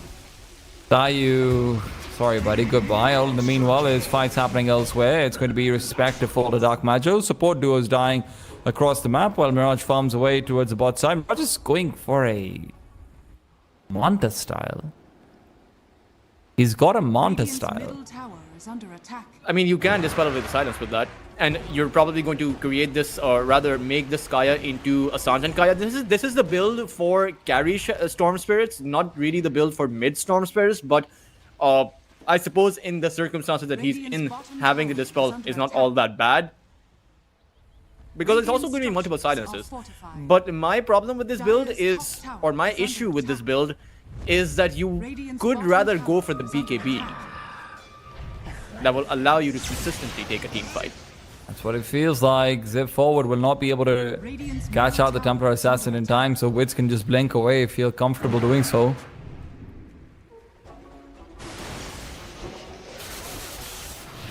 They're surviving, but Mirage right now is just desperately looking for a kill onto this Lago.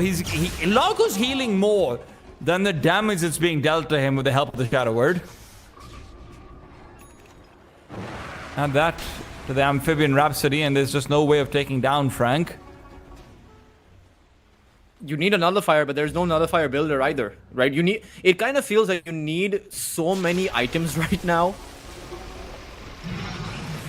I mean, they are in an 11,000 net worth deficit, right? And even though the Shadow Fiend is the highest net worth, it doesn't feel like it's doing anything at all. Snovy's a free kill for Majo, and Dark Majo is truly godlike. He's had one death in the game so far, 12, 1, and 3 right now. He's been the absolute game-defining factor for Pain. This is what the Viper is meant to be. Mirage taking notes as we speak. Mirage isn't taking notes, Mirage is taking calls from therapists who are reaching out to him saying, hey, you want to talk about it? That's how you always feel as a mid laner versus a Viper. It's doing so well. And look, there is a timing, but the problem is the Dark Match is not letting them have a chance to look at the clock. It is going to be still that broken tide until Yule Scepter doesn't do much there at all.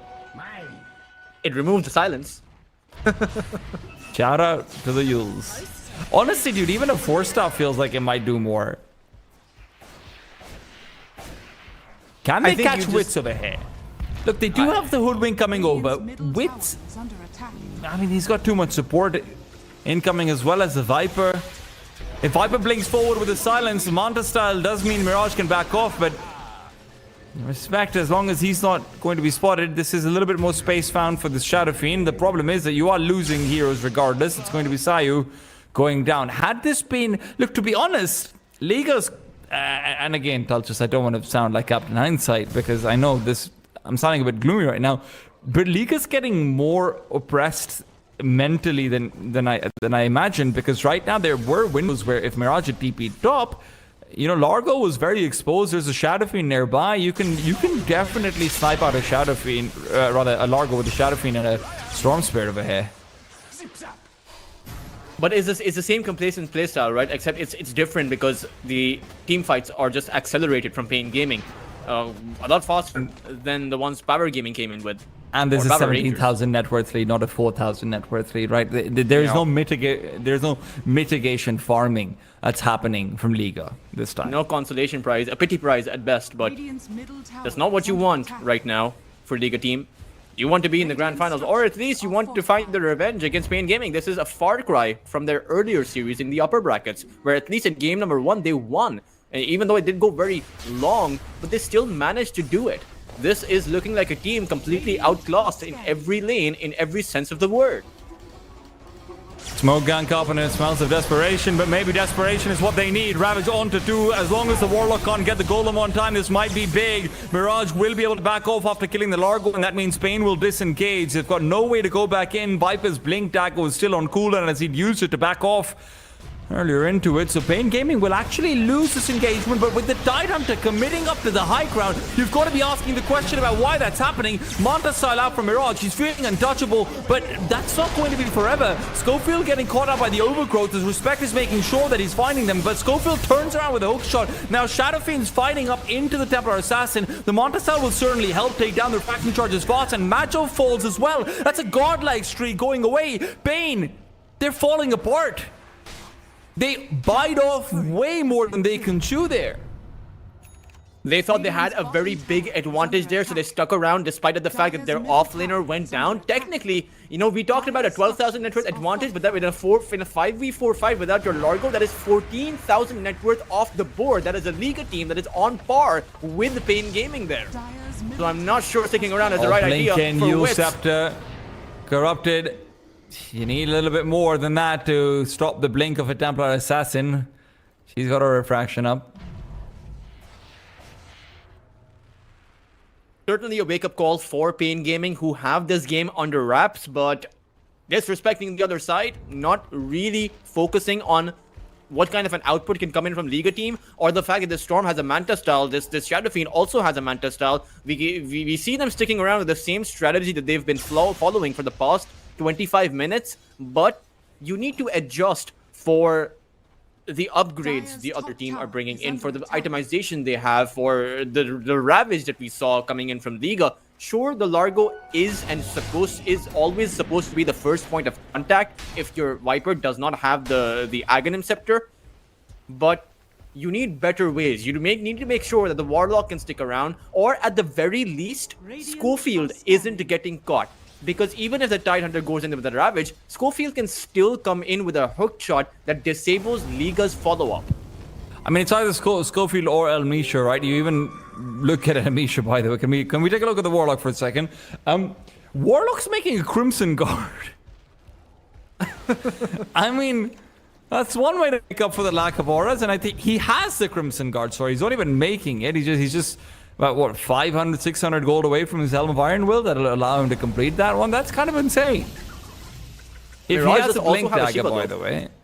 So that is also a really good pickup, particularly if they can use the Ravage and the Requiem. That is insane amounts of magical damage, and we haven't really seen a Requiem committed, so we don't know what it can possibly do.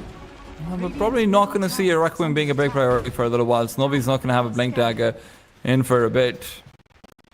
And genuinely, Mirage, look, maybe the BKB looks like it does the same thing, but I will say this here, that the 30-second cooldown of the Manta style has made a lot of difference to him so far. This has actually been a very, very good item. This is the first time I've ever seen a Storm Manta looking this good. And now they're threatening Roshan. The problem is that going Rosh up against the TA is always difficult. Storm is zipping out and about, just making sure that he can try and keep eyes everywhere. Roshan has roared. He's being attacked by the Radiant. But I thought Roshan roar only happened if the rocket flare. But okay, fair enough. You know what? There's gonna be the quick little golem drop onto 3. Corrupted loses his entire life there and then. Witz is ripping them apart. That Daedalus hit is all it took. And they just don't have anything. Aegis or not, it's a consolation prize, and that's the only prizes they've been getting, because even Mirage is running out of mana. Blink in from Witz. Mirage is not going to have an easy time running away, but hey, he tries to zip TP. If there's a crit, he's dead. And there is a crit, but he somehow barely just stays alive. The problem is Shadow Fiend's lost his Aegis, and he's about to lose the rest of his life too. He's trying to take a couple of people with him. But guess what? This is a tanky Warlock. He's got himself a Vanguard. 3 heroes down. I feel like for Liga team the disengagement was not possible, so they might as well have sunk their feet into the sand and fought their hearts out, because this is going to mean that they lose their tier 2 tower. Sure, they take the Roshan away from the Templar Assassin, and that is a win in of itself, but losing your Tidehunter as the very first person is a very big loss. The only way you win a fight is if you start off with the Ravage. Look, a couple of these kills are going to be nice at the very least, right? Like, this is the, hey, we're getting some hope, but look at how long it takes to kill Frank. Without the Shadow Fiend, you do have no damage. Radiant's bottom tower is under attack. I still can't believe how quickly that Tidehunter died, by the way. Just, he doesn't have any armor.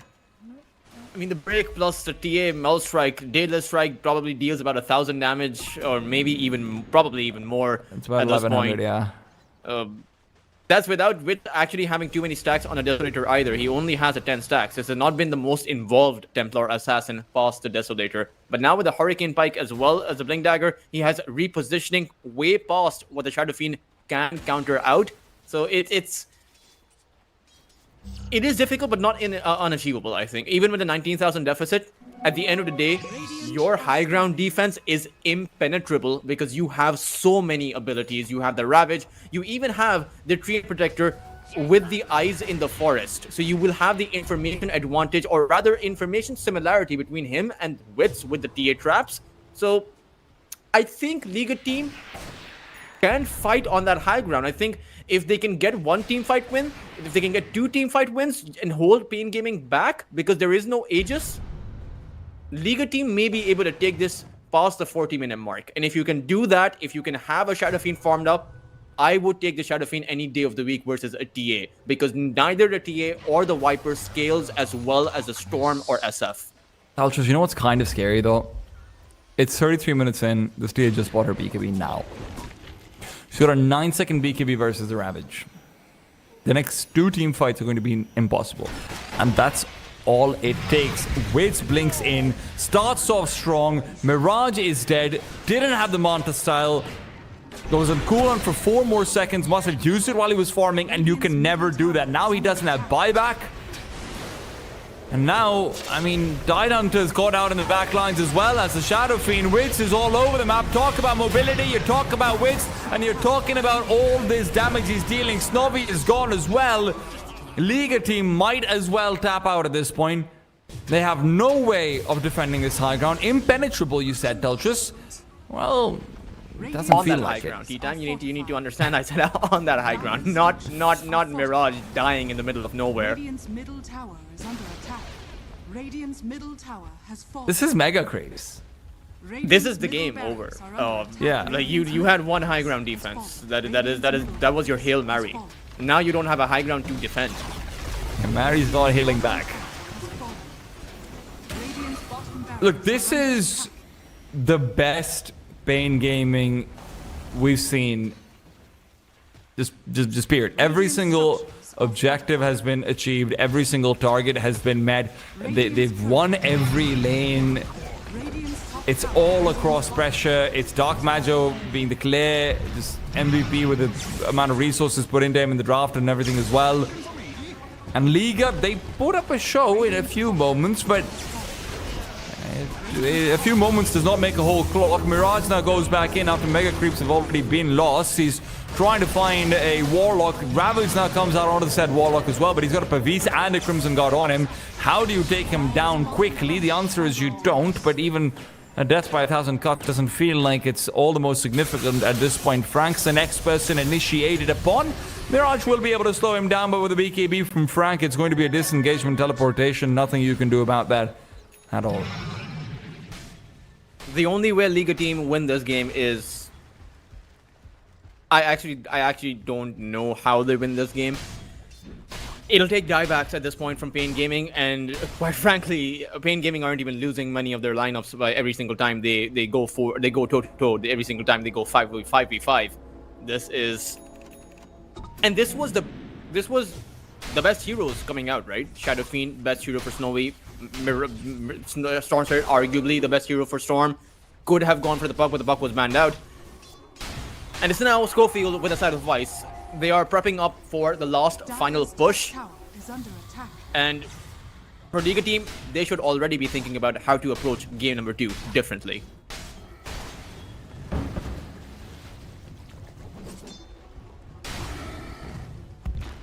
Look, it's a question that's definitely already on their mind, right? Maybe we want to look at this Tidehunter dying, right? Maybe we want to respect that. He died so fast. Dark Majo, is there a single mistake that he's made in this game? I feel like I just had, like, it's literally the one tier 1 tower dive where he got punished. That's literally it. There's nothing else he's done. I think the triangle play was also a bit of a mistake from Pain once they lost the Lorgo, them sticking around. Okay, fair enough. I don't blame Dark Majo for that, though. That is something that you can recover from in this tournament because it is a tier 2 tournament. But for a team that's playing in ESL 1 Birmingham, that is not a mistake that you would want to repeat. Well, it's going to be a mistake that hopefully they don't repeat going into the next one, but Liga have a lot of thinking to do over here. Look, let's also be very clear about this, guys. Game number 2 could still go the way of Liga. We've seen this be a clear out draft, and Pain have played that draft to perfection. Pain have done such a good job of making sure they're achieving every objective that they need to, and sure, there's a couple of hiccups in the middle, but that doesn't matter. This is still a massive outdraft. Liga, if they're on even keel, we still could see them coming back into this. From next game, of course. Like for that second game. Yeah, you can't change your draft over here, right? You can't just be like, oh, well, you know what? Actually, I'd like to have a 45-minute Medusa now. Thanks, guys. That's actually a very interesting idea. No, this isn't Overwatch, dude. Like, the ability to change a hero past the 60 or 70-minute mark, just have a different hero. Past 120 minutes, you just get to choose another hero. Yeah, like your supports could then become cores, right? And that, like, both teams can do that. And so that will actually make for a very interesting game. But you don't get to change your items. Yeah, that way you could itemize for that 70-minute mark. For the 120-minute mark. 120 would be not too many games go that far. 70, 80 would probably be the upper limit. Make it extra epic.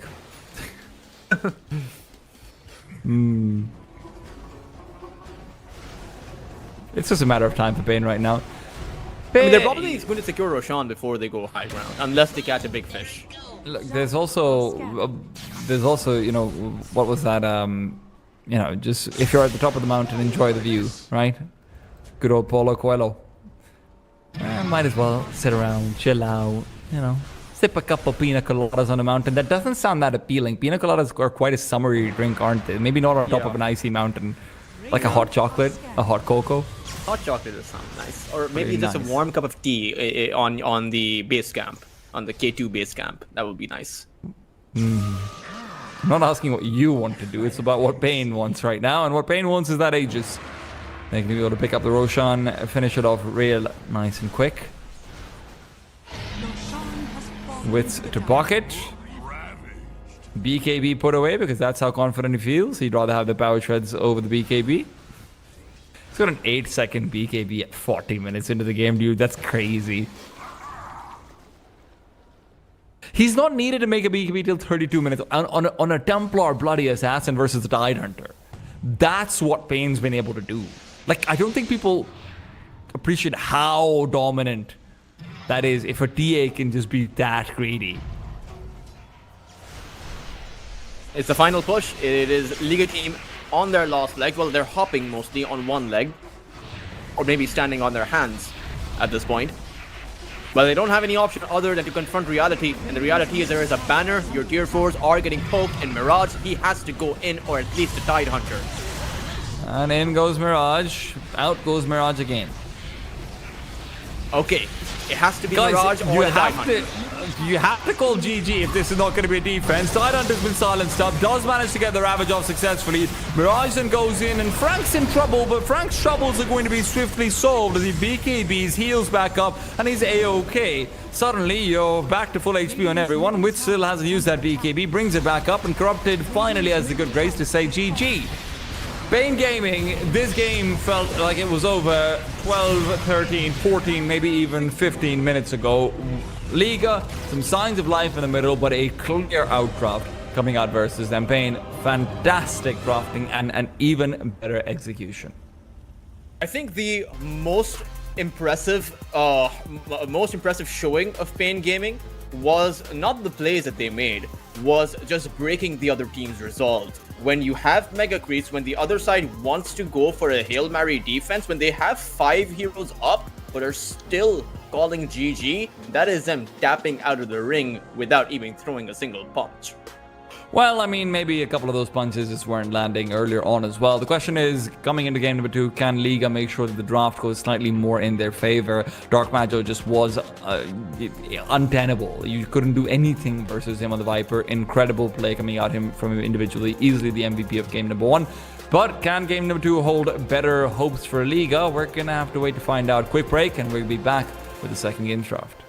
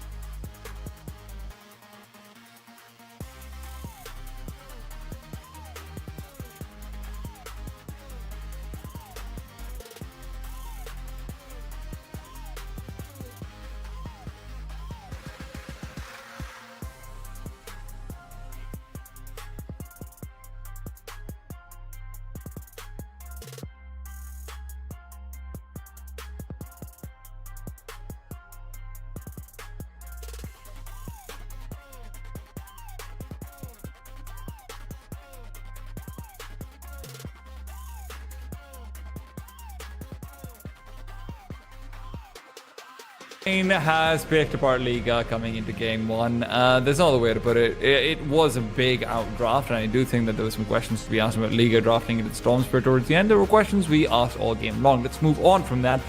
Let's not let it get down to last pick over here, though. Just how does Liga structure the draft earlier on so that they're not falling into this sort of Venus Viper trap?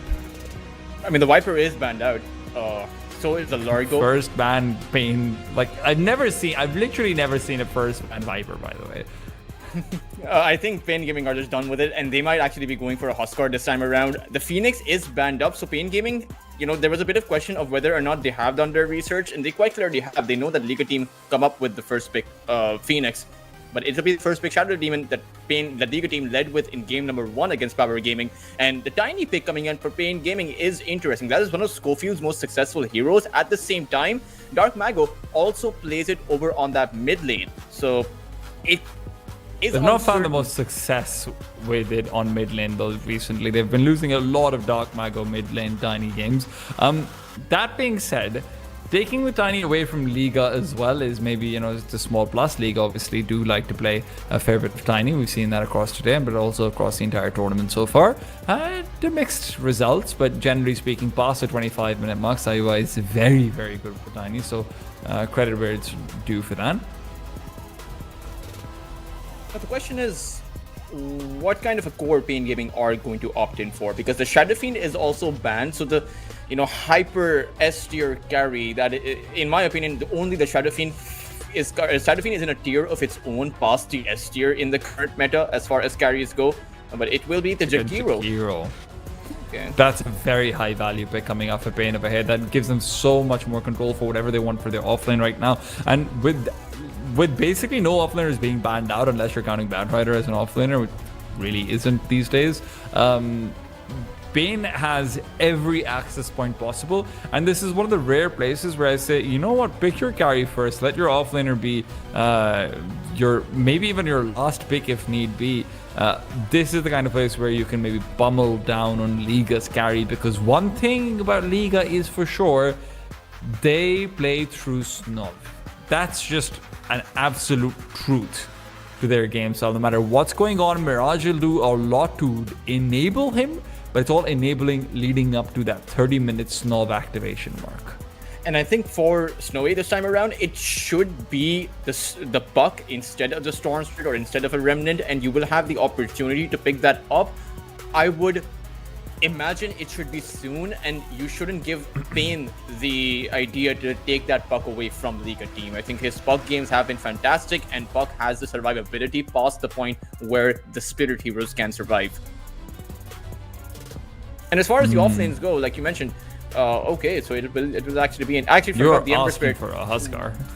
Yeah, right, and the Viper is banned up now. Yeah. I don't think I've ever seen any European team run an offlane Ember Spirit, but it is something that the South American teams do. But still, mid lane for Pain Gaming, this could just end up being that Huskar, and you can dominate the Ember Spirit with. You can also really just pick up the Slardar and still win the lane against the Ember. Also gives you some flex potential into offlane, right? Slardar is always going to be welcome in an offlane when you've got a Jakiro with you or when you've got a Tiny with you. Either one of those heroes does so well with the Slardar, so you've got a whole lot of flexibility about how you still want to play that draft out. You can even pick it as early as right now versus the heroes that are present over here. Obviously, Shadow Demon's going to be good against any hero that relies on burst damage, but Pain will play it honest. They're going to go out for a Tidehunter, not make it risky. Let's be a pretty well-rounded draft all in all. And this is where they should probably be picking up one of their carry heroes now as well. Now, the question is, what can they sort of opt into? Like you said, S tier picks maybe are out. Kez is still in the mix, and I wouldn't be surprised to see that being pulled out of a head. Doesn't feel like there's anyone who can really do too much to disrupt the Kez. That is true, but you do have the disruption coming in from the Shadow Demon. You are invulnerable, so a lot of the spells aren't going to be landing on the Kez, the Bushwhack, the Shadow Demon. Those spells are not going to be hitting, and the Storm Spirit comes out, and this could have been the perfect opportunity for a Puck, but you do have that Ember Spirit. Unless you want to run the Ember on that carry position, that is also something that we have seen. But Liga team, they will pick up that Life Steal. This is a hero that Power Rangers banned out, right? This or in all three of those games, despite the Lifestealer not really being a hero that you do ban, is good into that Tide Hunter, but struggles against the I would say Storm Spirit later on in the game. Once the Storm Spirit comes in with the Scythe of Vice, the Shiva's Guard, all of those items, I think, and with the fact that the carry from Pain Gaming has not yet been revealed, there are so many carry heroes that the Lifestealer struggles against. You can pick yourself up a Medusa. I think even a Gyrocopter does pretty well into a Lifestealer later on in that mid to late game. So it's going to be very interesting. Absolutely. Kez will end up being banned out of Beheas. They are very worried about that, as well as yours too. It makes sense, a lot of those natural anti-Lifestealer heroes. Touches, what else is sort of left in the pool? Touches, I'm gonna find out what else is left in the pool. I'm gonna take a look here and there. I think I'm gonna go hunting out for a hero. Touches, I've got you in my ear. Talk to me. What's going on, Touches? Who's gonna be picked right now? Sure thing. I think as far as the heroes are concerned, against the Lifestealer, I mean, you have so many options right now. I think it should either just be the Gyrocopter or the Medusa that should be coming out for Pain Gaming. But Liga team, I mean, they do have the pick right now and they need an offlaner. I would imagine an Underlord isn't that bad right now, or maybe even that Mars. Both of them are available in the pool. The Arena should be pretty good into that Emperor Spirit plus Lifestealer, I imagine. Or maybe even just have that Centaur, despite the fact that, I mean, it's okay, the Centaur is actually banned up. You do need a bit of lockdown, though, with the Lifestealer for Liga teams, so it should just be a staple pick coming out here. Liga team did do well with that Underlord, all things considered, but it will in fact be the Mars that does come out. So if you are able to catch the Storm with that Mars Spear as well as the Arena, you should be able to take the Storm down or the Tide Hunter, and Pain Gaming will respond with a Morphling. This is again one of those heroes that turns into a Lifestealer himself once he gets to that late game point. You can replicate into the Lifestealer. This is a hero that Wits has played before and is a hero that Wits is pretty good with. So for Liga team, I'm afraid their win condition boils down to just that mid to late game mark. It is a circumstance that is unfortunate because that mid to late game timing is something that Pain Gaming are going to be very strong with. And in fact, as we saw in the previous series where Liga team playing against Power Rangers, it's not even nowadays. The meta has evolved from late game carries farming away constantly non-stop until that 30, 35, 40 minute mark. Now we have carries who play very active. Now we have carries who will participate in some of those team fights. And the reason why Morphling is maybe even better as a carry in this scenario is because you have that Manta style that you can dodge the Bushwhack with, you can break away the Searing Chains, you can waveform out of the arena naturally, and of course the replication into that Lifestealer like I pointed out. The only hero right now that does do well against that Morphling is going to be that Shadow Demon. That Demonic Purge is going to be a bit of a factor. And that's not to mention all of the other heroes that come in with that Morphling. The Storm Spirit with that Static Remnant. You do have that Tide Hunter Ravage that can come in. The Jakiro's Macropyre, as well as the Ice Path and the Tiny's Avalanche Toss. That is going to be a very significant factor. I think the magical damage coming in from Pain Gaming is going to be significant. Sure, you have the Lifestealer, but it can also get to a point where if you come in with the Avalanche Toss and with the Ravage, there may be a point where the Lifestealer can't even get the Rage off and it's just going to be bursted down. You really have up until the point where you can get to that Eye of Skadi, because after that, you will be the one falling.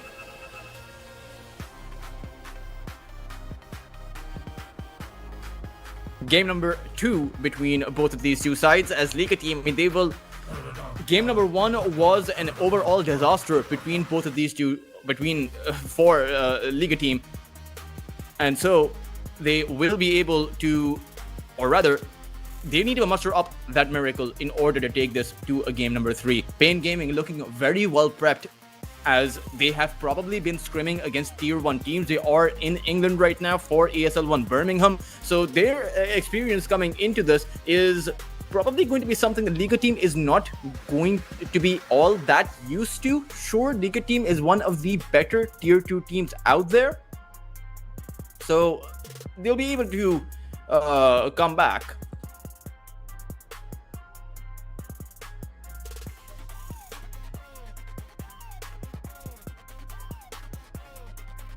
The game will be paused.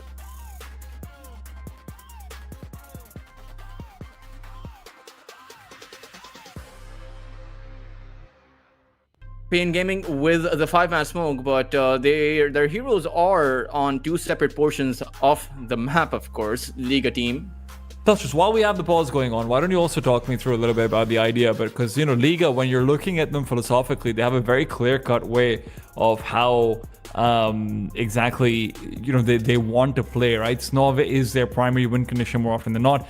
Does that mean that they have a better chance of beating out these sort of borderline tier 1 teams like Pain when they're coming to their region? Or does that mean they're easier to anti-strat? Because on one end, you obviously got a clear win condition, but on the other end, you've obviously got a clear win condition. I'm not sure if the experience that Liga team has mustered up is going to be okay for them to be able to take the win against a team like Pain Gaming, unless it is going to be an upset. Now, you have to consider the fact that Liga team are still Liga team are still in a position where they won in an upset against Power Rangers, who are one of the top 20 teams according to Liquipedia, official Liquipedia rankings. So there is that factor to consider for Liga team. Again, they've done it before. They've played against some of the best teams out there. Can they do it here against Pain Gaming, who quite frankly looks super strong? They are looking even better than they did when they played in I believe Dream League earlier this year before PGL Wallachia. And it's going to be a tough competition. The battle begins. At the same time, we do have that support Tiny. It is going to be Schofield. And I do very much like this. I think both of us are in agreement that the mid Tiny is not really all that great of a hero. As Corrupted towards that bot lane, he does get spotted out and is slowed down quite a bit. Corrupted, who has to skill up his spear in order to disengage himself, is going to be pressed for a lot of pressure, because you want to skill up the rebuke early on. But now we will finally have the answer to the question: Mirage versus Dark Mago, or Dark Mago, sorry. Ember versus Storm Spirit is always going to be a skill-based matchup. Respect? What top side? The Gush is going to land on him. Schofield will be able to pressure the Shadow Demon, but it's not really going to result in anything. And because it is a mid-base skill-based matchup, we will see or have the ultimate answer to whether or not Mirage can hold his own. Right now, he is getting way too close to losing his life and giving Dark Mago his first blood. And so, does seem to be getting pushed out by the Storm quite a bit. Last game, it was a bit of a question on the Viper versus Storm, of obviously an overwhelming lane for the Storm Spirit. So Mirage, he couldn't do much there, but now he does have the opportunity to do well. Meanwhile, Respect over on that top side is getting pushed way far back, and they're going to chase in after him. Frank and Schofield, the Tiny will toss in Frank. There's going to be a Gush to Respect's face, and that will be first blood drawn by Pain Gaming towards that top side.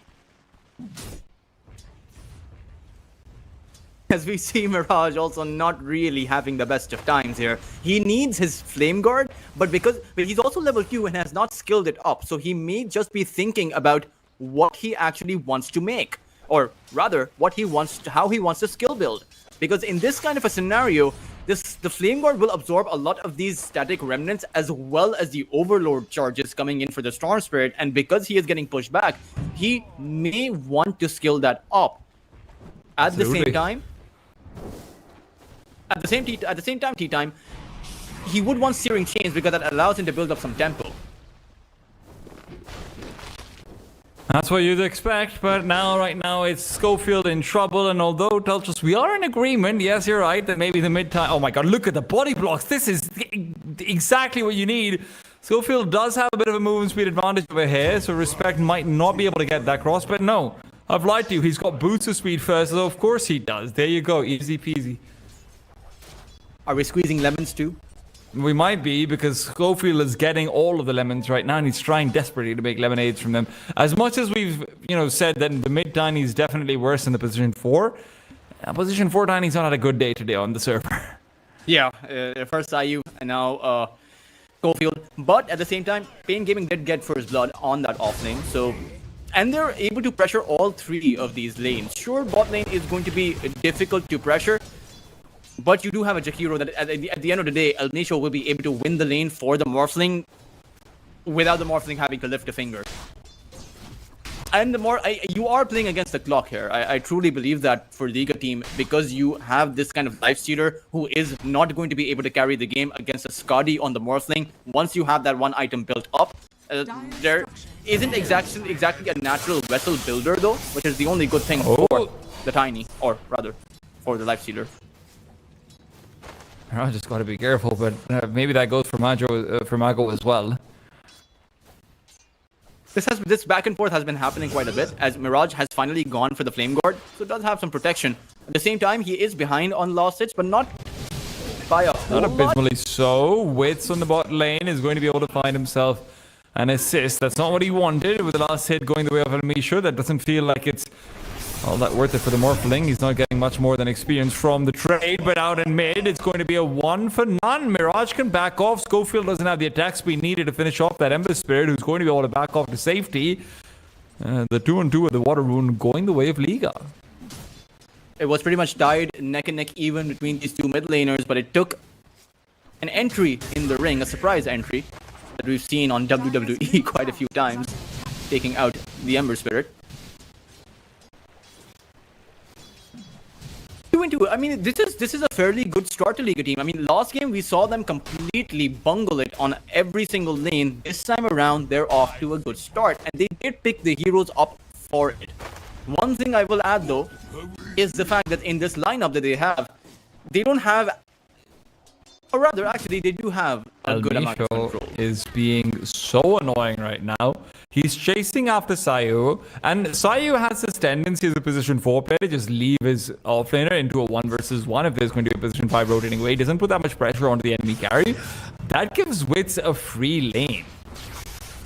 And right now, going back in the middle where Dark Mago is putting out so much pressure, there's a disruption to start things off on the tiny pushback to follow up, and this is benefiting Mirage, that's for sure. Mirage is going to be in trouble, though, as Dark Mago will be able to come through, provide vision on him once again. One more right click, and Elmisho is the one to collect the kill, but Mago is more than happy with that. He's not the carry. He can make do with just experience as an advantage, and maybe even more than that. He's still got himself a magic 1 charges or 2, and he will get the kill. The Soul Ring was what his trade-off was to get that Static Remnant out, so he was going to fall before getting experience. That feels less worth it, but I don't think he had any option of retreating. They were able to take Mirage down with the Storm Spirit, so he was able to find a bit of recovery there. Unfortunate, wasn't able to get the kill on the Shadow Demon before he went down, but still not overall too Good bad. catch onto Sayu. He could end up falling over here. Toss up, and Elmisho will be able to get out one more Liquid Fire, perhaps. No, it's still on cooldown. Can't get it done, so Liga continue on in this 3 versus 3 in mid lane. Oh, you love to see it. The 1-3-1 laning phase. At least Liga team are responding, right? We saw them play passive in the last game. We also saw them play passive in the last series to this kind of pressure coming out from the other side. But now they are responding in kind, and this is what you need to do in a game of Dota. The other team brings in 1, you bring in 1. Maybe bring in the 2. The other team brings in 2, you bring in the 2, or maybe even 3. But Dota's evolved. Once upon a time, 3 mid used to be, hey, what are you doing? Now it's like, hey, you're doing it right. 7 minutes, and a snipe attempt is maybe unfounded. Nice movement from Elmisha, moves back into his tier 2 tower, and he'll be able to secure the kill as well as the Wisdom Room for his team. 1 for 1 of the Wisdoms, and the Shadow Demon will make the skills a bit less even. I'm at least glad that this game is going more evenly between both of these two sides. Not exactly a snooze fest like it was at this current point in time for Pain Gaming, where they secured at this point in time at the 7-minute mark, they got 2 or 3 kills, they got a tier 1 tower, and they got both Shrines of Wisdom. So by an even trade, sure, Liga team still lost a Shadow Demon, but I'll accept it. You know, for Liga team, it is a pretty good start. Thank you for being so gracious as to accept their start. Oh, great Tulchus, the Doctor of Dota.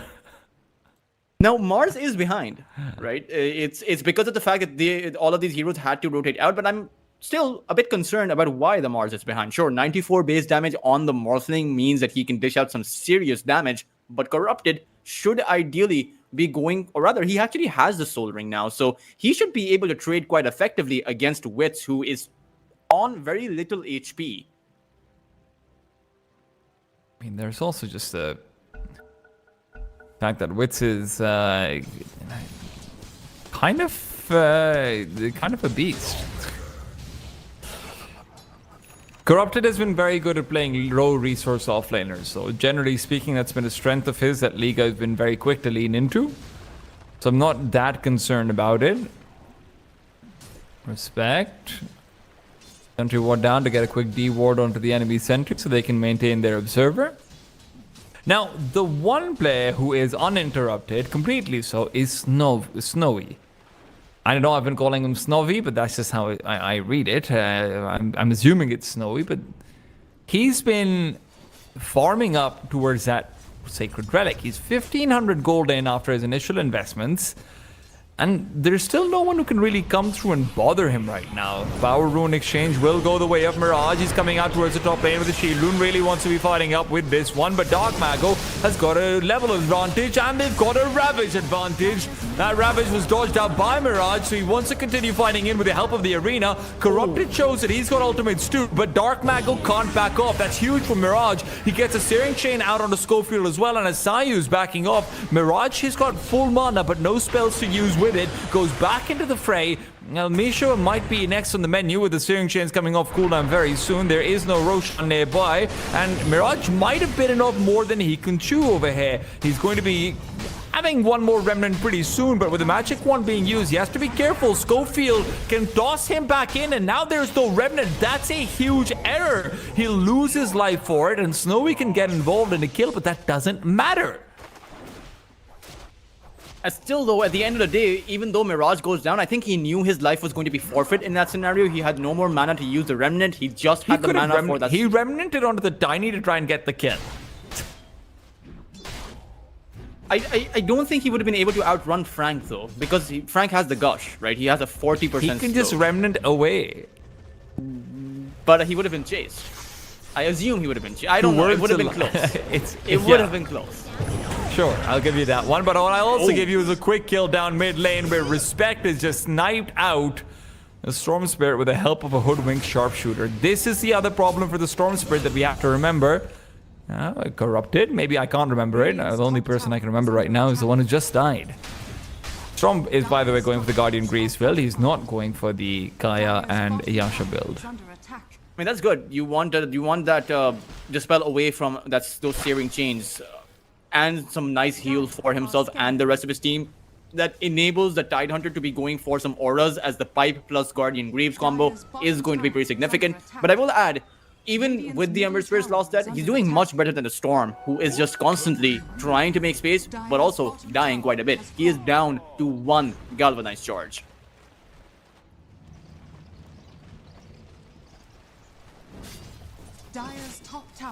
They also got the Invisibility Rune on the Ember Spirit, but Schofield knows they have that, and there's not really exactly anywhere to rotate. Now, the big difference in all of this happening, T-Time, is the fact that there is a Morphling free farming on that bot side, and there's little yet in the way that you have of actually stopping that free farm until you have the there's vessel. Also Snowy free farming on top, though. But the Life Stealer loses to the Morphling. In a free farm scenario, the better carry wins, and you know, I'm just talking about the 30-minute items. If you have a carry that you can't shut down, then it's expected that you will be facing a late game carry with the items built up. So then you have to automatically think about how to contest against that carry at that point, right? Dota is a game where, sure, you want to think about the next 5 minutes, but you want to have the next 15 planned out too. Well, it's going to be hard to take down the Morphling for now, but Schofield can maybe be a slightly easier target. He's going to be slowed down with a Purge, and a rotation from Tidehunter could accompany with a Ravage as well. Have to be careful if you're Snow. You're still taking a lot of damage. Schofield will be allowed to live over here, and he can't make his way over for a toss or anything of the sort, so can't interrupt that TP. Ayuk getting chased down by a Ravage that will then barely clip out on the Ember Spear as well. Mirage actually might have dodged it, so he leans back over, kills the Jakiro, and a 1-for-1 with the Ravage being used is well worth it. Maybe it won't be a 1-for-1 though, as Respect has to be careful that he doesn't get his tossed up Tide Hunter coming into him and taking him down. He will be assisted by Mirage, and the Gush is not leveled up, so it won't be enough, but Dark Mago makes his way over. Now, is there support to come true? Mago doesn't have much mana, it won't be necessary, they've got enough damage. Slowing down both heroes with a Blood Grenade. Mirage now remnants away, but tosses all over the shop as it feels like Tiny's airlines are more like rapid transit than actually flights. Again, a near even advantage, but at the same time, we see the fact that Pain Gaming have the overall net worth advantage building up ever so slowly in their favor. And it's a Tide Hunter that is getting way too much and is quite honestly very tanky for Liga team to take down unless they bring in the Mars. But even then, it is still going to be a bit of a toss-up, and you're in an awkward spot because you don't want the Mars to leave his lane right now. He is farming away for that very first crucial item that they will require, that Blink Dagger. And Corrupted is pretty far away from that. Dire's top tower is under Oh, he's on track for a 15-minute Radiance. Not bad. I mean, it's an average time Radiance, but with the Radiance, you can dish out some serious or build up some serious tempo. Oh, big kill to find deep into enemy lines. Liga's getting very proactive. This isn't something we've managed to see from them too much in the two series they've played so far. Early proactivity with Mirage is going well for them, as he is on top of the net worth for their own team. And that gap between the Morphling and the Lifestealer will start to extend very soon unless that Radiance comes into play and you can actually remove some of that Morphling farm.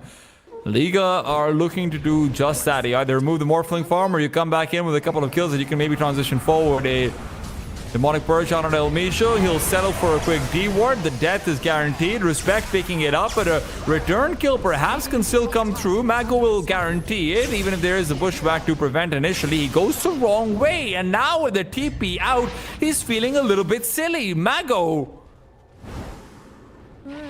Sometimes you just pick wrong, I suppose. Corrupted, however, he's definitely picked wrong. He is down and out. And Mago will still be able to pick up a kill. At the same time, Snowy was able to take a tower down towards that top lane. So for Liga team, it's not that bad. And they were able to dish out a lot of pressure. They were able to take it down a tier 1 tower towards that mid lane as well. So a lot of space being achieved for their side. And constantly keeping Pain Gaming on their toes. We do see the mechanism come out for Mago. And I believe it's his Guardian Greaves now built up. This should enable him to flash farm. He should be going for the Kaya next. And maybe the Witchblade after that, or then the Sanj and Kaya after the Kaya.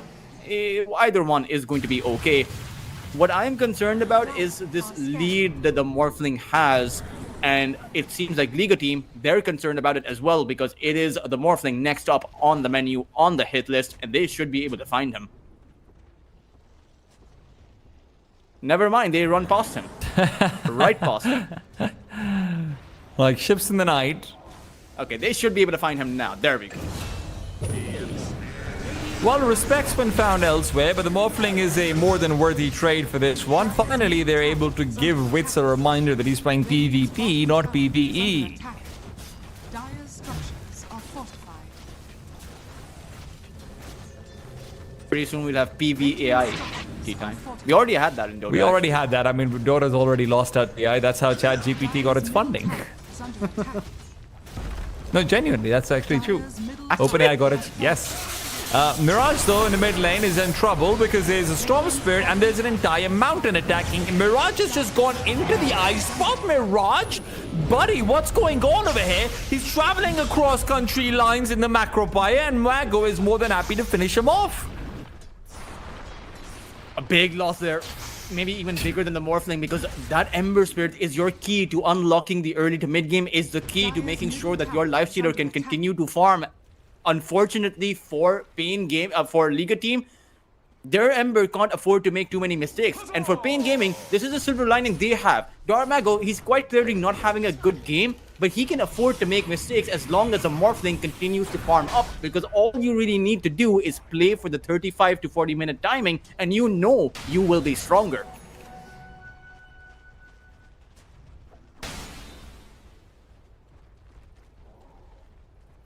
And once the Mantis Style is up for Wits, that little play we saw, or rather that big play we saw from Liga team to take the Morphling down, that is going to be infinitely harder, because there is not a single spell that the Morphling's Mantis Style can't dodge.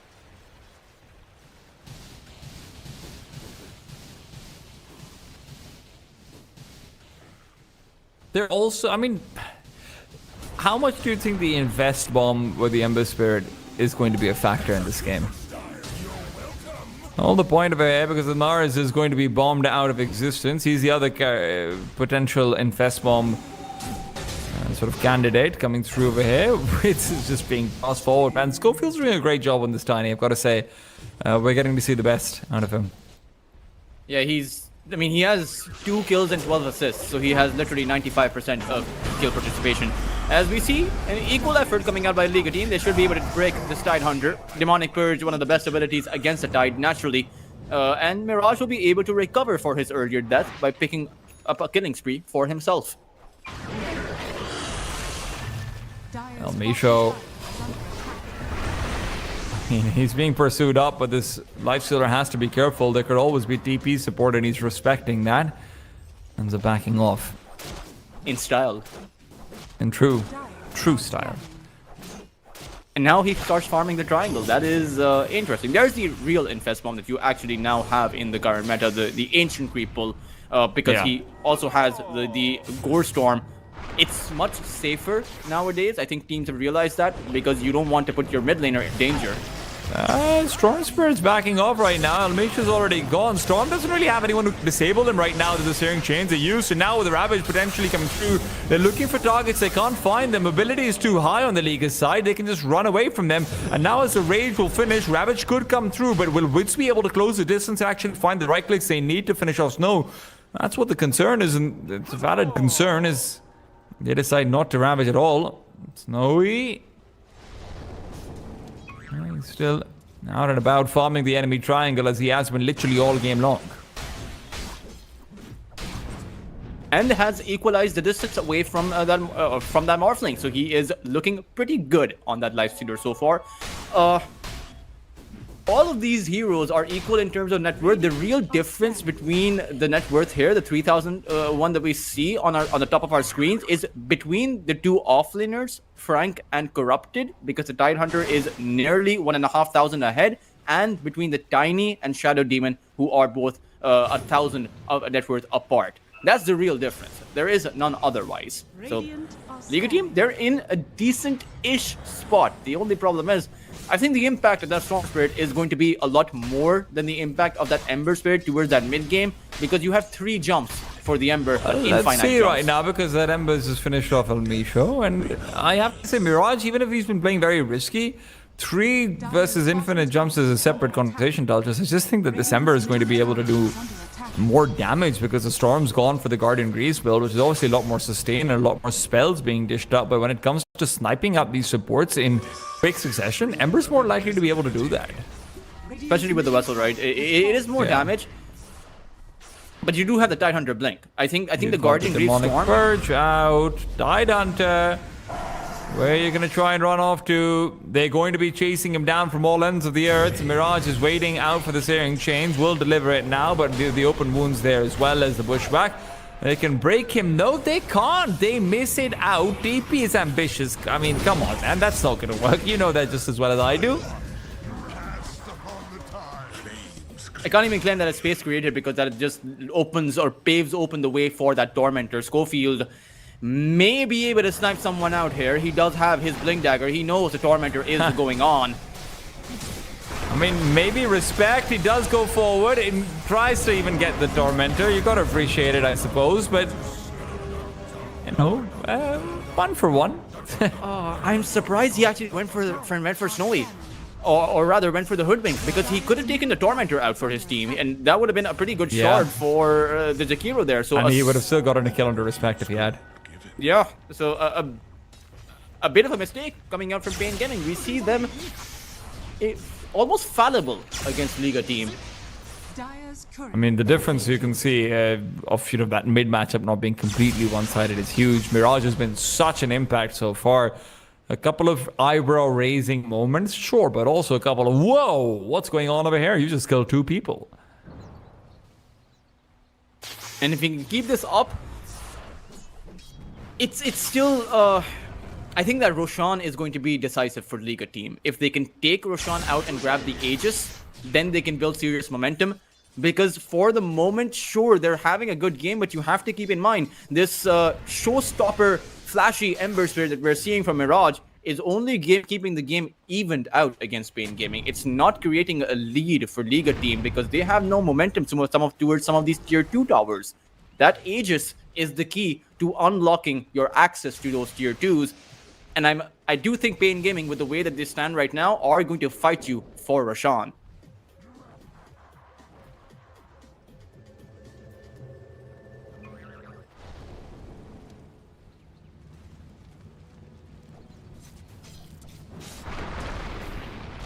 Oh.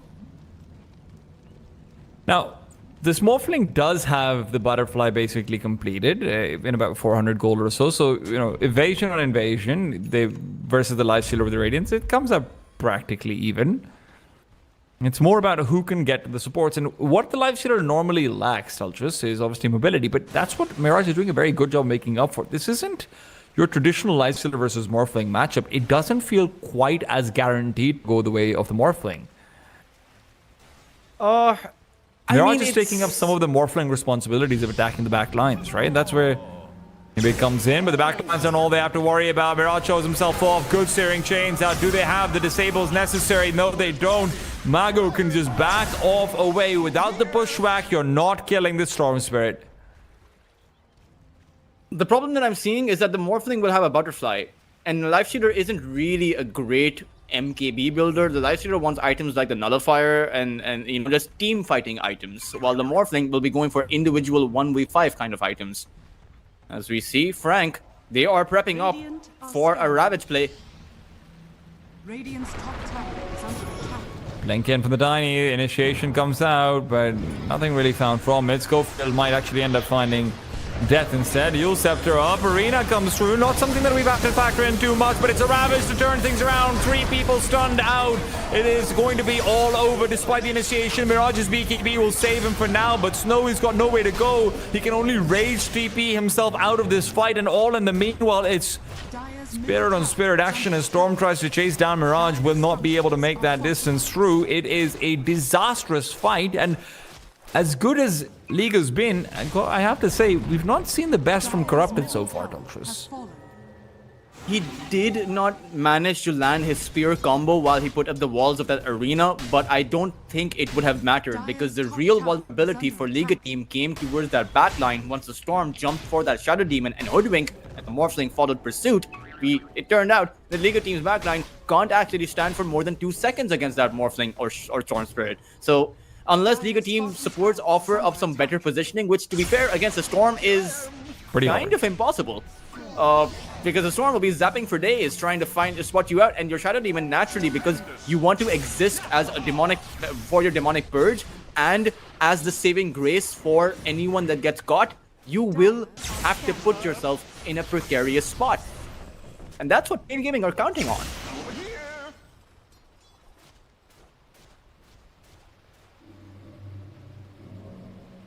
Aghanim's queued up for the Ember Spirit, but it doesn't feel like that's going to be the disable on the Storm that they really need. The only next item that I can sort of to see is maybe a Scythe of Ice coming up from this Mars, but even he's got to build the BKB first, and he's so far behind gold-wise. He's only 10,000 net worth. Compare that to the Tiny who's got a Blink and a Yule Scepter. And I do feel like the Tidehunter may be scaling a little bit better, because double Ravage versus double Arena, I would favor and I would actually take the double Ravage. And that will eventually be the case once this game reaches late. But I feel like with the lead that Pain Gaming have built up, the next team fight is going to be very difficult for Liga team to swallow. I don't think that they will have the appetite for it, and without that, they might be second guessing themselves approaching Roshan in the first place. Pain Gaming have put Liga team in the backseat, and they seem to be driving them around wherever they want.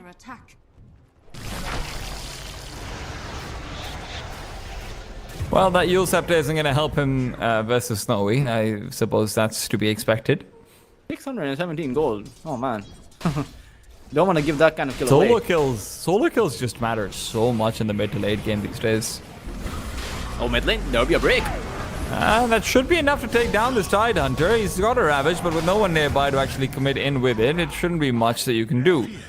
Corrupted was maybe at risk of getting found out, but there's no Observer Watch for the Radiant side to spot him, and now he's setting up for what could be a transition into this top lane. Very difficult to take out Dark Mago the same way that Liga team are able to find kills on this Tiny or the Tidehunter. Mago can just zap away as long as he has enough HP, and that is a big problem. Because every single item that Mago is going to come in, get from this point onwards, is going to infuse a lot more utility and survivability. The Shivas, Scepter, maybe the Wind Waker, but probably not. But every single item the Storm builds is going to increase his HP pool or his armor. Mago also just has 1,000 consumable HP in his pocket right now. Roshan, at the very least, will go the way of Liga, as they will be able to transition that Tidehunter kill into Roche Pit control. That was never going to be a question. BKB is up for the Morphling. So Pain Gaming are getting ready to fight. Now, they don't necessarily have to take a fight against Liga team because it's difficult to push into Pain Gaming. Sure, you do have that Aegis, and I do think that you need to go for these tier 2 towers because this Morphling is not being pressured at all. I feel like Pain Gaming are very comfortable in the position they're in, regardless of whatever objective falls. The only objective that will make them sweat or feel some kind of pressure are these tier 2s, not the kills that Liga team are able to acquire.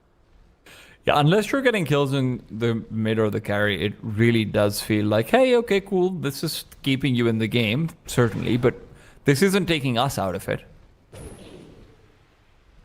The only kill that can take them out of it is the kill on the Morphling. Or maybe, in some way, the kill on the Storm Spirit, to be fair. But very hard on the Storm. Morphling is certainly a viable target, but maybe not while he has the BKB at the ready.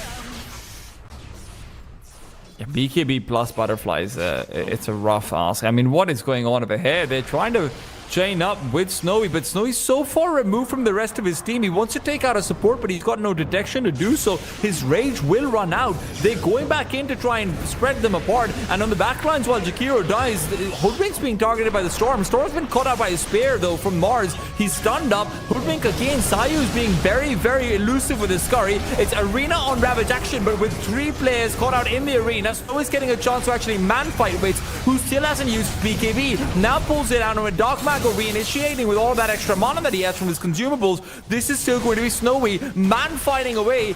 Don't go in as a Tidehunter, you're just giving him HP. That's a big mistake, and they have to reckon with it. Liga, that didn't look like the most comfortable fight, but with the amount of time Sayu's able to actually waste of Dark Mago, that ends up working for them. Some very big mistakes coming out from Pain Gaming there, and you pointed it out perfectly. Dark Mago going for those, I believe, 4 to 5 zaps before even being able to catch out Sayuv. Sure, the first time he zapped, Sayuv had the Glimmer Cape, but the next time he zapped, Sayuv did not have one. So the fact of the matter is, you need to be able to catch someone as the Storm. You need to bring the Storm and not the Calm. And for Pain Gaming, their Jakiro was vulnerable towards that backline because to contest Snowy, you need Wits to be able to activate his BKB or create an MKB. Those are the only 2 real options. And for the moment, we also saw in the moment a lack of coordination because the Morphling waveformed out at the same time the Tidehunter went in. So there was it was a bit difficult for Pain Gaming to contest from that position. At the same time, in the end, your Storm and your Morphling stayed alive. So Liga team, they didn't actually get any closer to the win with the teamfight win that they did get. Look, it's still going to be a problems over here for Liga in mid-side as they've had their Mirage caught out. Ember's Spirit is in the ground, 6 feet under. Again, it is difference between shock execution from both sides, right? PN Gaming, when they decide to go in, they are able to blow someone up within the 2 seconds if they're able to get on top of them as effectively. For Liga team, them getting on top of someone and taking them out still requires quite a bit of time from what we've seen so far. Sure, it's a tanky target, the Tide Hunter, and even the Tiny, but you need to be able to burst someone. And that is a deficit of the life stealer that will always exist.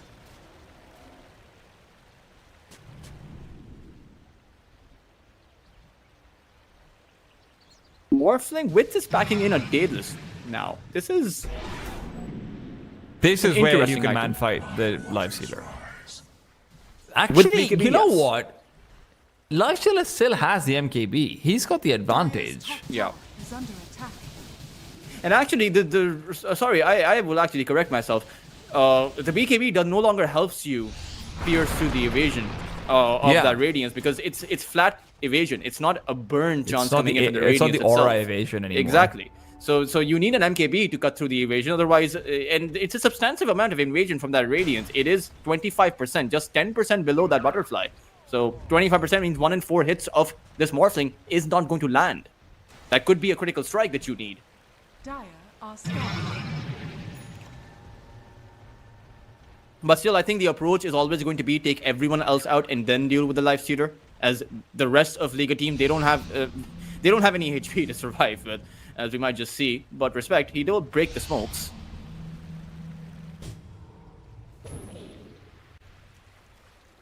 Respect backs out of there, but Mago is really wanting to go in. Mago is going to be completely without a team over here. He feels like he can get himself out of any real problems, as Tearing Chains or not. He should be able to Guardian Greaves his way away. Blink Dagger as well as the Glimmer Cape means that you can back off on Respect as well.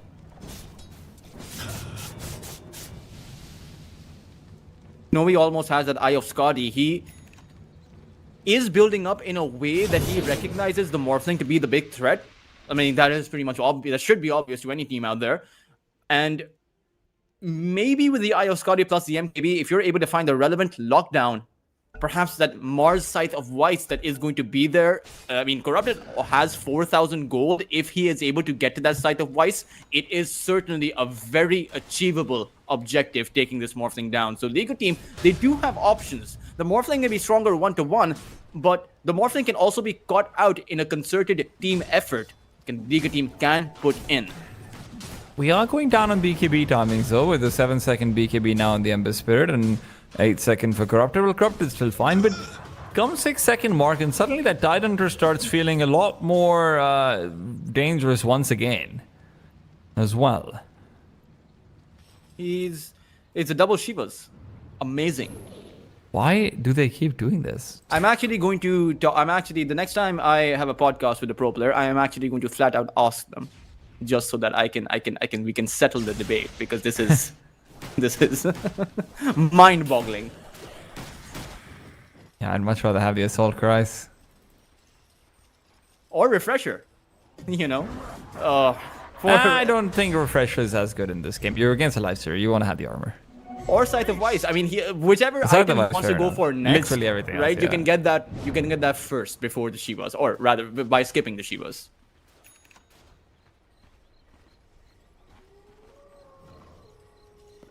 As Corrupted does pick up his Scythe of Vice, and now there's the Infest Bomb that you were asking for. It will be on the Mars, and they'll come in with the Scythe of Vice. They can blow anyone up. The Blubber from the Tide Hunter doesn't even matter. They don't even need the Sharpshooter break in order to kill him. Dire are scanning. Morphling is obviously the ideal target, but Yeah. you're not finding him the way he's farming. Wits is playing this so very careful. He knows that this should be around the timing where Liga is bringing something new to the table, where Liga is smoking up, and with the top lane pushed in and no one actually farming it out, they're not having any vision either. And they should have an idea of what's going on. Oh, Almisho is going. Okay, Almisho isn't potentially going to be the target, but Almisho, he is playing like he's Neo. Well, he's not dodging bullets, I can tell you that much. Dire's bottom tower is under attack. And the bot lane is pushing in, so at the very least, Liga team will be forced to go back, push out their base. Or maybe not, actually. Roshan is up once more. They can just head towards that Roche pit with the Jakiro down, make this into a 4v5 contest, a difficult position for Pain Gaming, because you ideally want the Ice Path to disable as well as the Macro Pyre.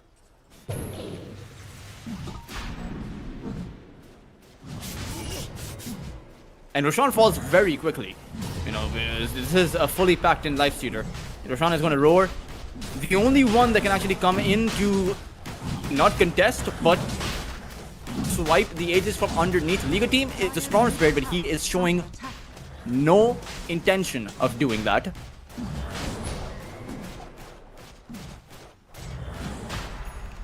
Yeah. Dire's bottom tower is under attack. And with stepping back in, Witz is just taking this tier 3 tower so quickly. They're forced to use out the glyph. There's nowhere to catch Witz on the Morphling over here, so you can't really punish the damage dealt to your tower. And now, Liga get into a very awkward position, Teltras, don't they? Where even if they are winning in terms of 5v5s, who says we have to give them a 5v5 is the other question. You have a Storm, you have a Morphling, you can split these waves.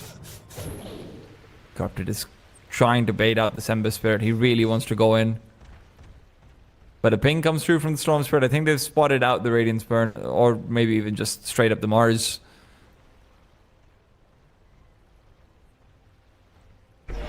Ironic that their team with the Aegis is the one being boxed into a corner. I mean, they're not truly boxed into a corner, but like you mentioned, the fact of the matter is Pain Gaming have such good heroes to split the wave. Even Schofield is a relatively decent hero, but frankly, is not a good hero to split the waves with. And so does have to get back. Shark. Yeah. He can. And he has fallen off quite a bit because of this. I mean, I don't know. It's not necessarily because of the Shivas. It's just that, you know, if you would rather have the Storm than have some more impact over there, right? Like if you want to have the Tidehunter be with the Shivas, maybe the Storm can have the Scythe device. The Storm can have an earlier Aghanim Scepter, something like that as well, right? Something that can actually pair together complementary with the Tidehunter, because the Shivas and Tide is very, very good. And to be fair, the Storm has hit his level 25. He has the Overload bounces, so once you get to that combo, the Axe Overload Shard combination is so strong. That is... You have 3 melee heroes on Liga teams. Sure, the Lifestealer will have that rage, but anytime anyone else is caught, they are probably going to just die. Which makes both high ground defenses and high ground sieges very risky for Liga team. And that's why they're scrambling to come up with something that can enable some kind of objective push. But they are struggling. It's not even just a high ground push, right? Pain Gaming's tier 2 still stand.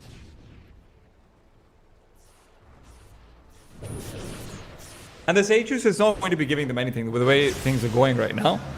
You're not being given the fights that you're looking for. Schofield, that's not supposed to be where you're blinking off to. TP is going to be cancelled over here. And Schofield's going to be pretty much the only kill that they can find. But hey, at least something's better than nothing, I suppose. Oh, they found the Storm too! Maybe this is it. Maybe this is what they've been looking for. The Scythe of Ice being put to use. Perfect chain together with the Spear as well.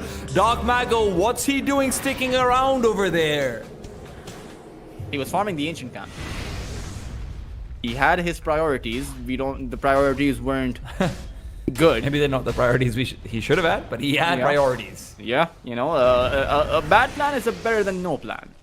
Actually, I'm not sure if that's true. Sometimes no plan is something works out.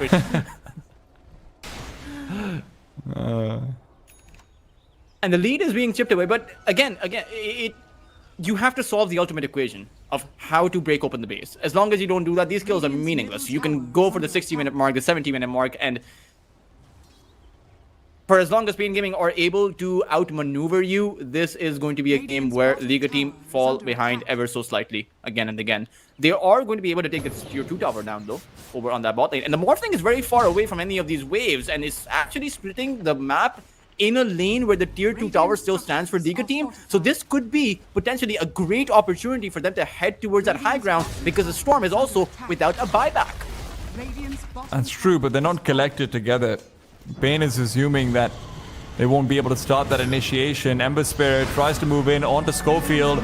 They will have the Scythe of Ice used, but with that used, Wits can feel free to go ham. He's got the BKB, he's got the Satanic. As he goes back in, BKB now used. He's trying to man-fight his way back up versus this Lifestealer, but an immediate bash comes through. The Ravage is not going to do too much, but Snowy will be caught off by the after effects of the Ravage. And now as Mirage is going to be able to find his BKB, Aegis expires. Mirage, forced out of the team fight, will need to deal with his anchor very soon as Corrupted has already gone down. They still have vision on Mirage, but can they find anyone else? The back lines have already seen supports dying. Snowy's TP'd away. Mirage is going to be caught as well. That is the problem of using the Scythe of Vice on a support. You have no way, none whatsoever, of dealing with this Morphling. And you're also taking a team fight where Dark Mago is about to respawn. So he's going to be jumping at you from the fountain. The ball lightning damage that you're going to take is going to be overwhelming. At least for the heroes that don't have the Lifestealer's Rage or natural debuff immunity. For Liga team, they overplayed their hand and they got slapped on the wrist for it. Dire's middle tower is For Pain Gaming, I wouldn't even say that's a new lease on life. I would just say that is a natural conclusion to the kind of game they were building up.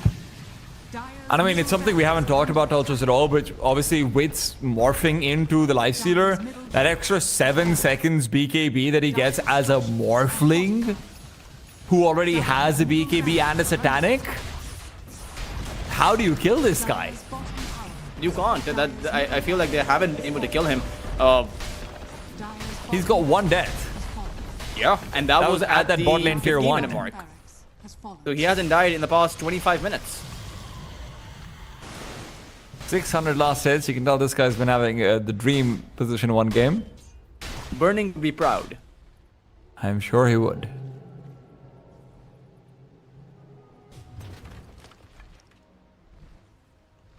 Considering we know that Burning's love for farming creeps has not faded away. You know, that's true. I mean, but when we saw him as position 5, he's still farming away. Look, is there an item? Is there something that Liga can build right now which allows them to be relevant? Because this Abyssal isn't going to do much for Snowy. I almost feel like he needs a BKB at this point, because the other thing that we're going to see happening right now is the Tident is going to hit level 25. He's going to have that plus 1 second Ravage stun duration talent. Know the point? Is there anyone caught out? No, there's not. But with a plus 1 second Ravage stun duration talent, as long as you land the Ravage when Rage only has 1 or 1.5 seconds left, you're still going to have a 2 second stun on the Lifestealer. That's more than enough to take him down. I think Liga team have hit a ceiling of that. Limitation is coming in from their draft and not the way that they're playing. And I don't think there's any one item that you can make. You just have to be able to cast you have to be able to play the game that Pain Gaming is playing. Take everyone else out and then deal with the Lifestealer. That is what they Liga want to team move in with the Ember Spirit. Mirage starts off. Frank will be blinking back in his map. Maybe the Morphling can go down. Maybe it's going to be enough. He doesn't have the buyback over here either. It's all hands off of deck, and they're going to be able to interrupt the teleportation from the Tidehunter as well. Tide should fall here. Storm's the only one who should be able to get away scot-free, as Schofield is going to be put underneath risk as well. He might have the chance to blink away, but you've lost out your Tide, you've lost out your Morphling, and more importantly, your Morphling does not have buyback as he bought out for a swift blink.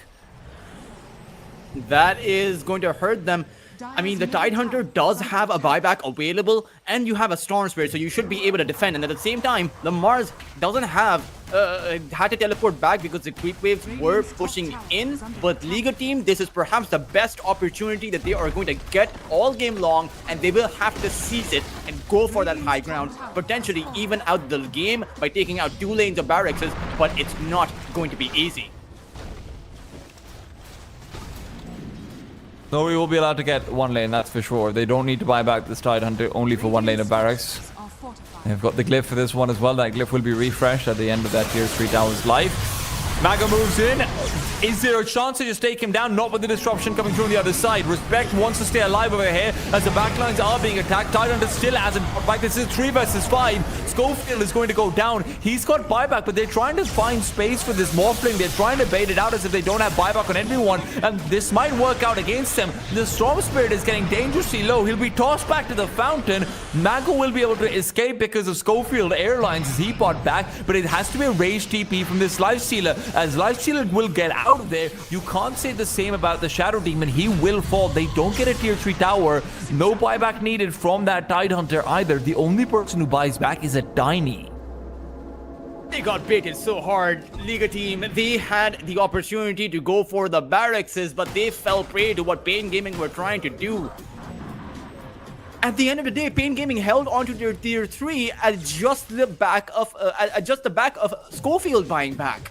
And I feel like Liga team, they're not going to get many opportunities by having a Morphling down. But again, like I pointed out, that high ground siege was always going to be very hard. Storm Spirit decided to team fight. He didn't even need to do that. He could have just cut the wave. But Pain Gaming decided to humor Liga team there.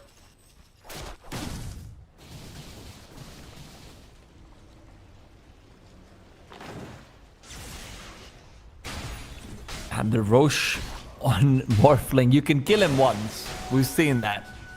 Twice? May need to kill him thrice because really Pain Gaming, all they really need to do is take down that top lane of barracks and it's going to be all over. Dire's top tower has fallen. They are going to go for a backstab though. Liga team once again attempting to blow up someone.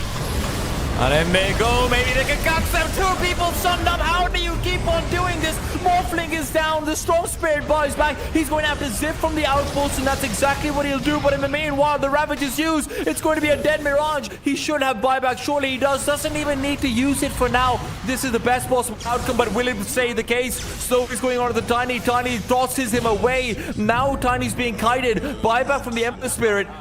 Mago found him inside the base. But as it's going to be the Lifestealer fighting on, Wits will fight back. He gets stunned up by the Abyssal Blade. Snowy's in pursuit. Mirage has to be sure that he doesn't die, and without the BKB, he'll be forced backwards. Does Snowy have as much luxury? He's found the Storm Spirit. Mago will get the chance to BKB and move away because of the Ice Spot. And as Wits morphs back into the Lifestealer, he's losing this battle. He's losing this fight. He cannot man-fight him head-on. They will land the Searing Chains, and as the BKB runs out, Wits will be forced to run away instead. Mago trying to zip out of there. This Tiny will finally die. Schofield has done more than enough, and this Morphling teleportation will be completed. Mago living there is Under attack. that thin line that allows them to prevent disaster. I think at this point, Wits will need to contemplate whether he should be going for an MKB. Liga team, they want to approach Pain Gaming. They know Schofield does not have buyback. And this is going to be potentially a 5v3 defense. Jakiro, he does have a buyback available, and Roshan isn't going to respawn anytime soon. Once again, Liga team, they are given a window of opportunity and quite a few options, but I feel like playing passive is just going to play into the hands of Pain Gaming, because at the end of the day, you expended quite a few buybacks on Liga team to be able to defend. The buyback from Dark Mago and the buyback from the Hoodwink, both of them. Duchess, but you've got to say, I mean, Snowy with his rapier is just untouchable right now. He's also going to be going for a full disperser. Oh man, this is, I mean, Snowy might be able to get it done if Liga team just muster up the courage and go for one fell push. That is all they really need. That's all they really can do.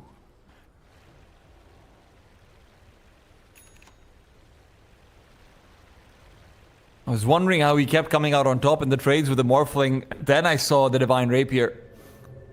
And no MKB on the Morphling, right? There's just that evasion. It's a essentially 25% chance that the Lifestealers is I mean, he's already lost out the Radiance, right? So that doesn't matter. He disassembled it for the Rapier. Storm Spirit is going to have his BKB to get out of there. There isn't a way to stun him up through it, but can they catch him afterwards? No, he's got too much mobility, and he'll be fine.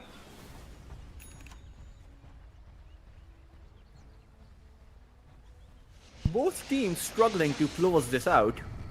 The last time these two teams went at it, there was a 60+ minute game that happened, I believe, in the the first game. It was 51 minutes, not 60+ minutes, but we are approaching the same mark. Liga team took the win there.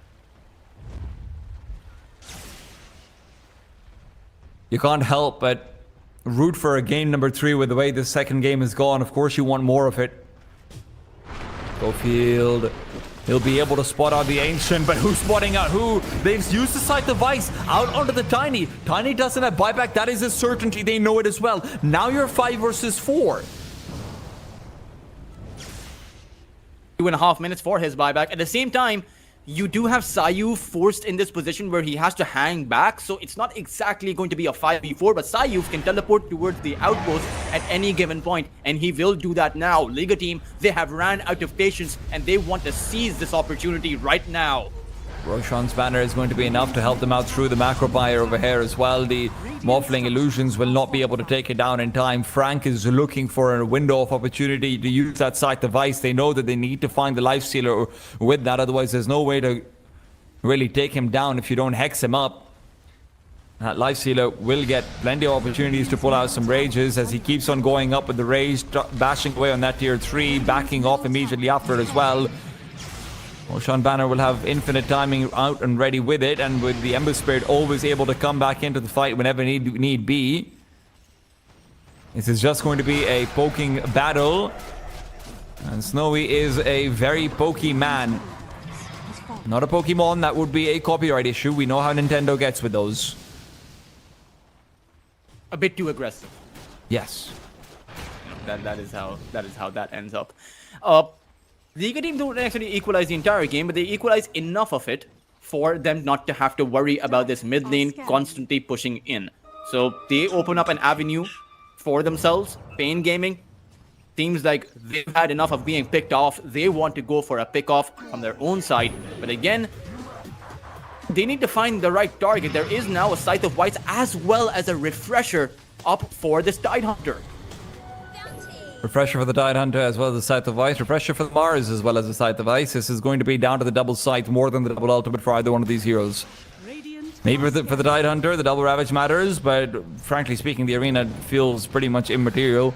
They own the HP region. Perhaps Scythe of Ice has been used. They get the stun onto the Mars in return. It is going to be the immediate Abyssal Blade. Losing out on Schofield's life early on. We've seen this one before. But Dark Mago knows that he doesn't have to worry about the Abyssal nor the Scythe of Ice while his BKB still going on. Refresher coming out over here from the Ember Spirit. They're able to catch out the Shakiro as well. This is going to be an immediate 5 versus 3-4 stab. They're going to the back lines. What is Ember looking for? He's looking for this Morphling. Well, they know that Elmisha is going to end up going down. He's got a buyback, so that Jakiro death doesn't feel all that significant. And while Ember and the Lifestealer kept going further and further out into the beyond, they couldn't find the targets that they needed to. I think there's going to be a switch up of strategy for Pain Gaming because brute forcing their way through to Liga teams is not really working out. The one difference between the Tidehunter and the Mars, one that means that Mars will always be able to come up with the initiation or counterplay, is that Aeon disc that Corrupted actually possesses, something that the Tidehunter does not have. But the switch around in terms of playstyle that I predict will happen is that Pain Gaming will abandon this approach of team fighting and they will start to approach Liga teams based to some of those side lanes. I think they need to do just that with their Storm and with their Morphling. The Lincoln Spheres are going to be the next big items to come through for the Pain Gaming side right now. That's what they really need for the Scythe of Ice to not be a factor. That's what's making this game difficult for them right now. That and, you know, the 5,000 HP Lifestealer who's got a Rapier with him. That'll be a factor. I mean, to be fair, there's only one more item he can make. Look, eating the Aghanim Scepter is not bad at all. Getting inside the Morphling or anything of the sort is going to be a serious problem. Okay, then there are 2 items he can make. He can also get the Moon Shard. Or actually a Refresher for a double Rage. That's not that bad Can you either. infest into someone who's got BKB? You can, right? I think so, yeah. So if you can infest into the Storm Spirit, I think as long as the Storm doesn't just zip back into the fountain, which is absolutely a possibility.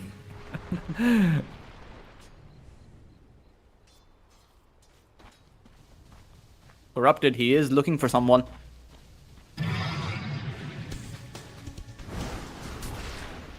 Darmago is the one defending the base right now, but I assume he has a remnant out somewhere around the map. Or even if he doesn't. He's got 2. There's also the consideration that you'd love to see a Scythe of Ice potentially coming out on, you know, the supports for Liga as well. They're going for the Aeon Disc, they're going for a little bit more disable elsewhere. But having that extra disable into the Storm Spirit feels like it might be the game changer, because the Storm Spirit is unkillable right now. With the Lincoln Sphere, with a BKB, you really can't take him down. Has fallen to the dark. Roshan is Another going to Aegis. fall. Refresher Shard is actually fairly significant for the Lifestealer. He's also farming up a BKB to replace his Disperser with. I think Refresher Shard should... Okay, the Ember Spirit already has a Refresher. That makes sense. They've given the Refresher Shard due respect. So... Okay. I can understand that. Top lane, bot lane once again pushing in as Liga team do approach, but the Morphling, he has teleported back, so it won't be a side push. It will just be a high ground defense. But against into an Aegis, it is hard. Yeah, especially with an Aegis Lifestealer where he's just already feeling so comfortable raging and just bashing up and away. The thing about the Lifestealer is also, the Corpse Eater makes it so you are kind of just continuing to slowly keep on building up your effectiveness in the game, even if it doesn't feel that significant. An extra 200-300 HP coming out every 2 minutes is actually, a reasonably large deal. It is.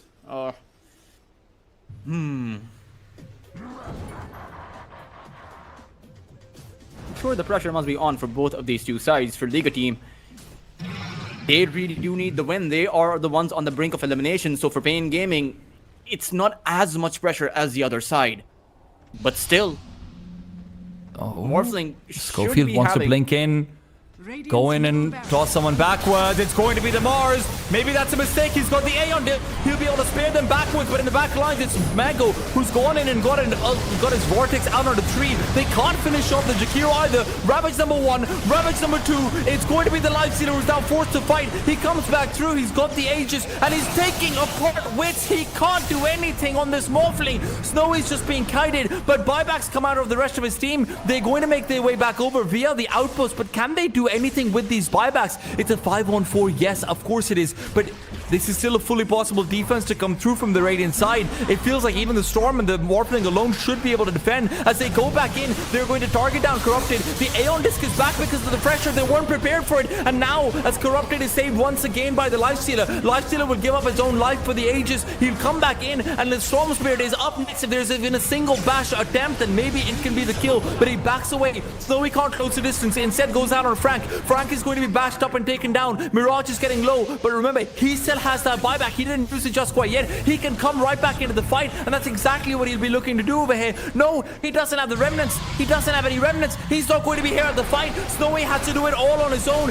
Rage will be coming back off cooldown, but he's starting to fight up. He's in pig form. He comes back through. Storm Spirit buys back immediately. Witch is trying to take the fight. He wants to take this rapier out of his pockets, and now Mars has been caught out trying to save his Lifestealer. Snowy out and about, all alone. No Rage, no BKB, no hope. All he can do is one click away. He's healing back up. He's healing back up. How is he doing it? Dark Mango now moves back and away. A buyback from the Morphling. Snowy can't be taken down. What are you going to do when this Lifestealer's coming for you? Schofield blinks in. Mirage, BKB, Snowy now feeling confident. Tells him, stop your TP. We're taking this home right now. Tiny will fall, and now as Morphling and Storm Spirit are both backing off, they don't know what to do with this Lifestealer. Oh man, they threw everything that they possibly had. Meanwhile, Liga team's last remaining tier 4 does eventually go down, but those were 9 entire buybacks being committed. But the only one that did not buy back was that Lifestealer, because he was able to stand his ground and take everyone apart. For Pain Gaming, they are seemingly under a lot of pressure now. They're now slamming their heads against the wall that is not breaking apart. For Wits, I do feel that he needs an MKB. But again, like you pointed out, it's not the evasion coming in for the Lifestealer. It's just the brute force divine rapier that he has. In the 1 versus 1, a Lifestealer is always better. Even if Wits goes for a rapier over here. He's going for a refresher, so he wants that double satanic and that double BKB. But I think the differentiating timeline is now here, T-Time. That 60-minute mark, which will make or break the game for both of these two sides, what tier 5 neutral items they will receive, and what they're going to be able to make. For the Morphling, this is a big boon, because a lot of the tier 5 neutral items seem to suit the Morphling, particularly the plus primary attribute one. That is probably the one the Morphling will look for. At the same time, I feel like this game is going to go to a round 2, but the problem is both of these two teams, they want their buybacks, but Liga team has a slight, or maybe actually a major advantage with the fact that their Lifestealer can go for round 2, while no one else in the game can. So do they wait for Roshan and then go for a play, because the buybacks will still be on cooldown, and then your Lifestealer can have the luxury of having 3 lives in that fight? A lot of questions right now for Pain Gaming. Oh my god, he's got Divine Regalia on Snowy as well. Plus status resistance as well as a 20% base attack damage. Oh no, he's got so much damage. Meanwhile, Witz has the spider leg, so that does feel a bit underwhelming. Minotaur Horn for the Ember Spirit is huge, so especially with the Feverish talent, I mean, 15% cooldown reduction, that's very big. There is also a big one available for the Storm Spirit. It's that timeless enchantment that he has, plus 15% debuff duration, but more importantly, it's that plus 16% damage amplification alongside that Kaya and Sanj. That is around a collective 28% damage amp that he was receiving through both of his 450 distance auto ball lightning and his 2 times overload attack bounces. But now it is time for both teams to contend against the other. Storm Spirit manages to completely dissuade any smoke attempts from coming through over here. He just zips all the way through, and that's exactly what he's going to continue doing. Storm has got his items, right? He wants to build into his Scythe of Ice, of course he does, but right now we're at that stage of the game where disrupting smoke ganks is going to be equally important. But are they going for the rat play for the throne? The throne is exposed for the Dire side. They're going for the rat play. They're sacrificing their Storm Spirit to try and make a Hail Mary run, but there's glyphs available for both sides. And the Dire, surely they realize what's going on. No, they don't. They haven't used the glyph yet. The throne is falling. You need to use this glyph, and soon. And Witz with the BKB might just be able to go on with the refresher as well. This is exactly what he's going for. This is why he made that refresher. And he's inside the throne. Morphling cannot be taken down because it's a melee hero. Witz has found the solution. The rattiest play known to mankind. Pain Gaming do not fight fair. They only fight hard. Oh man, that is what he made the spider legs for. Witz finally coming to the realization that you cannot actually headbutt against that Lifestealer. You need to come up with an innovative play, and I have to tell you, T-Time, in about 20 years of Dota. Now, to be fair, the spider legs haven't been around for 20 years, but in the duration that they have, I believe it must have been 7 to 8 years by now. I have never seen someone make that kind of a play in that kind of pressure. For Pain Gaming to come up with that kind of a solution, I mean, hats off to them. Certainly, the experience from one of the most decorated coaches must be coming in handy for those kinds of very niche scenarios from Vintage. But for Liga team, man, oh man, they might not have come up with a win, but huge respect to them for being able to hold on that long. And Snowy, he was the man of the match against, or man of the series against Power Rangers. He almost set himself out to be the man of the series here today too. That's so ridiculous. I didn't even clock the spider legs for a second. Like, did he waveform into the throne? Is this even possible? But yeah, insane stuff coming out over there to end things out. And frankly speaking, it didn't feel like there was any other way that Bane was actually going to win that game at the very least, right? It was almost definitely going to go to a game number 3. But with that being over and done with, despite this monstrous Lifestealer performance coming up from Snowy, despite this super ultra late game dominance that Liga team were putting up in these 5-on-5s, it doesn't matter. It's still going to be Pain going forward into the grand finals. They will have the rematch from the upper bracket finals versus one-win team, and boy were they tested. If they came in to get some reps, I can tell you they're getting reps and maybe even a couple of palpitations at the end of that one. You might want to message the prescription over to them, Dultrus. But yeah, For now, though, we've got to be saying goodbye and good night. We've got the grand finals as the only remaining matchup that'll be happening tomorrow at 1 p.m. Central European time, if I'm not mistaken. Yes, 1 p.m. Central European time. That'll be tomorrow. We are not going to be taking you through the action, but we will be there in Kick Chat right there with you to witness it as well.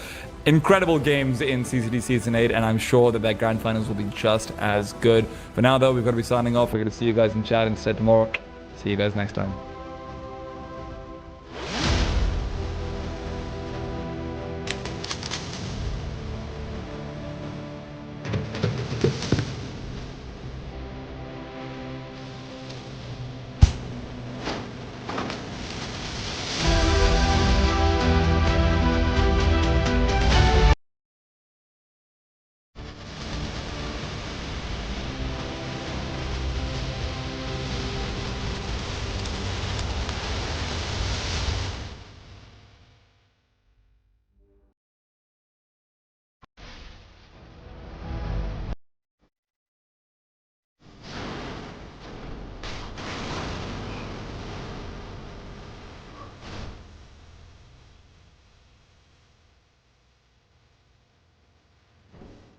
From gravel to the grave.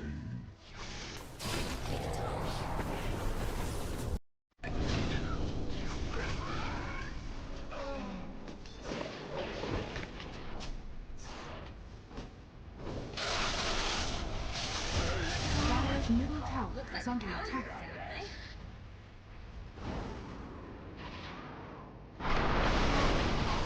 Radiant's top tower. Powerful enemy.